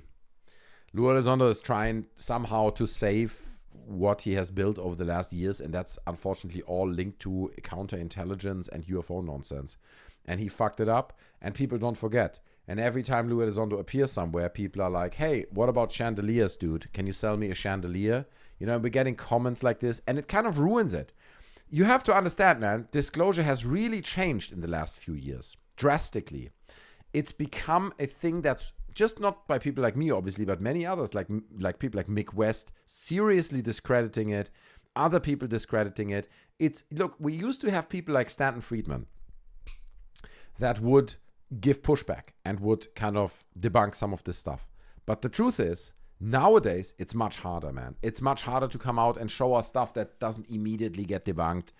You show a picture of a freaking irrigation circle and we will find in 45 minutes where that fucking picture was taken. You can't get away with these shitty debunks anymore. So with these shitty, claims and images anymore. So these people, I think, honestly, if you write a book like Reckoning, by the time you reach chapter 8 in your book, chapter 1, 2, and 3 have changed already, okay? Because someone else claimed something else and it's not relevant anymore. So you're in this point. It's a bit similar to Ultimate Disclosure, the documentary by Dr. Stephen Greer, where he was like, yeah, it's probably going to be all about Michael Herrera and the Booger Sphere and the Peruvian mummies. And then they get debunked. The Booger Sphere gets debunked. The Peruvian mummies are nonsense. Michael Herrera, nobody believes. So, what are you going to do now? You're 2/3 down the editing of this documentary. You shot all the footage and interviews. None of it is relevant anymore because disclosure moves at such a fast pace nowadays. You know, like you bring Michael Herrera in, you need a few months to edit this. By the time it's ready to go on the market, he's a joke. You know what I mean? People make fun of him. So I think it's difficult to release a book. It's not like even the time when he released Imminent in a few years ago. It's different. But what we do know is that the book has exactly 304 pages. Okay, so it's going to happen. It's just around the corner, guys. Okay, so yeah. So there's that. Lou Elizondo's book. Unfortunately, it's not come out. It's very, very sad. And I'm kind of personally offended by that as well. Yeah, I feel it's like, oh, yeah. It's a bit like, come on, man. We've been waiting. We wanted disclosure. We were hoping the reckoning and the unspoken truth about UFOs and the urgency of now would do it. Didn't really do it. I wish the aliens would finally show themselves so the grifters will have nothing to and go broke, says Amber. Right, there you go. Appreciate it. Sharks Farkin says, if you are picking sides between Lou and Gerb, then you are picking Monkey. It's controlled opposition kind of thing, maybe. That's right. Pick Monkey, okay? Monkey, only truth. Monkey channel is truth channel. That's where you get the truth, okay? It's all here. You don't need to go anywhere else. It's full disclosure. Anyway, let me see what you guys have to say. Funkpei says, I'm gonna be harsh on Greer. As a doctor, he should have said stuff about the mummies. A simple country or not. I mean, I guess it's true, right? As a doctor, dude, you look at those mummies. How can you, like, if you know about, what is it called? What do you call? Anatomy is the word, sorry. It's a bit late. Disclosure left me tired. But if you know about anatomy and you look at these alien mummies, you just have to be skeptical. No, man, dude, Greer, I think Greer is a fascinating man. Because I think somewhere deep inside, Greer believes some of this stuff. Greer spoke to so many people. And to be honest, I don't want to get, again, hopefully Alien Girl is not watching anymore, so she doesn't hate me for what I'm about to say. But it's a similar phenomenon that Alien Girl described, in my humble opinion, where you interview a lot of people. You dive deep into these stories, right? And you do so much of it and you speak to so many people that you're basically, without noticing it, convincing yourself that there's something to this story. You lose your objective connection to this thing. You know, because, and it is somewhat counterintuitive, because theoretically the best way to find out about something is speak to the witnesses, speak to the people who saw it. So the intuition is, if I speak to enough people who claim they saw something, they witnessed something, I will get closer to understanding what's going on. But it seems like that's not the case, because on your way, without you knowing, you're encountering grifters, people who are misinformed, you're encountering just simple liars, you're encountering all kinds of people without you knowing, and they will tell you and sell you the stories you want to hear. And if you do that long enough, you create an echo chamber, right? You are in your little bubble, where then you start to believe actually is true. And I think that's also what happened with Greer. Greer definitely spoke to a bunch of people who may or may not have fed him misinformation, but he believes that some of this stuff is true. But at the same time, Greer travels down to Mexico, touches these clearly fake mummies, and pretends they are real or at least doesn't object to them and question them, for his homie, who's Jaime Maussan. You know what I mean? So it's fascinating, the discrepancy in Greer, because on one hand, I believe he believes some of this nonsense, but on the other hand, it's a full-on grift, dude. It's a full-on grift. Like, you know, Greer going down to Mexico, participating in this Boogasphere event, right? We saw this Boogasphere event, sitting on stage in front of 3,000 people with Jaime Maussan. He does that, you know, because it fits into his story, because he tries to get the documentary out there as well in this particular case. Let me see if I can find it. It wasn't particularly well represented on social media. It was a big event that happened in Mexico. Michael Herrera was there as well. Mexico. I'm Googling. I just have to be careful. I can't share these Google results or Twitter results because, again, if there's a firearm by chance in one of the results, then I will be screwed. So here he is. Listen. Stephen Greer, in Mexico. It's Dr. Stephen Greer in Mexico City. Hello, everyone. This is Dr. Stephen Greer. I'm in Mexico City. As many of you know, we've been examining the Boogosphere for the last 2 days with Congressman Burleson and a group of scientists. We've just been notified by Jaime Maussan that there was an attempt by fake policemen to enter the vault where this Boogosphere is stored. The Boogosphere in the vault. Dude, we've seen the videos where the Boogospheres are like put up on a little pedestal, a little plinth in Jaime Maussan's fucking office, okay? So yeah, the vault where the Boogosphere is kept, dude. To enter the vault where this Boogosphere is stored, and we have notified security and the apparatus I'm working with under law enforcement. And you should know that the other risk here is that we have taken specific samples from the Boogosphere that will be tested in a state-of-the-art lab to prove whether or not the metal, as well as some of the other components, are of Earth or outer space origin. Those scientists' information have been provided to the top law enforcement and security apparatus that I'm working with. And so any sort of attempts to interfere with this examination will be known, and the people and perpetrators will be held. It is theater, dude. It's theater, right? The way he talks and he sells the whole thing. It is way too funny. The reason why Greer goes down there is he feels like you can make money, right? You can tell a story. Greer is a fascinating person in this whole thing, right? If we're talking about the bigger disclosure and the whole Peter Thiel connection and government and Anna Luna, Burleson and all this stuff, and then look at Greer. It's so fascinating how he sits separately. Pedro Ren with the 2.99. Thank you so much, my man. I've got 2 Boogospheres. I keep them in a bag. Okay, that's nice, bro. That's nice. I'm glad you didn't say I keep them in my pants. That would have been slightly inappropriate. Appreciate it, though. Pedro Reno supporting with the Australians. Atreo says, it's always something with them. Just put it under a microscope and you will see the tool marks. Dude, it's so pathetic. The Boogosphere doesn't even look good. It's terrible, terrible craftsmanship. But people like Eric Burleson, they're on board. And this effort, we've been blocked in Congress. We've been blocked from receiving the briefings that we need. And so I think that it's long overdue. Look, it's not... Dude, everyone was on the payroll, man. Everyone got that Jaime Maussan check. They're pushing out Burleson. They're like, yeah, you go out, man. You do that. Yeah, it feels like it at least. Jesper says, why don't you call Lou on a device he understands, the phone? I mean, look, if Lou Elizondo posts his phone number, I'll try ring his number now, says Lou Elizondo. You don't know my number. I guess you're talking about my number. No, you're going to have to add me over on Discord. It's the only way. It's the only way. How many? Oh, that's not Indy. It's too all right. It's all right, but it's fine. Indy is very generous, saying for how many pesos I would accept as super chats. It's all right, Indy. Don't worry. Sometimes, listen to me. If you do this YouTube thing, right, and you stream, sometimes you have very busy nights and people are like donating like crazy and it's great. Sometimes you don't have so busy nights and that's fine. That's fine. You just have to accept that it's, and I don't want to force it now.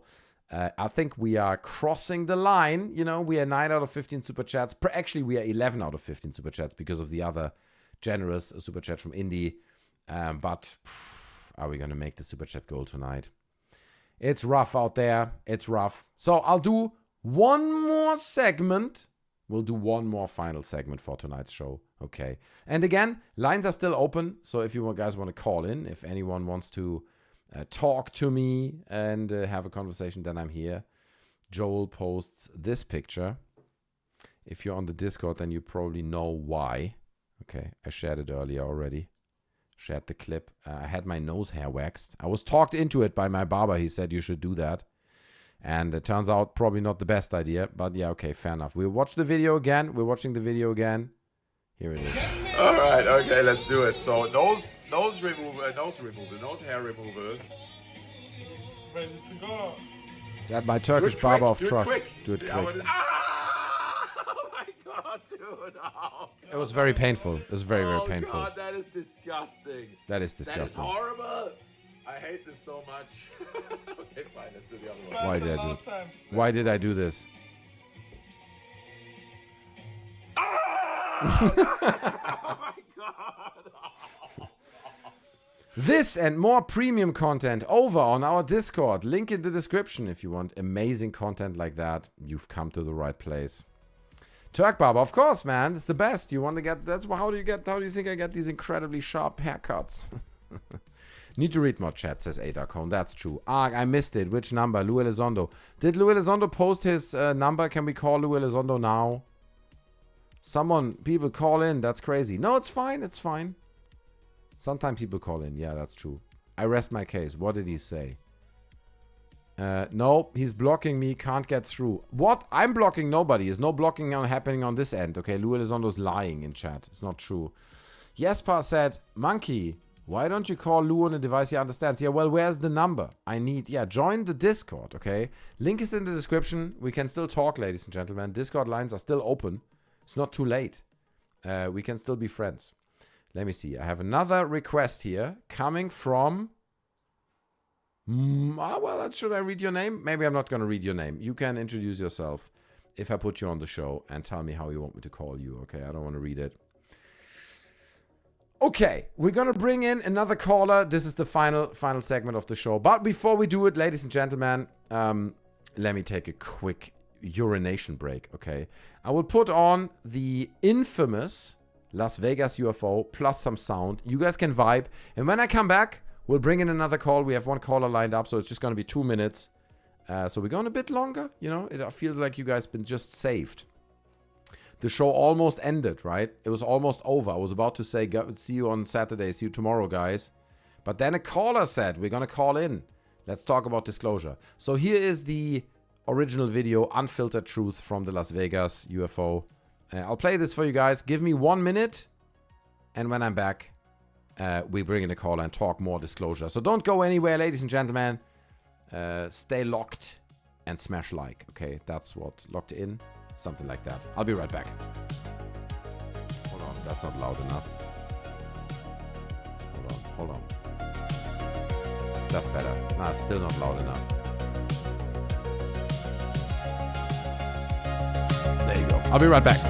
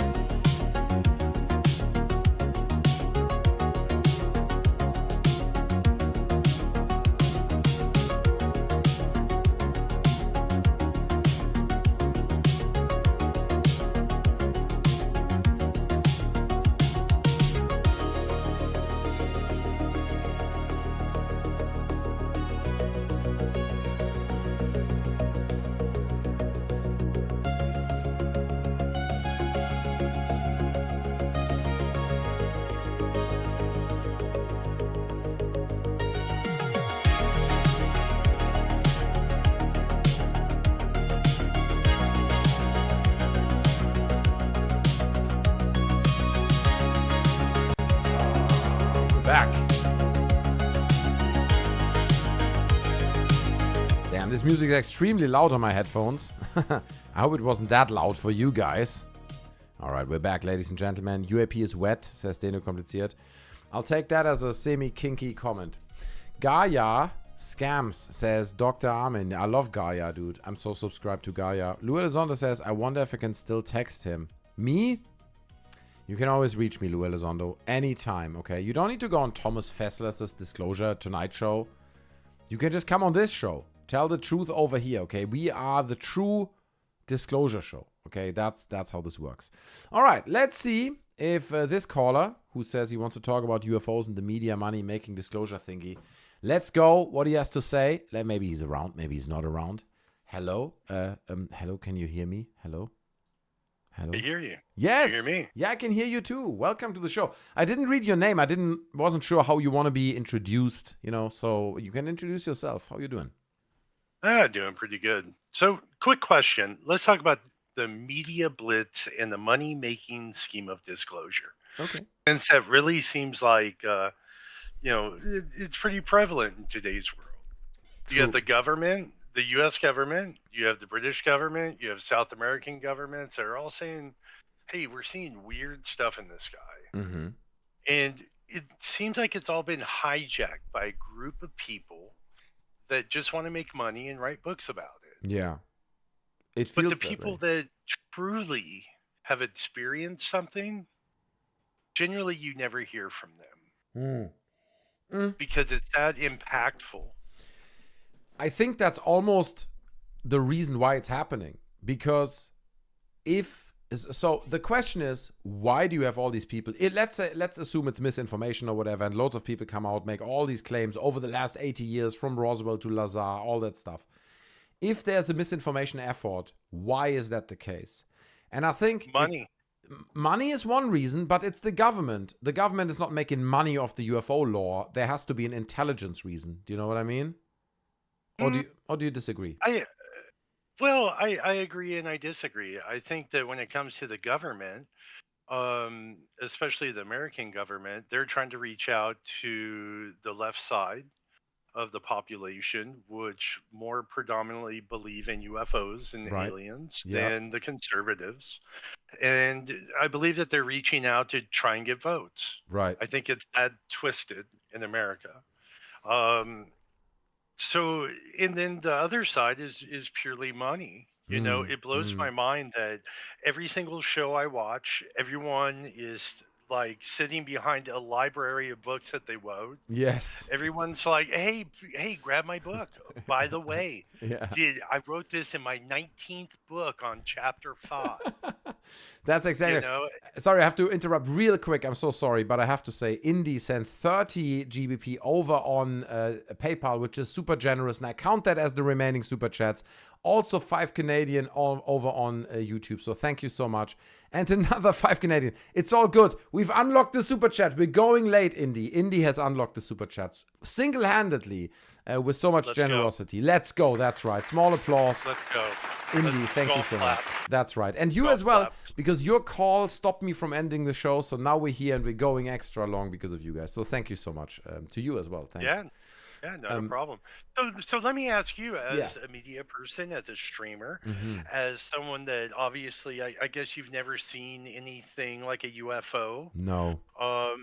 So the big question to you is, if you would see something like a light, and you obviously know what a fucking light looks like. Yeah.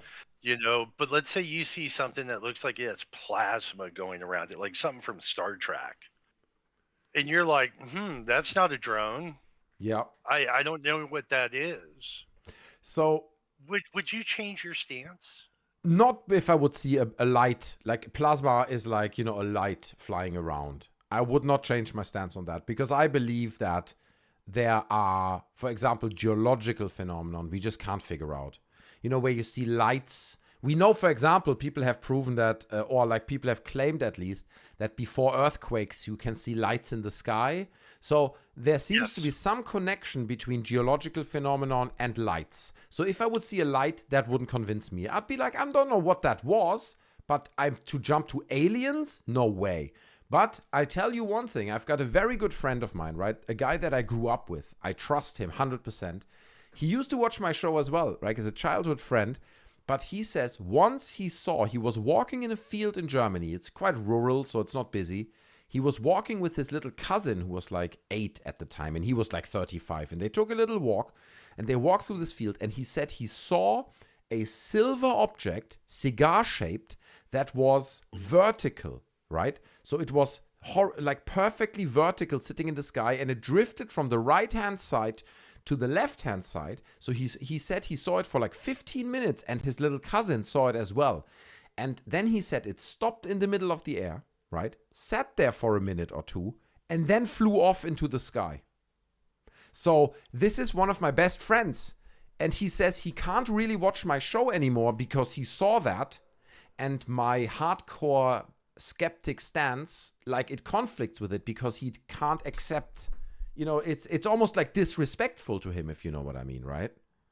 Yeah, 100%. Yeah. Yeah.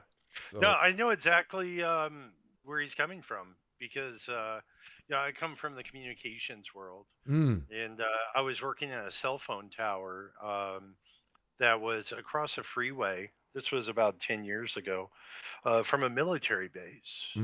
And this cell phone tower, which is an AT&T owned tower, was on top of like a 500-foot hill.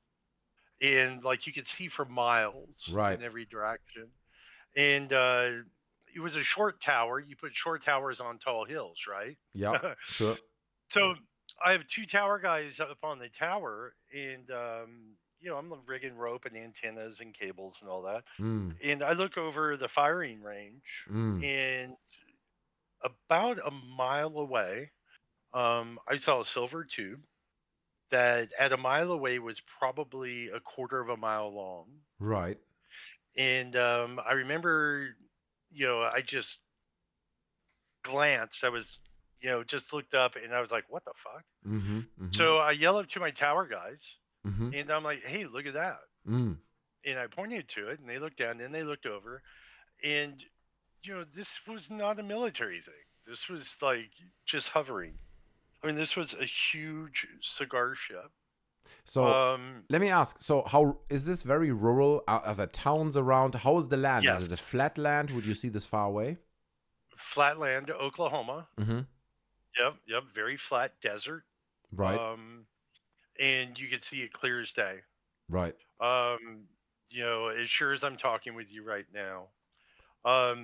Literally, we all said WTF, and this thing just literally disappeared.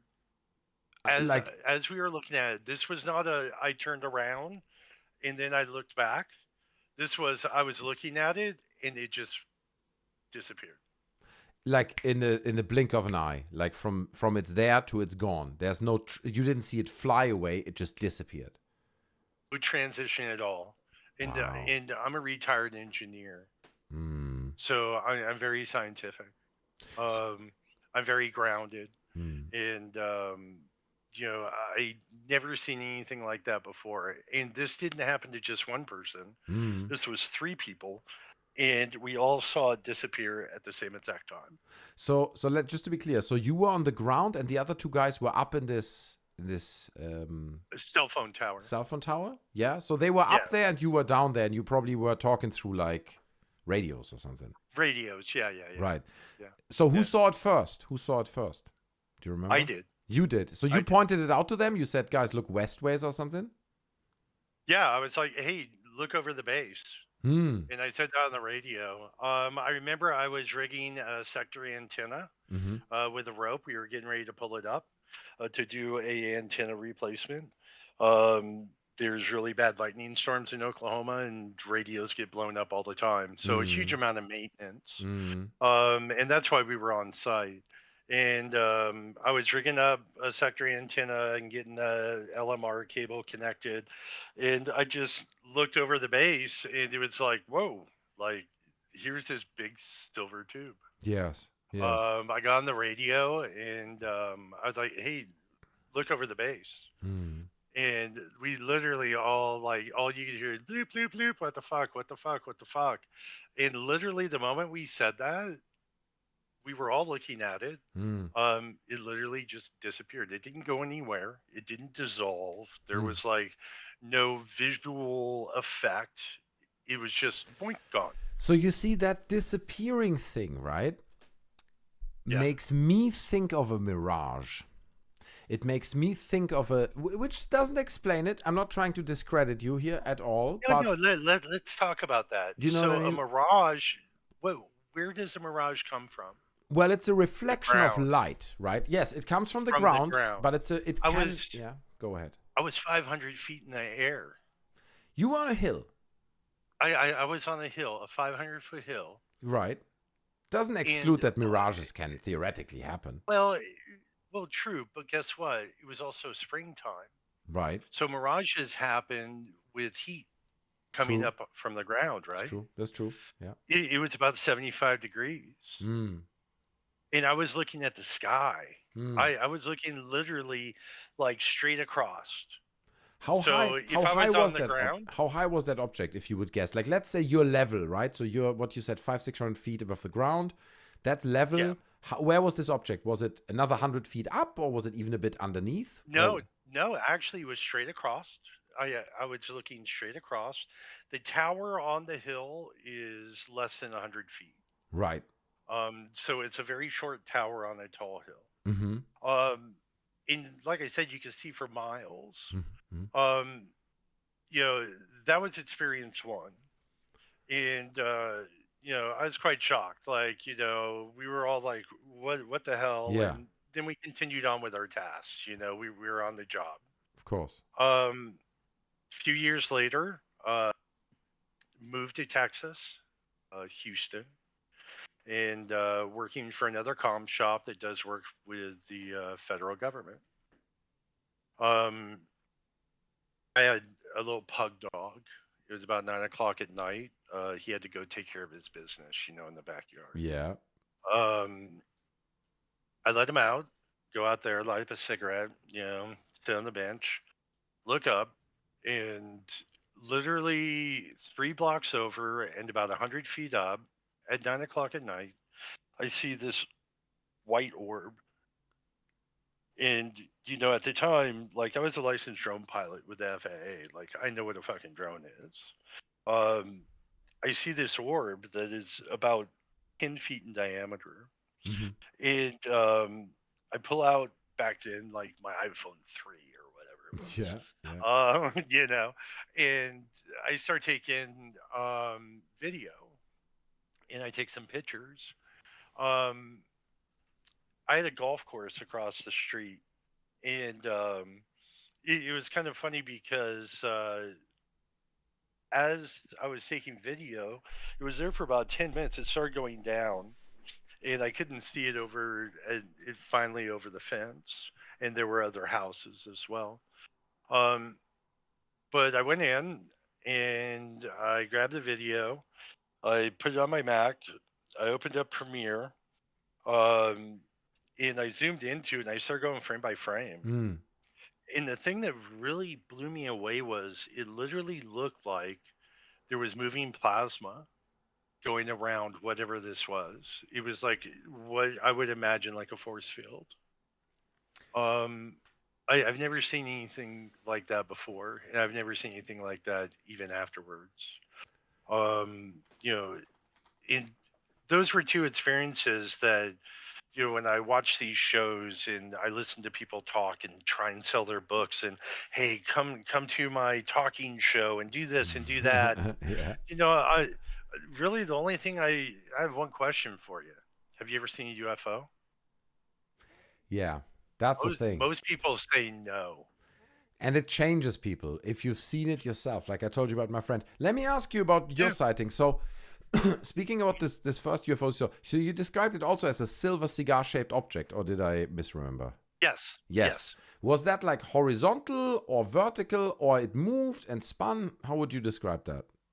It was completely horizontal. It was about 500 feet up. Like I said, I was on the ground on the hill looking straight across the firing range.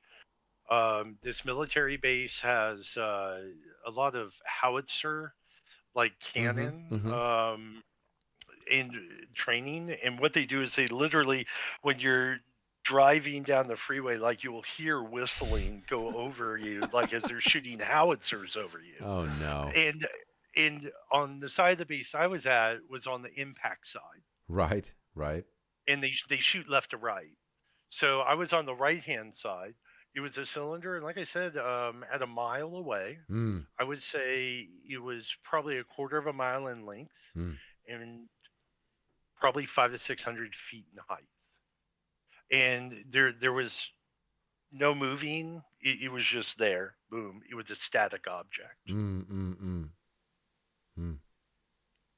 So it didn't move at all. It was static, sitting there until it disappeared. That's correct. Yeah. The moment I got on the radios, and here's the thing, like, we were using licensed band VHF radios at the time. And this is before they did the digital conversion, and there were still analog radios. So we were on a licensed frequency, and I was like, yo, and I said the tower climbers' names, and I was like, look over there. And, I don't know if it was able to pick up frequencies or like what was going on, but it was like literally, what the fuck, what the fuck, what the fuck. And as soon as all three of us said on the radio, it just poof, it's gone. How long did you see it, you would say? Like 10 seconds? A minute?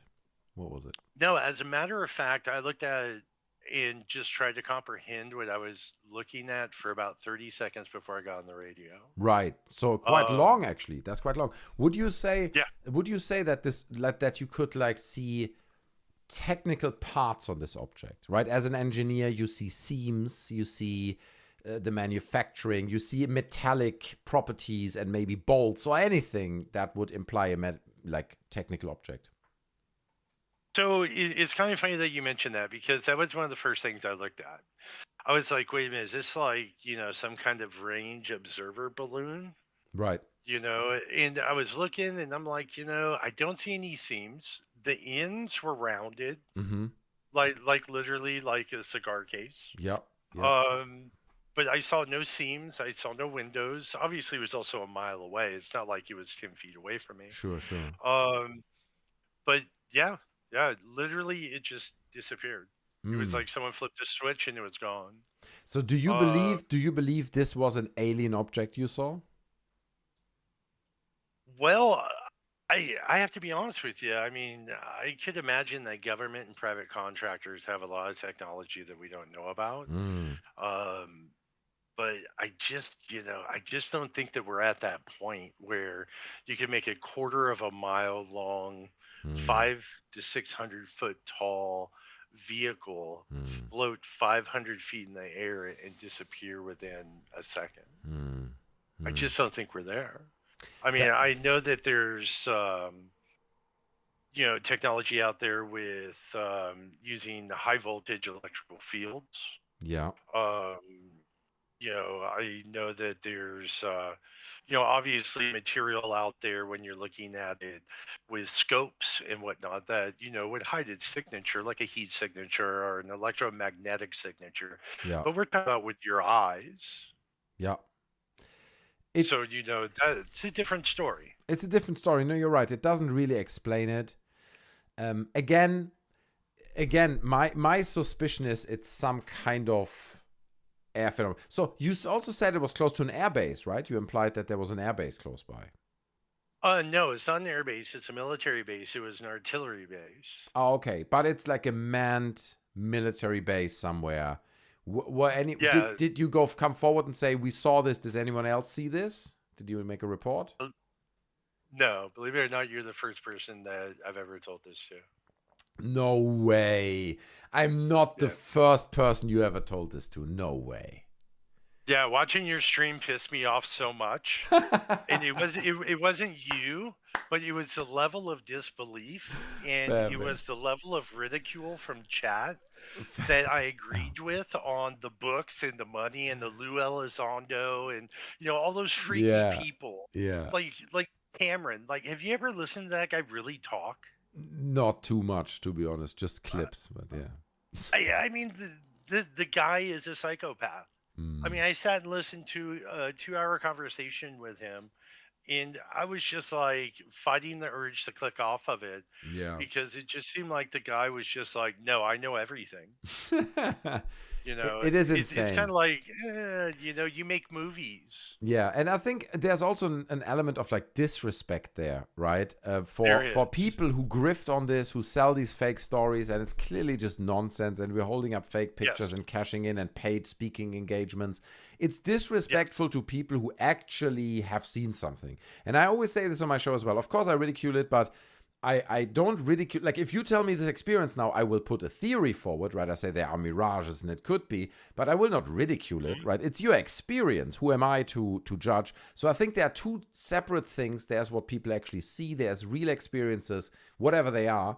And then there is people who just grift and sell us ufology and, you know, whatever, silver discs and Well, and let's books. just, I mean, let's look at that word ufology. Mm. Like, what the fuck is a ufologist? I mean, it sounds like a medieval sexual transmitted disease. Like seriously, True. like, you know, it's these people, like you said, they're grifting, they're making money off of it. Yeah. You know, their books, their TV shows, and then you look at people that, you know, work in the environment, like you mentioned Bob Lazar. Yeah. I think that there's a lot of things that I don't think Bob Lazar is lying. I think that Okay. he's very truthful.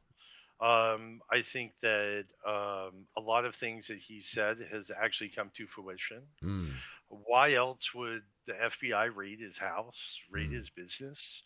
You know, To be honest, there's lots of that's stuff that's going on. that's known why they raided this business. We know that because I think it was like there was a suspicion that he may be selling ingredients that are illegal. You know, that you can use for explosives or whatever, and they were suspected to be in his, because he has like United Nuclear, the shop, and he was Yeah. suspected of selling materials that are not legally to be sold, and that's why they raided his shop, because of these materials. I believe that's the Yes, story. I got you.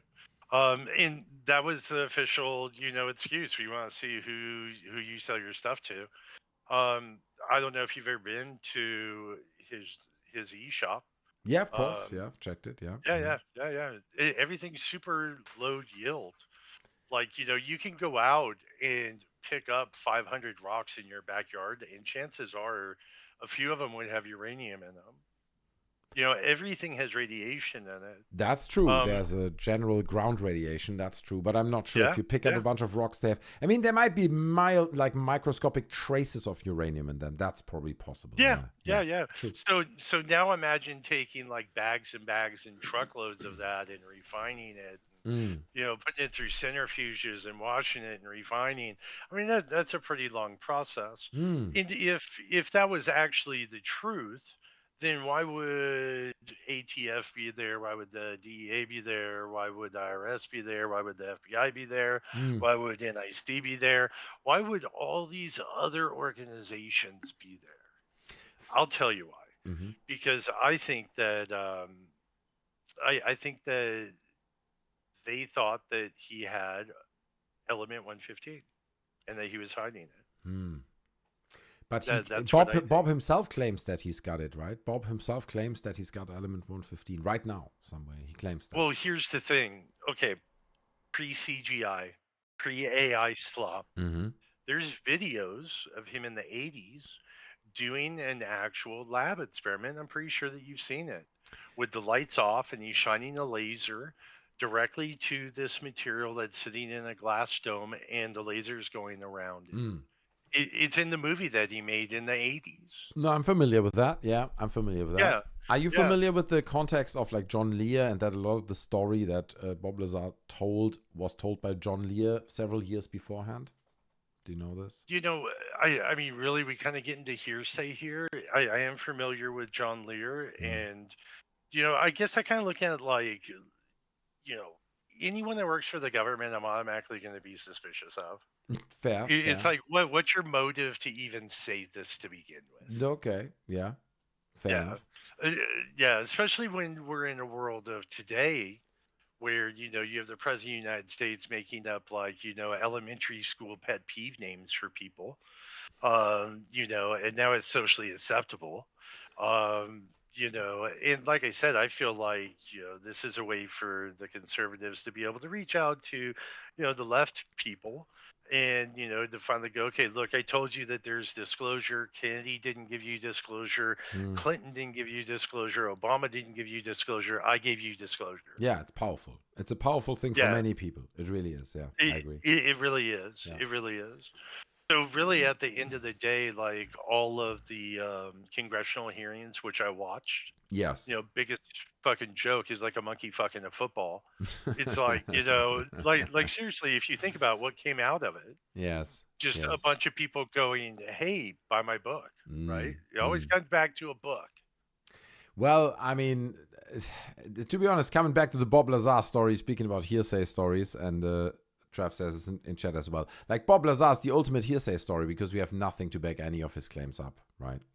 You're right. Over all but those at the years. end of the day, he's a smart guy. He's a And, but that doesn't speak in his favor here necessarily. Let's be honest. He's a smart, charismatic guy. I'm not sure that speaks for him. That may actually speak against him because that tells me he's capable of telling us a compelling tale, for a long time. But 100%. And one thing about naysayers is that you could hit a naysayer with a fact, and the first thing they'll do is they'll hit you back with a fact that they believe. Yeah, right. No, it's true. It's true. Yeah, you can't convince people if, even if a UFO dropped in your driveway and the dude knocked on your door and said, do you mind if I could borrow your microwave for a second? You would probably think it was some hippie, from, up the street. Now, you see, I think this is where you're wrong, and this is where I'm pushing back, because... Really? People always expect people like me, like hardcore skeptics, to expect physical evidence. We need a spaceship, and only if we have it and prove it, then it's real. I disagree. If we would have a sighting, right, like a compelling mass sighting over a city, as let's say some cigar-shaped object flies over a city, and it's being filmed during the day by 400 people, right? Which is not... Thousands of videos of it. I mean, ideally thousands, but let's just say only 400 people see this thing that flies over Mexico City or whatever, and they all film it, and we get hundreds of videos that show this weird object stopping, accelerating up into space, and we get all these angles, and we can exactly trace back where it flew, how big it was. Dude, I'm People open. will still pick it apart. No, I will pick it apart, but now I'm open. Now I'm listening. I'm not excluding the option. You got the U.S. government putting out 5 tranches now of videos that they're like, we don't know what this is. No, that's not true. Every single video in those tranches was pretty much explained. Why do you think the believers are so quiet about those? Why they go out and review 15-year-old videos recently when we get all these tranches? Because they're meaningless. The videos they dropped, it was all balloons. It was birds. There was nothing in there. Show me one video in any of these tranches that implies anything extraterrestrial, where you're like, okay, that thing stopped, made zigzag, or did something that would just imply true intelligent control beyond how a bird or something moves. There's nothing there. Those tranche releases were bad. So what about in the congressional hearing, the orb that was struck by a Hellfire missile? So it's interesting you say this, because that was shown by Burleson. Burleson said this was dead drop to him. Okay, how does he know it was a Hellfire missile? He said this himself. It makes no sense. He doesn't know it because it was dead drop to him. Okay, so he said with the dead drop came no additional information. Here's the tape, right? Which to me already sounds like I'm in a freaking episode of The Bourne Identity or some shit like that. We're making a and it was pretty much proven, that's also why nobody shows this video anymore, that it was a military target practice. I don't know if it was a Hellfire missile, but they had some kind of target. It looked like it moved because of the parallax of the drone that filmed it, and then they hit it with some kind of propellant. It might have been a missile, and it hit it, and they're capturing it, and that's what it was. What implies in that video anything extraterrestrial to you? It's a target being hit. You know what I mean? Like, so I think the word extraterrestrial, at the end of the day, I think it's a filler word. Fair. Because we don't know, because we don't understand. There's people that believe, there's people that don't believe. There's not really a general census. Everyone just seems to kind of be at loggerheads with each other about it. I mean, then you hear the navies that says, it actually is all on Earth under the ocean. Yeah. So have you seen my Bob Lazar video? It's approaching 1 million views. Have you seen that one? No, but I will do this. I will go watch it, and I will even put it on my Discord. Please do that, honestly. Again, you can't find it. I think it's just called Is Bob Lazar Lying or something like this. It's I didn't do the research. It comes from a man called Victor Colejo, which I hope to have on the show soon as well as a guest. He did the research for it. He's like an utmost expert on the history of Bob Lazar. And dude, if you go far enough back, you will be surprised how many gaps are in that story. It's ridiculous. But you need to dive deep enough into it to really, and I'm not saying you haven't dived deep in. I don't know how much research you did on this. So. No, I think you could prove anything of anything if you quote unquote dive into anything enough. But I could probably do enough research on you to figure out that you're actually a closet queen wearing a tutu every single night, and you only eat blueberry muffins in the morning. Dude, how do you know? Why do you expose me like that on stream? That's just... Well, I'm just saying, I think anyone can prove and set up a narrative to prove a point of information or disinformation. Well, I would argue that a lot of the research that people have done over the years on Bob Lazar specifically are not just hearsay. Like, for example... In the Los Alamos lab, or famously Bob Lazar is listed in the contact book of Los Alamos Labs, right? People take that as evidence. But behind his names, it says KM, which stands for Kirk Meyer, which was a contractor for like low-level, low-skilled technicians who would fix radios, TVs, you know, things like this, basic fixes. So why was he listed there as Kirk Meyer? Didn't he say that he was actually building... transformers and different voltage battery regulators? I mean, it seems like a pretty low-level job. So it was, but where's the link then to S4? Why would they choose him, right? And also, like, the whole thing, if you look into this whole narrative of him modifying his Corvette to be hydrogen-driven, I think it was. Just recently, a few weeks ago, there was a clip that we watched on stream as well, where he presented his jet-powered motorcycle. He's got a motorcycle, and he rolls it out to show what a mad scientist he is. But if you actually Google the parts that are used on this motorcycle, and he does it as well, right? It's got a little jet engine in the back. He sells it. But he sells it on his website. He has for 15 years. Fair enough, but they don't do anything. You know, it's a blender. The engine that he puts on the back there, it doesn't have enough propellant power to push this meaningfully forward. So it's like...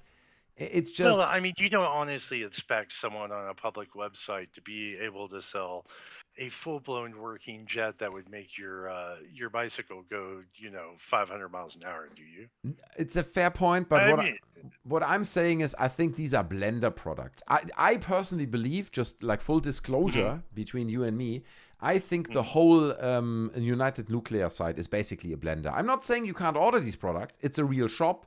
But he created it is a real shop. I've ordered stuff from it. That's what I'm saying. It's a real shop, but I believe he invented that shop and created it in order to back his story that he's totally a real scientist. Because look, he sells potassium.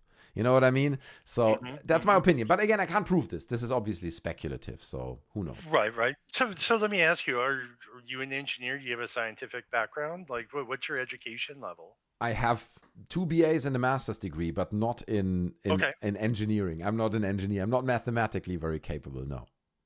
Okay, gotcha. So you're more like maybe the liberal arts, art or writing? Something like that. Yeah. Something. Oh, okay. Cool. So a part of your craft is creating a narrative.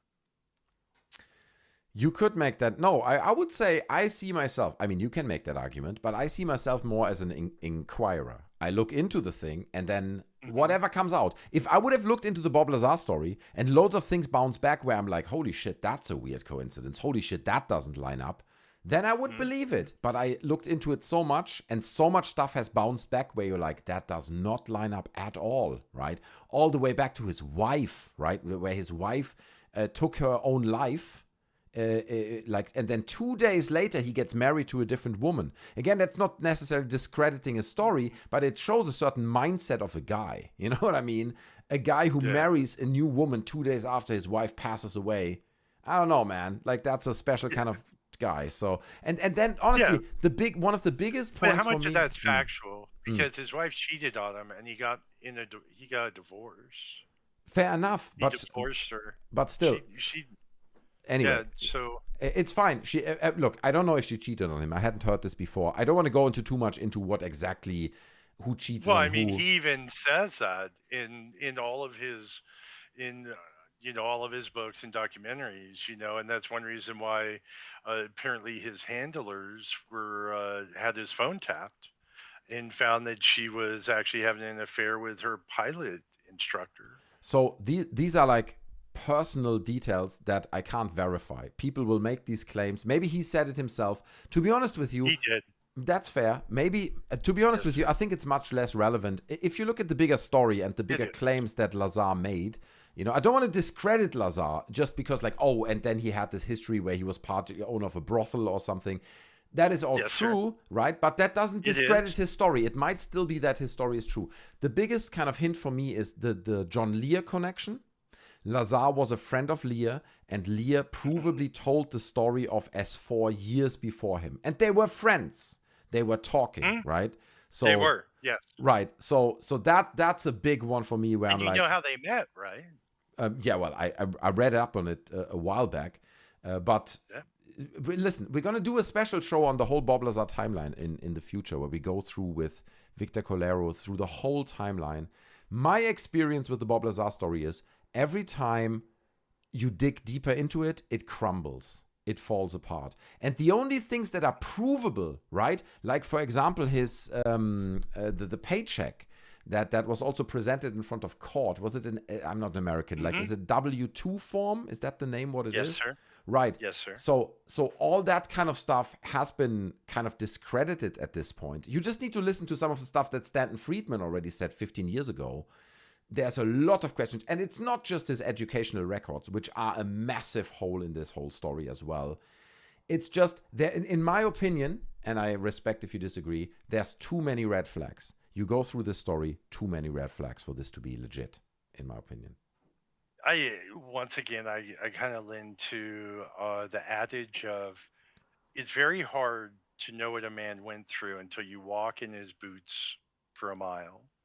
I think that anyone could discredit and be able to add and remove and reorder. But at the end of the day, no one knows. It's True. either you want to take the guy's word for it or you don't. True. But, really to digress, and I'm going to let you go. And once again, I really enjoy your time in the conversation, sir. But, hopefully one day you do get to see something that you can explain. And hopefully it will, make you stop and reflect. And I think when that happens, I think that you'll get a feeling of, not necessarily that you want to go out and tell everyone, Yeah. but that there's something else. And there's something that we don't know about, if it's interdimensional, if it's, extraterrestrial, if it's under the ocean, whatever it might be. It's not something that, you see on a daily basis. Totally fair. Look, I'm completely with you. Like, for example, the stories you told in the beginning, I have no question that really happened, like the way you told me. Again, I can't include the option that it's extraterrestrials. I'll still think you probably saw something else, but I completely have believed that what you explained to me is what you saw. So it's a thin line to walk, you know what I mean? But I'm with you. I don't want to discredit what people see, but what I find interesting is you're like, well, it could be alien, it could be interdimensional, it could be this. It could also very much be, and in terms of likeliness, if we just look at mathematical likeliness, you said you're an engineer, right? Or you used to be. Yes. It could also be geological phenomenon. It could be light reflections. It could be the thing. I can tell you this: it was metal. It was a gray metal, and it did reflect the sun. So that's the reason. So even that, to be honest, even that is to me a bold statement, because theoretically, just hypothetically, let's say for a second it was a balloon, and that balloon was silver, then it's not metal, but a Mylar balloon, but it will look exactly like metal. So here you are saying that was definitely metal. You don't know this. This could have been a reflective Mylar object that bursted and disappeared. Who knows? Right? Unlikely. So, I get it. I got you. But, generally, if a balloon explodes, it falls to the ground, right? There should be some remains. But then again, if it's far enough away, big enough, Again, I'm not Yeah. speculating that it was, but you're saying it was definitely metal, and I'm saying a Mylar balloon that's silver would emulate metal. You don't know if it was metal. You're right. You're and, right. And this is what I'm saying. Like, we're constantly assuming things, and that's the problem here. We can't assume these things. This could have been a light phenomenon, a geological and natural phenomenon, but you say in the conversation that you assume it could be interdimensional, it could be extraterrestrial. So you're coming from a point of assuming, it sounds to me at least, you're already assuming. No, I'm not assuming. I'm just saying that it might be, because it's something that I've never seen before. Could be. And it very well could be. So let's take the balloon thing for a second. Fair. Let's focus on that. Let's talk about the Hindenburg. Okay, yeah, the Zeppelin. Yeah, the Zeppelin. Yeah. So the Zeppelin, let's see, first flew in 1936. That late? I would have guessed 1912 or something, but fair enough, yeah. No, 36. Well, there was probably an evolution, to get to that point. The Hindenburg, and I'm pretty sure you've seen videos of it. I mean, it looks monstrous from the ground. Yes, it's huge. Yeah, it was 135 feet. Insane. What I saw was 500 to 600 feet. That is insane. So that kind of draws sorry, a say parallel. that again. So the Hindenburg was how long? No, I'm diameter. Oh, diameter. Sorry. Okay. So, Yeah. So it was 777 feet long. Yes. And it was 135 feet in diameter. Right. And what you saw? You saw the explosion when the tail hit the ground, right? Of course. Yeah. So if I saw a balloon that was literally 4 times the diameter, and it was a Mylar balloon, generally it's going to take helium, to bring that up. So I think that there would have been a huge explosion if that would have busted. I think that there would have been debris everywhere and it would have been on the news. Instead, it literally blinked away in front of 3 people. Fair. Again, I'm not claiming it was a balloon. I'm not saying it was a balloon. I'm just saying. No, I understand. That was more in reference to you saying it was definitely metal. I was saying certain materials can emulate metal. We don't know it was metal. That was kind of just my point. But it's so just to be clear, so you're saying what you saw, this object had 4 times the diameter of the Hindenburg Zeppelin? Yes. So yes, this it is was huge. So this is insanely big. Yes. It was big enough that I was a mile away and I was rigging a sector antenna and I went to go grab something and I looked around and it caught my eye. I mean, it certainly would. It's massive. It's the biggest flying object anyone's ever seen. I've never seen anything like that. And like I said, it was probably a quarter of a mile long. It was rounded on the edges. Yeah. Just like a cigar tube. And I get on the radio after 30 seconds trying to comprehend what this thing is. I initially thought, okay, this is, like I said, this was a balloon that was put up by the military and they were seeing where the howitzer shells were hitting. Interesting, actually. That's a really interesting thought. Sorry to interrupt, but that's an interesting thought you're making there, right? Or the point you're making. To say, actually, my initial thought was the howitzer testing range and this being a target, basically. Which is a great initial gut reaction. That makes a lot of sense. That makes a lot of sense. Yeah. And it then maybe being hit by a howitzer and it bursting, because you said earlier, wouldn't there be a huge explosion? Not necessarily. Helium doesn't explode like this. You know what I mean? If this was a large helium balloon and it gets hit by a howitzer, could pretty much instantly disintegrate like you have it with the party balloon, with a rubber party balloon, for example. That doesn't burst into millions of pieces. There are some pieces, true, but if this is big enough and far away, the howitzer hits it and that thing disintegrates and it looks like it happens in a heartbeat, but actually it's a balloon that popped, a giant balloon. Who knows? I'm just saying. Dude, No, you're right. And this is the beautiful thing about a discussion and a debate is that anyone could tell you, I saw a balloon. Right. And the other person will say, no, it was a cowbell. Yes. The other person will tell you it was a floating hot dog. The other person would tell you it was a lonely midget stripper. Everyone has an angle. True. But ultimately, what it comes down to is I can tell you my experience. Yeah, sure. 100%. And I know from trying to rationalize it, like that was the first thing, like, oh, this is a military thing. That was the first thing I started trying to think. Then I was like, wait a minute, this fucking thing's huge. Yeah, yeah. And then I was like, wait a minute, like this thing is really, really big. Like, you know, this isn't a balloon. You know, and that's where I was like, this is something different. But here's my question So- then. Like you are here, I think you said Oklahoma, right? Flat land, massive, massive flat land. And here's this Yes. object that's 4 times the size of the Hindenburg Zeppelin, which in and of itself is already insanely big. Wouldn't you think that other people saw this and reported it?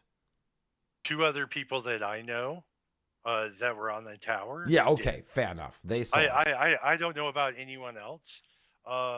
You know, for all we know, maybe it was cloaked basing the ground. Mm. The only reason why we saw it is because we were level with it. Okay. I don't know. Fair. You know, I could try and rationalize it. Yes. But, you know, at the end of the day, you know, I know what I experienced. Fair. Fair. And, you know, hopefully one day you can experience something that would be so questionable, even with your analytical mind, Yes. that you can't explain it. Yeah. And it really kind of makes you start thinking in other directions. You know, not everyone's lying. Yes. I'm not trying to sell a book. I'm know. not trying to get you to watch my TV show. No, listen, But I'm 100% with you. I think, like I said, everything you told me, I believe is true and real. Is it extraterrestrial is a separate question, but I don't think you're lying. I'm 100% believing in what you're saying. So you got me. You got me. I appreciate your time, and Thank you so much. No, thank you so much for sharing this. Maybe another time we talk again, but thank you so much, Morvik, calling in. I appreciate it. Thank you. Thank you. Have a great day. You Bye-bye. too. Great weekend. Amazing. Perfect phone call.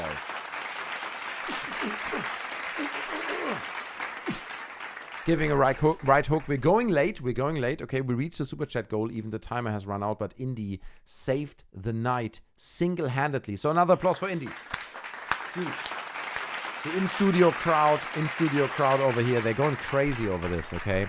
Dinkum Aussie applauds as well over on Twitch. Appreciate it. This man, no, come on, man. Red Mount Fort. But you're always like this. Red Mount Fort. Every time someone calls, you're like, it's so boring, bro. This guy's so boring. Come on, chill the fuck out, man. You gotta get into the Art Bell mode. You gotta listen to people's stories. I enjoy it. I think it's great. You know, if we do Friday streams, I think they always should be about call-ins. That's what they should be. And we have another caller lined up already. Okay. We're going to bring him in a minute, but I will read some chats first, and then we continue.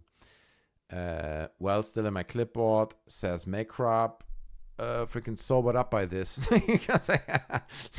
Dude, it was a great call. Let's be honest. Dude, that dude was great. I'm not going to lie, man. That dude was really, really good. He was well articulate. He could make his point. It was a reasonable debate, right? He made his point. I made my point. I think it was great. I think it was a really, really good call. Is today Friday, says Gary. Yeah, sorry, you just woke up probably, Gary. Gary's like, ooh, like in the Matrix when he wakes up in this tub of slime. Is it Friday? It is Friday, yes. It's a professional call, Truck Flip, that's right. But your call was also very professional, so listen, it's a professional community with a professional host in a professional setting. So Julio says, yeah, it was not boring. Echo chambers are boring, not two people disagreeing. I agree. I think it was very interesting to hear a story. And I believe him, dude. But I mean, dude, the Hindenburg is humongous. Look at the ship, right? You see the people down here? Do you see this? Like these little specks of black? That's humans. This thing is huge. Now think about 4 times the diameter. Dude, it covers the whole horizon. Like there is no way that not hundreds of people would see this in a country or a land that's extremely flat. You would have hundreds of people being like, yeah, I saw this too. But again, then I don't know. My theory, honestly, again, I don't know what happened, but I still stick. I think the balloon and howitzer target theory is actually somewhat valid. I think that's a great theory, that it actually was a balloon or some inflatable, huge, and they try to hit it with the howitzers to target practice. And the other idea that it's like a light reflection. But again, he said it's he's an engineer. He said it was metal. So what do I know? What do I even know? Anyway, we're bringing in the next caller. Gas fight. That's right. Call girl. Not that many girls tonight, unfortunately. The girls, I don't know where they're holding back behind. By the way, I just want to say, I don't know if you're still watching, but there was a super chat from Eric Wilson, okay? And I want to give Eric Wilson the credit he deserves. Thank you so much, Eric Wilson, my man. Thank you for the super chat earlier. It really means a lot. We are in a crowd-supported show. We switch the ads off for everyone. Fun, entertainment, but we live off super chat. So if you're enjoying the show, you think it's fun, hey, send the monkey £5. Send monkey £100. Ideally over on Discord. Discord, I say. PayPal. The link's in the description because then YouTube gets nothing. I will read it out anyway, okay? If you send it to me on PayPal, like Indy did earlier, generously, several times, then please. Because I get, YouTube takes a fair cut of super chats. So if you want to support, do it via PayPal. It's very simple. PayPal.me, sneezing monkey. And then type in how much, and that's it. That's it. It's very simple. Support your local monkey, your local disclosure monkey, okay? Because monkey needs to live. So, love you guys. It is Friday, okay? We made it. We still haven't ended the poll. That poll has been going on for 3 hours, I think. 2 hours ago I said it. 260 votes. Do you believe there's some truth in the abduction phenomenon? 69% say no. Oof. 69 is a lot, man. That means only 31% believe in there's something being about the abduction phenomenons. Well, to be honest, I'm somewhat surprised because obviously, I'm such a hardcore skeptic. That it's incredible that still 31% of my viewers believe in abductions. But respect, okay? I'm not criticizing. Bucho also sent a super chat. Did I read this? I don't think I did, right? Wait, where was that Bucho super chat? Bucho, look at this. With the 5 New Zealand coins. Thank you so much. He says, low-level engineer's wife cheats on him with pilot. Jilted engineer then concocts a wild story that makes him seem even more impressive than the pilot. To be honest, I have no idea what that was referring to. Low-level engineer's wife. Oh, so you're talking about Lazar, right? So she cheats on him, concocts wife story. Yeah, man. I don't know, man. Look, people gotta believe. I just think if you really dug deep into the Lazar story and you're somewhat open-minded, you cannot come to the conclusion that it's legit. It's impossible. It is impossible. There's too many red flags, too much stuff coming up. That's been proven, right? That's been proven. His W-2 form that allegedly has been faked, that was not legit. So, he can fly a helicopter, can't he? Says Ada Cohn. Who? Bob Lazar? I don't think Bob Lazar can fly a helicopter. Makrab over on Twitch says, Monkey, PayPal also takes a slice. So I could set up a reminder to pay you monthly. Let me in whatever Patreon tier matches. So we're working on Patreon. We're going to do it. The problem, the slight problem is, now I had a little bit time, and I'm soon going to be back in employment, and I'm going to be busy for the next few weeks. So we're just going to do 2 streams a week. Probably not upload many videos, and I feel a bit guilty. I feel guilty charging people a monthly subscription. But I'll do it anyway. People ask me all the time. They're like, please set up a Patreon. So we're trying to do it this way as well. We're going to do it, but give me a little bit time to set it up properly. I also need to set up the Patreon, unlocks. So people on Patreon actually get special content as well. So it's all a lot. Trav says Monkey's worth it. That's true. I'm worth it. Just listen to Trav. He knows. Cheers, guys. Well, let's bring in the next caller. If he's still around, he calls himself Matt, mysteriously. And from what I hear, apparently, allegedly, he's calling from the basement of a dark FBI basement office. Matt, can you hear me? Hello? Yes, I can hear you. Hi, Monkey. Hi, I can hear you too. How are you doing today? You okay? Good. Yeah, I go by Matthew A. I'm on the chat quite a bit. I think you see me post sometimes. Yes, I did. Yeah, awesome. Yeah, if whatever you want to talk about, I'll let you know what I know, how I got into this topic. Yeah, please. I mean, you said yourself that you've been researching it for 7 years. You mentioned names like Lazar, Grush, Elizondo. So, I mean, give me your rundown. What do you think is going on in the current state of disclosure? I think that it is think that it's become highly commercialized, unfortunately. I think that there are quite a few other groups that are involved in the community and have come in for various reasons. You've got people that are just, investing in the community and sending out their own people because, it's financially profitable. You have government officials that are, putting their own hands into the pie, so to speak, because they see the topic as a benefit to maybe, distract people. And then you have religious groups and political groups that are involved as well.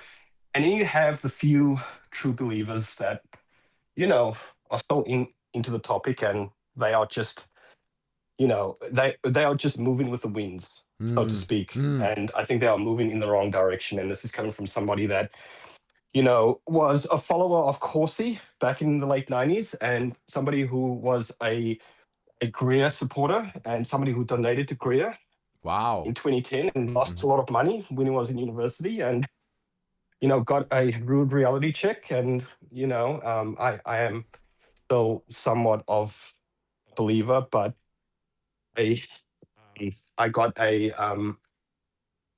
reality check many years ago, and I became somewhat of a debunker, not because I doubt the subject, believe at core there is some truth, but because seeing the subject become perverted, and I've been involved quite extensively in researching individuals and groups and debunking them.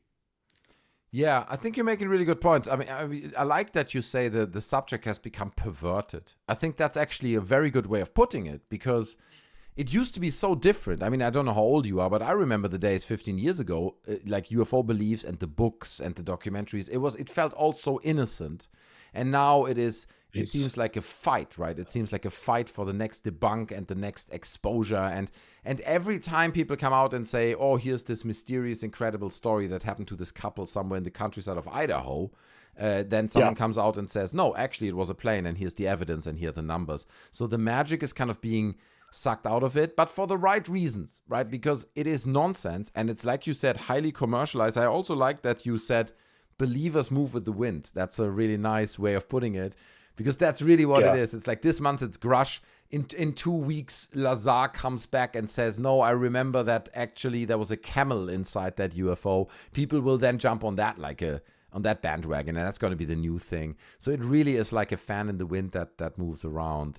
It's interesting, yeah. I think you make good points. Yeah, Mike, I just want to step in. You call that, how you have a circuit of people coming in, like you've got David Grush one week, and you have Lou Elizondo the next week, etc. Yes. Like, how you have a circle of people.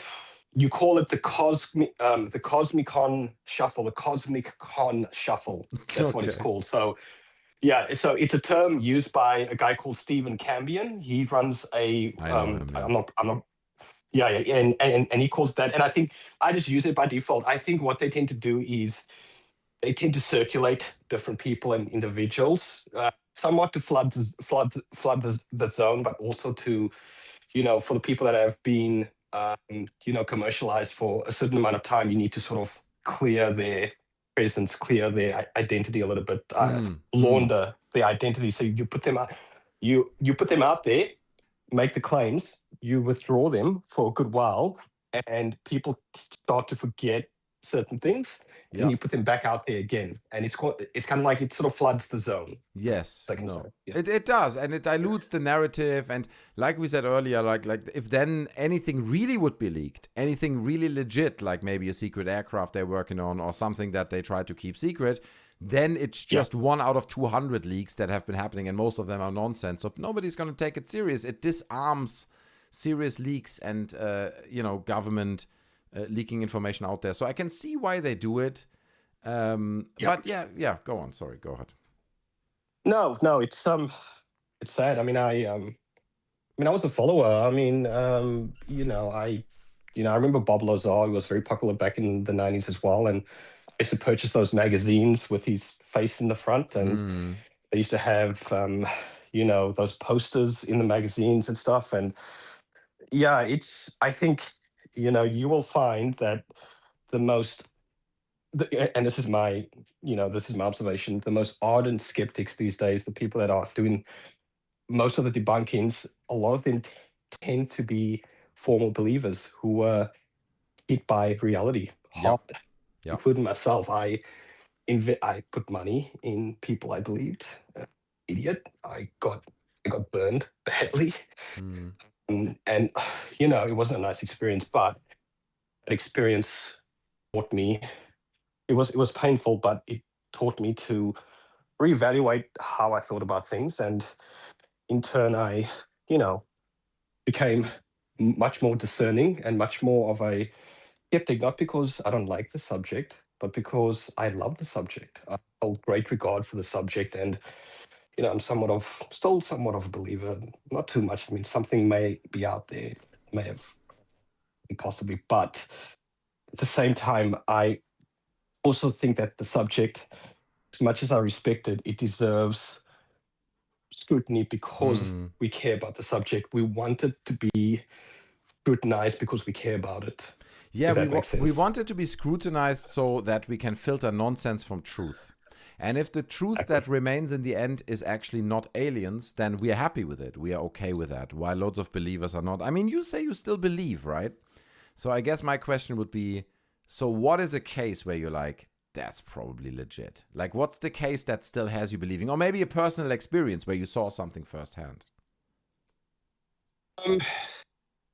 I actually did have a personal experience, but I've kind of debunked it myself. And then there's, look, if you had to pinpoint like one that I still feel is some legitimacy, it's the aerial school encounter. I mean, I still believe that so many kids witnessing that. That's pretty crazy. But then again, a lot of that account could be over exaggerated as well. I mean, I don't know. There's a lot of things out there. It's very difficult for me to say, but the aerial school account, I think there's still something to that. The Travis account in Arizona, the one where, Fire in the Sky, the movie. I forgot the guy's name. Travis Walton. Yeah. Travis Walton. Yeah. So there's a few, but I think, I've become a little bit, I don't want to say nihilistic, but like if somebody was to come to me and totally try and sort of dismiss those two accounts, I guess I wouldn't push back too much, because I think I've just seen, it's been too many times where I just had my beliefs shattered, so to speak. So yeah, but also, look, I did encounter, back in 2007, I was doing a hike, and it was 6 p.m. It was summer, and I had seen a light slowly hovering between the trees. And it was a reflective. It was kind of like, it was just very slow moving, hovering between the trees. It was like it was like sunset. It was sort of heading towards sunset, and I could see like this light shine against it. But and I always wondered about that day. Like what this thing was, just slowly hovering, sort of maybe about 30 meters above me, I don't know, and just like slowly like hovering over me, over the sky, this light, and just disappearing. But I think a while back I've decided it's probably like some anomalous object, because it wasn't moving at any sort of unbelievable speed, and the reflection could very well be the sunset. And I actually suspect now, that was back in 2007, I actually suspect it was maybe a balloon or something. Oh, you think it could have been a balloon? Because the way you talked about it now sounded like it was like a light or some kind of light orb. Or did I get that wrong? It was like, I thought it was an orb or something like that. And it was like slowly moving, sort of like very slowly, like over the sky, like 30 meters above me, like the light almost shining down on me. But it wasn't anomalous, if that makes sense. It was just fair. It didn't zip around or something. It didn't zip up and down or disappear into space like the previous report. It didn't. And it was, and the sun was setting as well. And I'm pretty sure, I mean, it looked like it was sort of like metallic or reflective or somewhat. I'm sort of convinced now it's probably something like a balloon floating around. I mean, that's great. That's super reflective. But I mean, in terms of the two cases you listed, Ariel School and Walton. To be honest, I did a video on both of them. The Travis Walton case has no credibility anymore. I'm sorry. Like, it's crazy. If you look at the Travis Walton case, I covered it in the stream like a few weeks back. One of the other guys who were there on the day came forward now and said that it was like a highly manipulative scheme and Travis Walton wanted all the profit for himself. And that's just like the discrepancy. That's not even mentioning like the lie detector test that he failed and stuff. That he took people to a place where he claimed this is the place where it happened, and while other people in the same crew say that was not at all the place where it happened. There's a lot of discrepancies and research out there about the Travis Walton case, so that one I have a hard time. The Ariel School incident is trickier, I agree, but Ariel School, the big problem with it is that there's quite significant discrepancies between the witness reports of all the kids. Also, kids have come forward now that are now obviously adults in their 40s or something, and said there's even a guy who said he made it up. Now, I can't prove that's true, but there's a guy who said, I was there that day and I made it up. I start spreading that rumor because one big deal in my opinion, about the Ariel School incident is that all the kids were quite far away from this. The kids were hundreds of meters away from the actual thing, and all they saw was this silvery thing. If there would have been a silver car and a few guys in hazmat suits, that could have totally kicked off the Ariel School incident. You know, the specifically young kids are receptive to this kind of, engagement, overreaction. Someone said, I saw something, I saw it too. Kids do this. Again, it doesn't discredit the Ariel School incident, but I'm just saying, like, those two cases, I think there's a lot that speaks against it, or at least questions it, in my opinion. Yeah. Look, I would be open to that. And I've got a soft spot. I mean, part of my interest in the subject was from the movie Fire in the Sky. Yeah. And the Ariel School footage, I remember it on the news in 94. Because I actually was born in Cape Town, South Africa. I live in Australia now. But I remember, because it was quite a big thing there because Zimbabwe is right next to South Africa. And I think I have a soft spot for those two subjects. I think there's definitely still part of me that is nostalgic in the sense, I will admit. But yeah, I would have no doubt. I think my main focuses as of recent have been looking into Lazar and Grush and Lou, and just the recent sort of personalities that have come up. Well, not Lazar, but Grush and Lou. I've been sort of focusing on those guys and doing research and stuff. But yeah, no, I have no doubt, Mikey, you tend to be onto your stuff. And yeah, I really commend you and your show. You've been doing great. Appreciate it. What's your take on, really quick, like Lazar, what's your take on Grush and people like Lou Elizondo? What do you feel about that? I think Lou is an opportunist. I think David Grush is either somebody that has been manipulated or an opportunist. I suspect is more of an opportunist. And I am, very much convinced that Lazar is a con man, which sucks to say, but yeah. Yeah. I'm with you. I'm completely with you. I only would say I think Grush has been played. That's my only difference. I think Grush buttons have been pushed on him. He's probably more gullible than other people in the intelligence community. And that's my own. But otherwise, I completely agree with you. I'm 100% with you there. So, yeah. I'm beginning to. I've done research. I thought that was Grush. Maybe he was fooled a little bit, but I'm leaning towards maybe he knows what he's doing as well, unfortunately. Yeah. Again, I think he saw some of this Yankee Blue stuff, and then other people, maybe for troll reasons or as a coordinated effort, approached him and told him similar stuff. And there you go. That's Grush. Well, look, Mikey, I mean, for goodness sakes, for example, and this is my view. I'm going to say that you're not agreeing with me or anything. This is me. Like, for example, when he came out, David Grush, and I was almost like, when he first came out in 2003, I almost felt like for a good while I was going to get back into the UFO stuff. That's how convincing he was. The one thing he kept on saying is he kept on deferring back to the ICG. Like, he kept on saying, the ICG found my investigation credible, etc., etc. He kept on deferring to them to substantiate his claims somewhat. I don't know if you recall that, but he kept on saying the ICG found his investigation to be urgent and credible.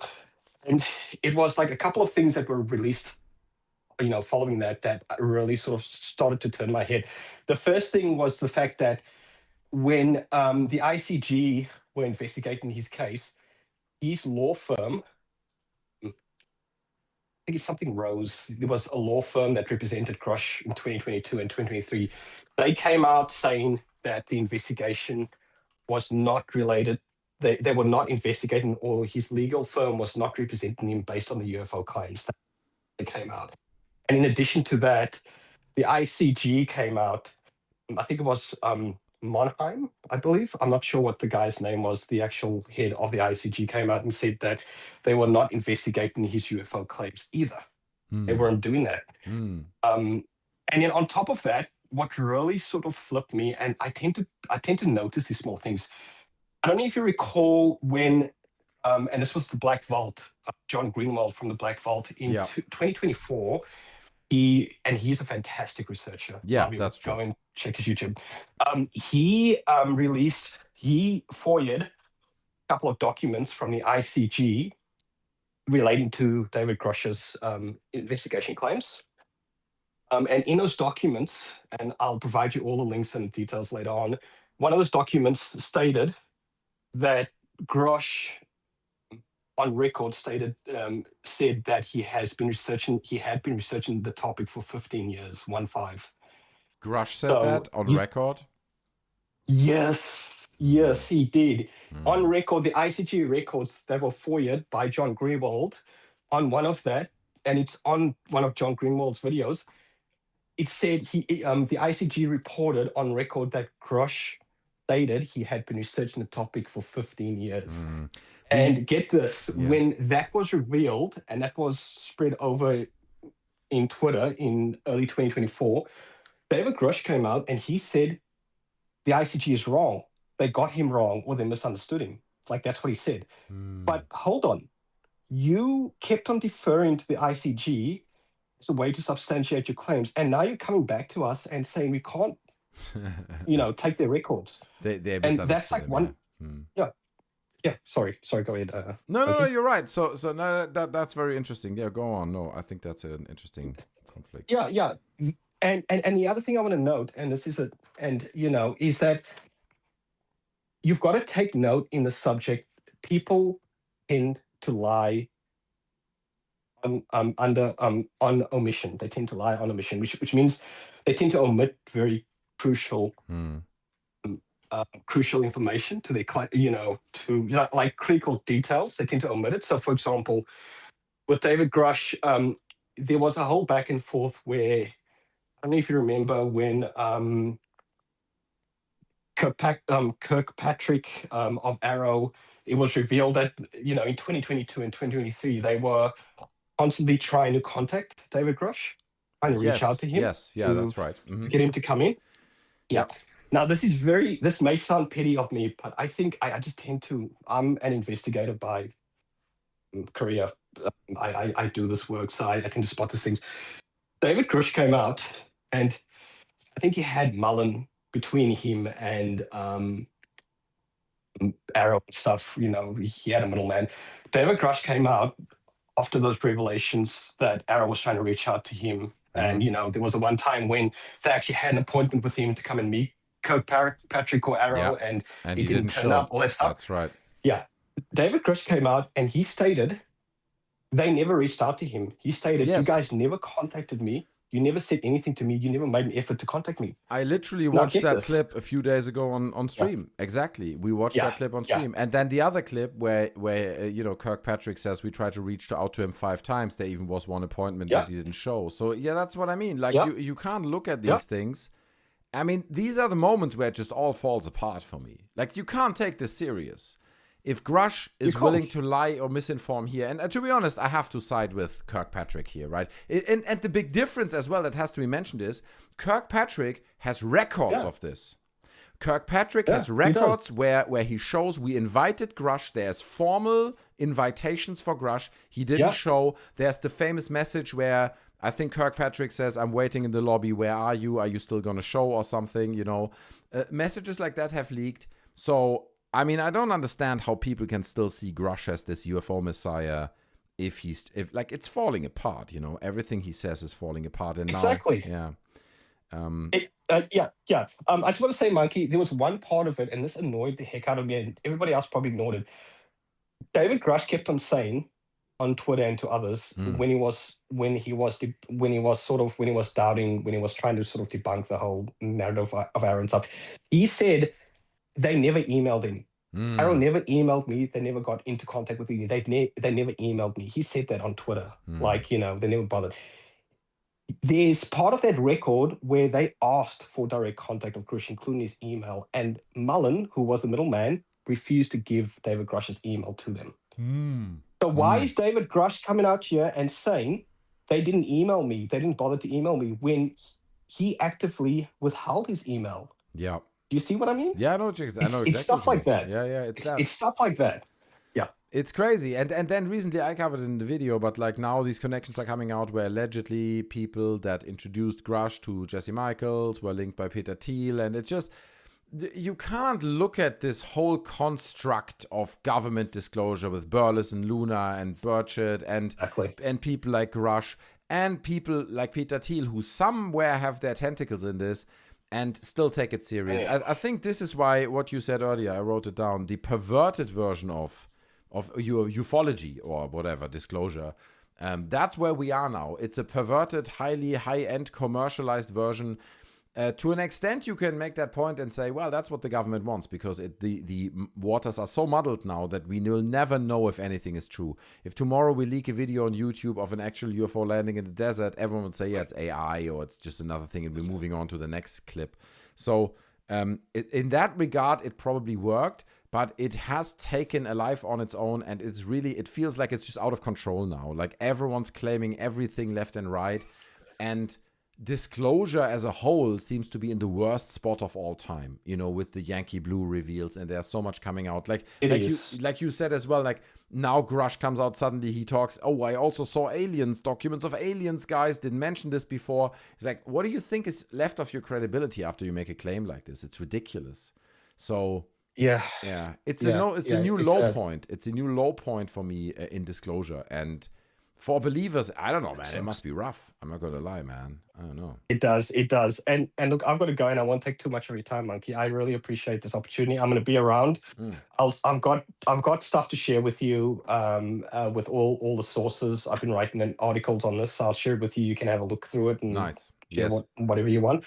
I'll do it over the next couple of days. But I just want to put a message out there that, you know, there are still many of us who, to some extent, believe that are seeing this movement being ruined. It's been, you know, we're seeing the movement go down the tube. It's been perverted. It's been, you know, used to its detriment. And there are those of us out there who still believe to some degree that skeptical, because we love, like, as I said, we have a love for the community and the history and lore. We have a love for it.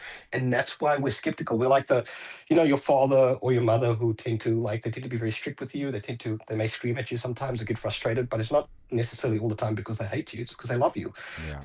That's how I feel about the community. And, you know, there are those of us out there that are doing it because we love the community. It's not because we're just skeptical or we're just nice. And I just want to put that out there.